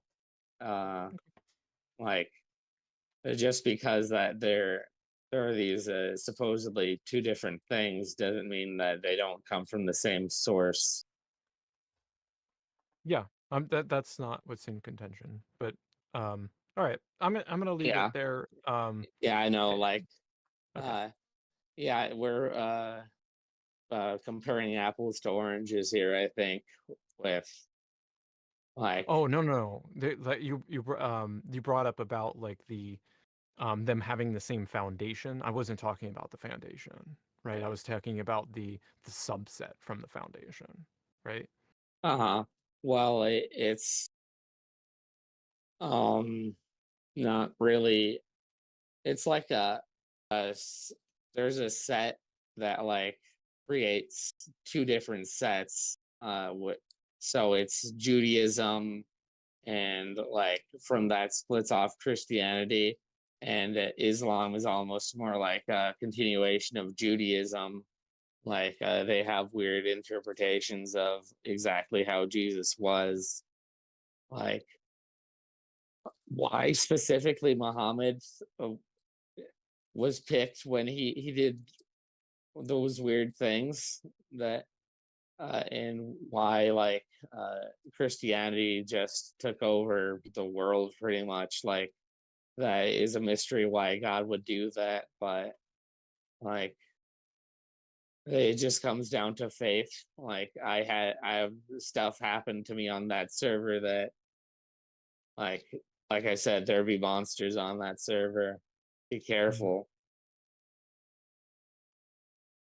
Okay. Um, I'm gonna go and eat, but Uh, yeah, sorry. Maybe we could dig more into this. But like, is there any like more thoughts thoughts you have for me or questions about like this particular belief?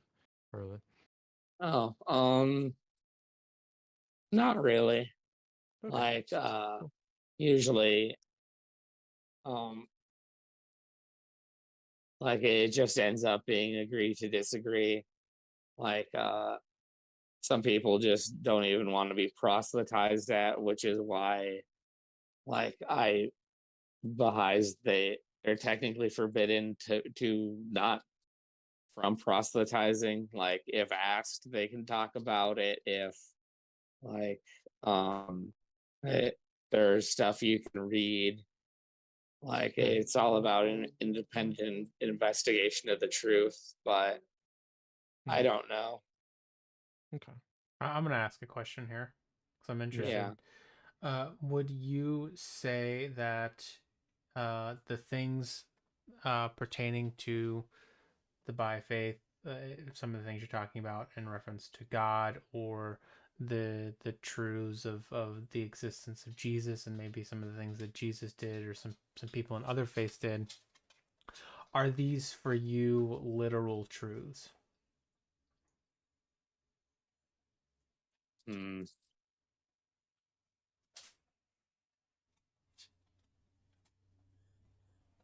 Due to my experiences that I can't even really describe, yeah. Okay. All right. Yeah, sorry, Like Sushi. yeah, No, you're good. yeah, it was like a process. Um I just finally decided to do it, and they have like a little card that you sign saying, "Hey, on this day I declared I'm a Baha'i," and it allows me to participate in like the faith in an official capacity. Like they're about to have Baha'i elections, and I went to a Baha'i thing explaining like the Baha'i elections. Okay. Yeah, yeah, that was just kind of me talking, not asking you a question, but um, yeah, it's a process. Like not everybody goes through it. Like it doesn't matter. Like Honest Ape, he said he tried religion before and it didn't work for him. Like I the Are you most talking important about thing Wise Ape again, or are you talking about me? Oh, you are fuck talking about. on and yeah, Wise Ape is easier to say than easier to say than an honest ape. So my mind goes to wise ape, I guess. No, I just Verbal typo. no. What are you talking about me? Yeah, and Oh, okay, I'm just or making sure because I have said that before, but I wasn't sure. I wasn't sure if you were correct. You said an honest ape. I was just making sure. okay, yeah, unless you have someone imposter running around. Yeah. Well, it's possible. I've had it happen before Yeah. actually a couple times. Um, What? yeah, Wow. there were like on YouTube, people were replicating names that I would make, and it was just, and they always had the same What? profile picture, so I felt like somebody was trolling me, or there's some AI out there just making ghost accounts or something. I don't know, but anyway, yeah. I mean, that is yes, I have tried religion, and it didn't help me. And I think, I guess in the same vein, what I was saying was that like I'm interested in the concept of God because I do use the concept of God, though recently I haven't been using the concept of God, so I've gone back to now not using it. Um, but either way, it doesn't really help me to think about it too much, Uh-huh. But I am of the opinion that uh, while I value science and academia, if there's beliefs that people are using for now that are helping them, I'm hesitant to challenge that too much or look at that disfavorably or anything, especially as long as they're not hurting anybody else. I think that's the important part. Hmm. But Yeah, I don't know. Like see, wise see, ape. see. Yeah, are all you ape? Do all you apes know each other? You're all related. I feel like there's a kinship in the room whenever one of us enters the other one. I've had multiple apes that come in the room and they're like, oh, another ape. Really? Yeah, and that always happens when there's another ape because there's wise there's a few of us out there. Yeah. Have you shoot, I can't remember him. Esoteric baboon or something like that. That I think it might be. Well, I don't know. No, I don't remember a baboon in there at all. But Oh yeah, he's like another guy in there. Like he just talks with a guy named Grizzly Gorilla, and uh, they make really like I don't know how they do it. Like they twist people into knots with logic and like, hmm. uh, but they use really weird logic to do it. And like I tried pointing it out, and one of the guys was like, "You're being a troll, mate. I'm turning you down, mate." Yeah. Like that is a lot of what goes on in that server. It's basically whoever asserts their position better, which like street epistemology definitely helped me deal with that. Yeah.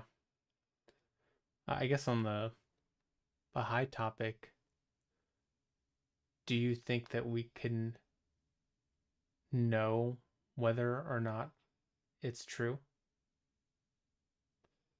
Uh I'd say so. Like it like I said, independent investigation of the truth. They have like a lot of resources. They have a lot of books.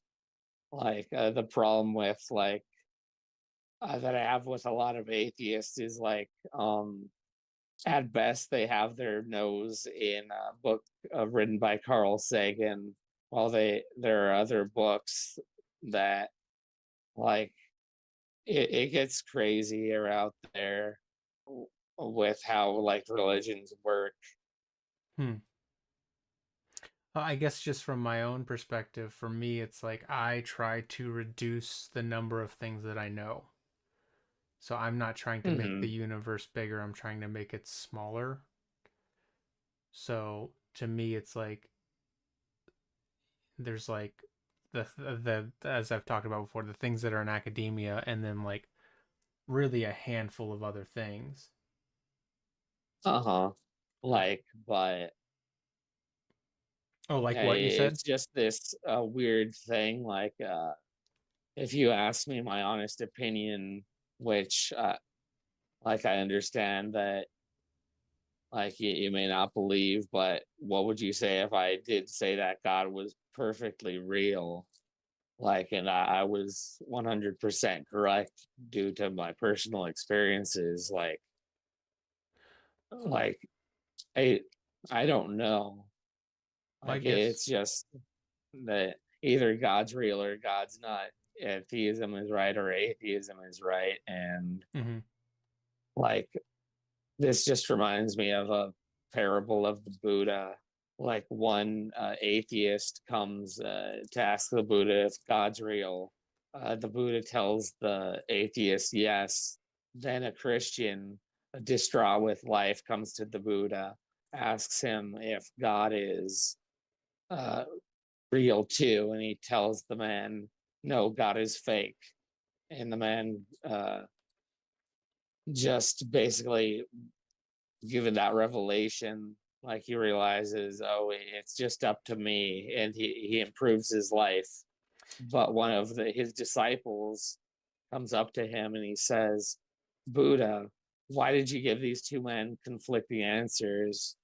And the Buddha says that he was giving them the answer that they needed for the time, because the atheist, like, he needed God, and the distraught person, who was sick of theism, needed uh, to self-actualize themselves.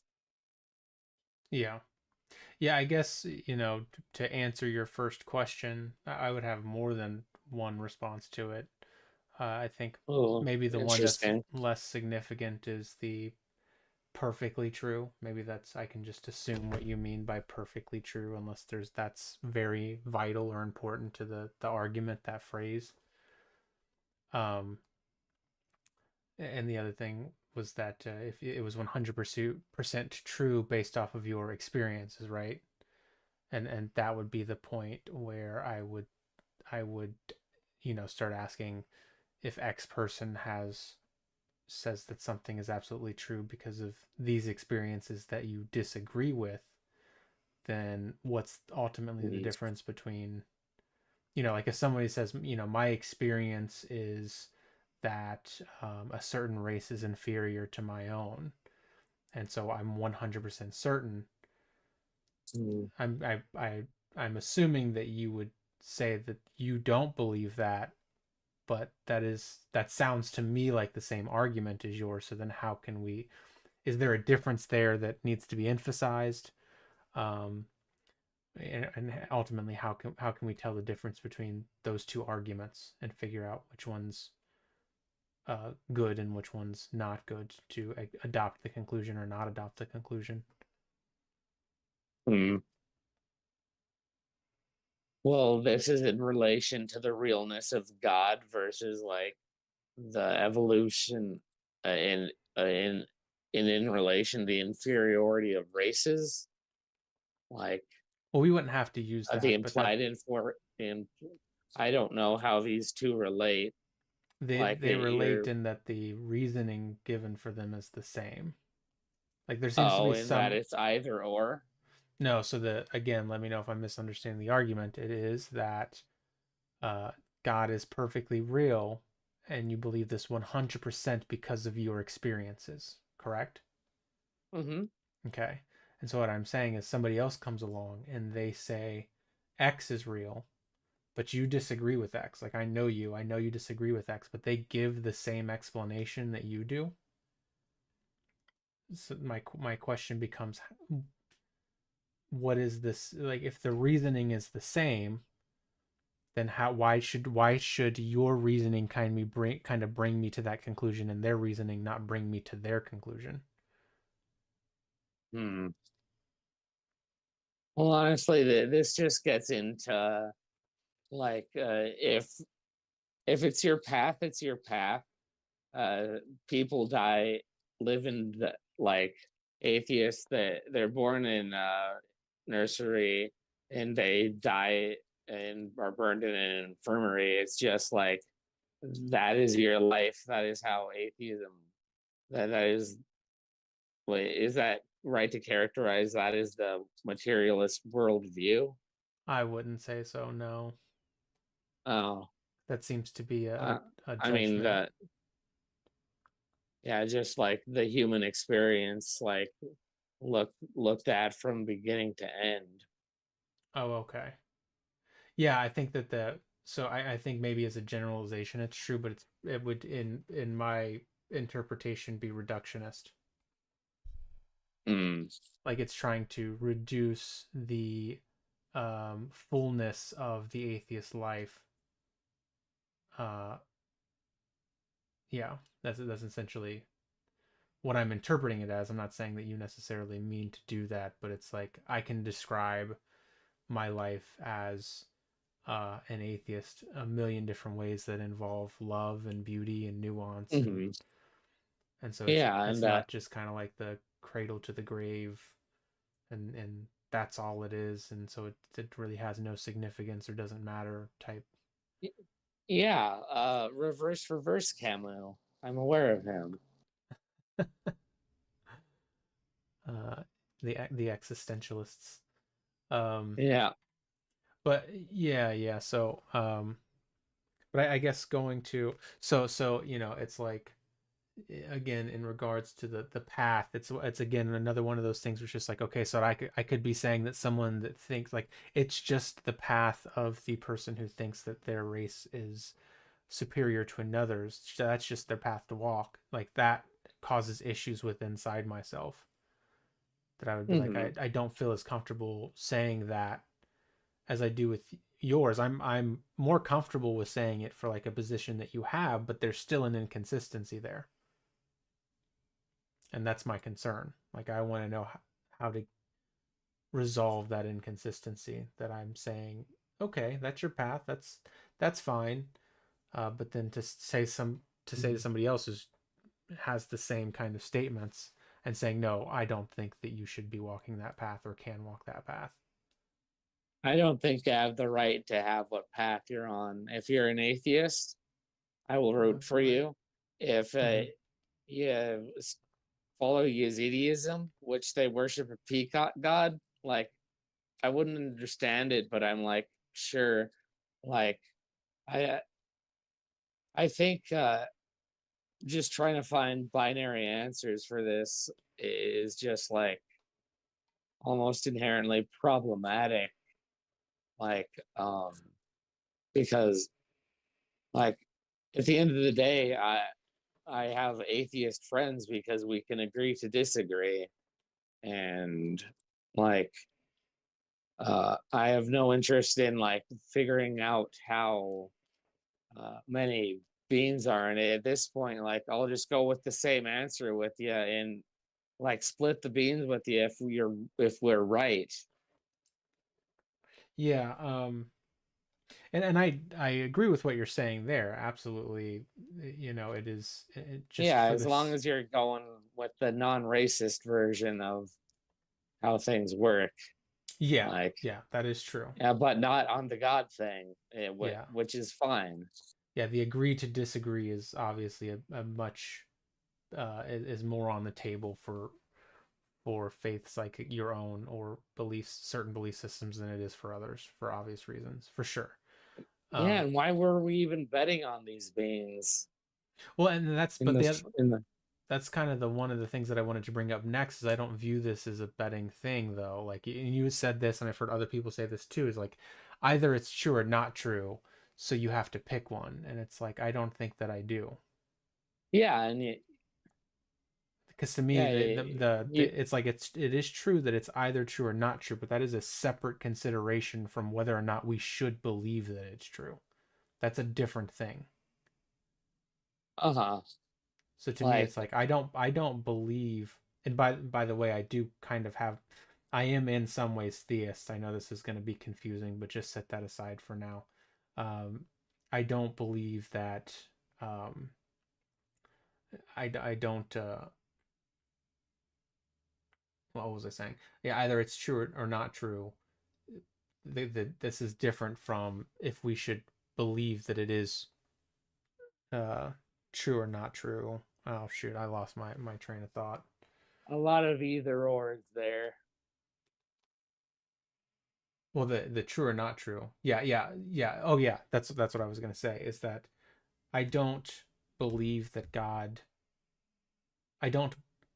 And this is obviously going to be confusing, so I'll try to say this right. It's not that I believe God doesn't exist. If Right. you just don't know if you believe that God exists. No, I know that I believe that God doesn't exist.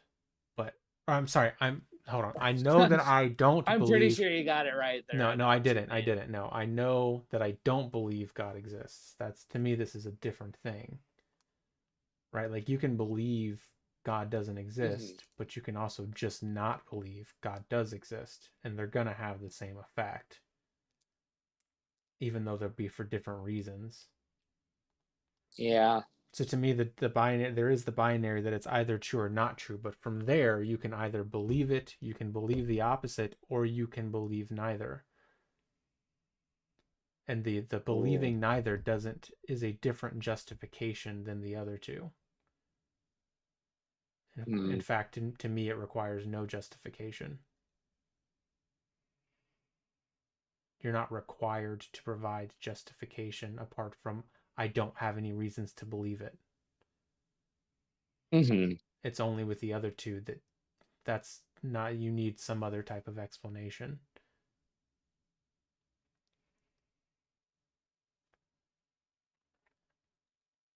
So yeah. I don't know. I could just really go for some jelly beans right now. Sorry, I don't want to distract you from your jelly. Did that make sense though, or do I need to think about how I'm phrasing that? I feel like we're just twisting each other in circles right now. Oh, okay. Yeah, like even you got confused, like you didn't know if God did not exist or if it did not exist.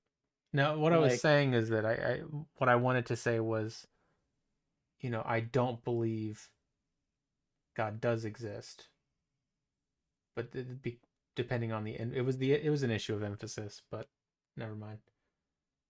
yeah. But maybe Yeah, you we're do not believe that God does exist. right. Yeah, I do Yeah. not believe. It's not that I. There's another way that you can emphasize it that makes it sound like you're still saying that you believe God doesn't exist, and I'm making it clear that that's not the statement that I'm making. I'm not saying that I believe God doesn't exist. You're not saying that you don't not agree that God doesn't No. exist? You looked that up in nuts, dude. What? That's like jelly beans. What's up? We're just tying around each other in knots. Like I'm fine it. I'll probably I'm have to fine if explain it. I'll have to explain it a you different live your time. life as an atheist. Like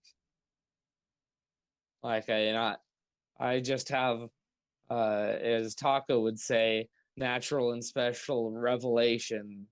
And the special revelation isn't really due, like it's personal.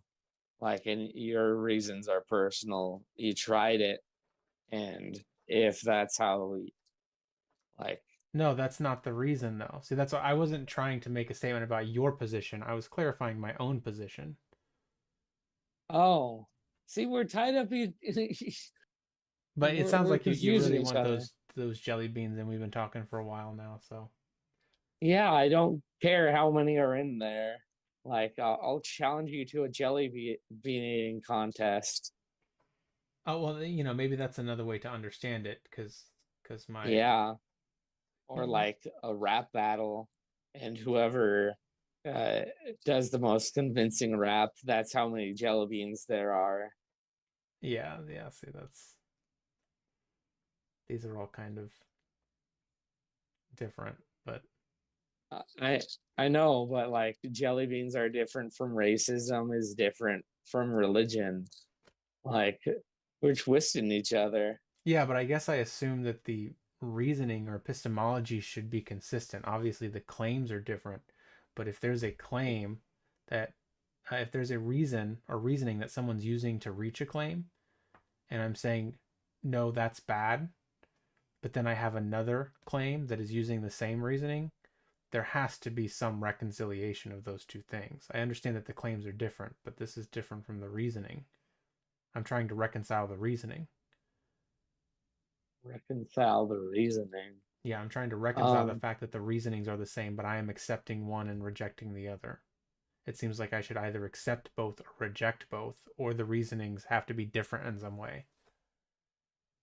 Yeah, I mean, like the only honest way I can answer that with you is like uh, I mean, I don't even feel like I'm authorized to tell somebody whether something exists, but the stuff happens there, and it convinces you. Like I was, I was as much of a Dawkins atheist as there could be. Like sometimes your opinion just flips, and you can't explain it. Yeah. Like if you think you're gonna die one day out at sea, and you're on a raft, and like you don't want to lose your family, you don't want to be without them, so you pray, and like not too long later a boat comes by, and it is the question, was that God, or was that just random coincidence? Mm, yeah, well, so I guess to kind of put a bow on this thing at the end here, or just as a final question. Yeah, So as what a would yeah, sorry. that's a perfect analogy. Okay, and we can go to that, but I guess a question I have is, Mhm. you as a Dawkins atheist, I'm sure that you already understood the difference between believing that God doesn't exist and not believing that God does exist. Or are you hearing the same thing in those two statements? Hmm. Let's see. I'd say that back then I was just convinced, and now that I am, uh, like I can't not call myself a theist. Like I am, by definition, an an an anti-reverse atheist. Well, Reverse atheist. That's let me what I put it am. a different way. Do you like, is the distinction between believing that something doesn't exist and not believing that something does exist, like, is that clear to you? That's an enigma to me. Oh, I okay. I completely lost track of the interconnected wheel of logic spinning around there. Okay, so and that's, I think, what I was trying to emphasize, that I think is an important distinction, because it seems to me that you view my atheism as a belief, and it's a Oh no, I oh, see okay, the contention here. okay, Yeah, okay. atheism isn't a belief; it's a lack of a belief in Well, God. Uh, it can be it can be a belief, but mine in particular, in many circumstances, is a lack of one. yeah, and like I said, that's fine. Okay, yeah, but that's maybe something to talk about at a different time. Yeah, of course. Maybe I'll make the next topic about that, and then we can really hash the details about that, because I do have more to say about that too. It's really not even simple for me, and I'm sure even to like other atheists in this community, I'm gonna start to sound a lot like you. So Oh, I mean, like, yeah, you said that you were kind of a theist in a way, which is an interesting statement. Or is that like something that you wanted to hash out at a different time? uh I guess to put it briefly, and then we can see where it goes. So I don't want to be on too much longer. Is just that I can understand God metaphorically, and Mhm. also that I do actively use the concept of God, and or I have in my meditative practices with success. Oh, what meditative practices do you have? I got a mala. I'm technically inducted into TM, or not TM. Yeah, Mm. transcendental meditation. Like Yeah, I'm not super good at it, but yeah. It's yeah. it's just mantra meditation. So it's just the fact that I've used the word God in my mantra meditation, but I don't have any other attachments to it apart from as a very abstract and disconnected concept. So I don't know Oh, the features of it. I don't have any other religious attachments to it. Just that hmm, in moments it's helped me to use the phrase. interesting. Yeah, I don't know. Like, do you know the Maha mantra? No. All right. Uh, like, uh, it's weird, like telling people mantras that they're supposed to be sacred. Like you could literally just look this up Yeah, I will. online. It's not hard to find, but it's Om Mani Padme Hum, and that is the mantra that I chant on my mala, either out loud or in my head. Gotcha. And and honestly, that led me to, uh, especially recently, chanting on my mala has really uh, just things be strange. Gotcha. Yeah, it'd be interesting to hear about those experiences sometime in the future. Hmm. Again, maybe I'll make a topic on that. But I think I'm kind of burnt out now, and I get it. my brain is Yeah, gassed. I wasn't even sure if I was supposed to be on stage still or if I was a part of the stage at the beginning, but I wanted to be there. Yeah, well, I couldn't I get enjoy anybody to the talk about the content. other topic, so I'm just Mm, trying to create content, so I get it. trying things out. Yeah. Uh, I guess we had a decent turnout.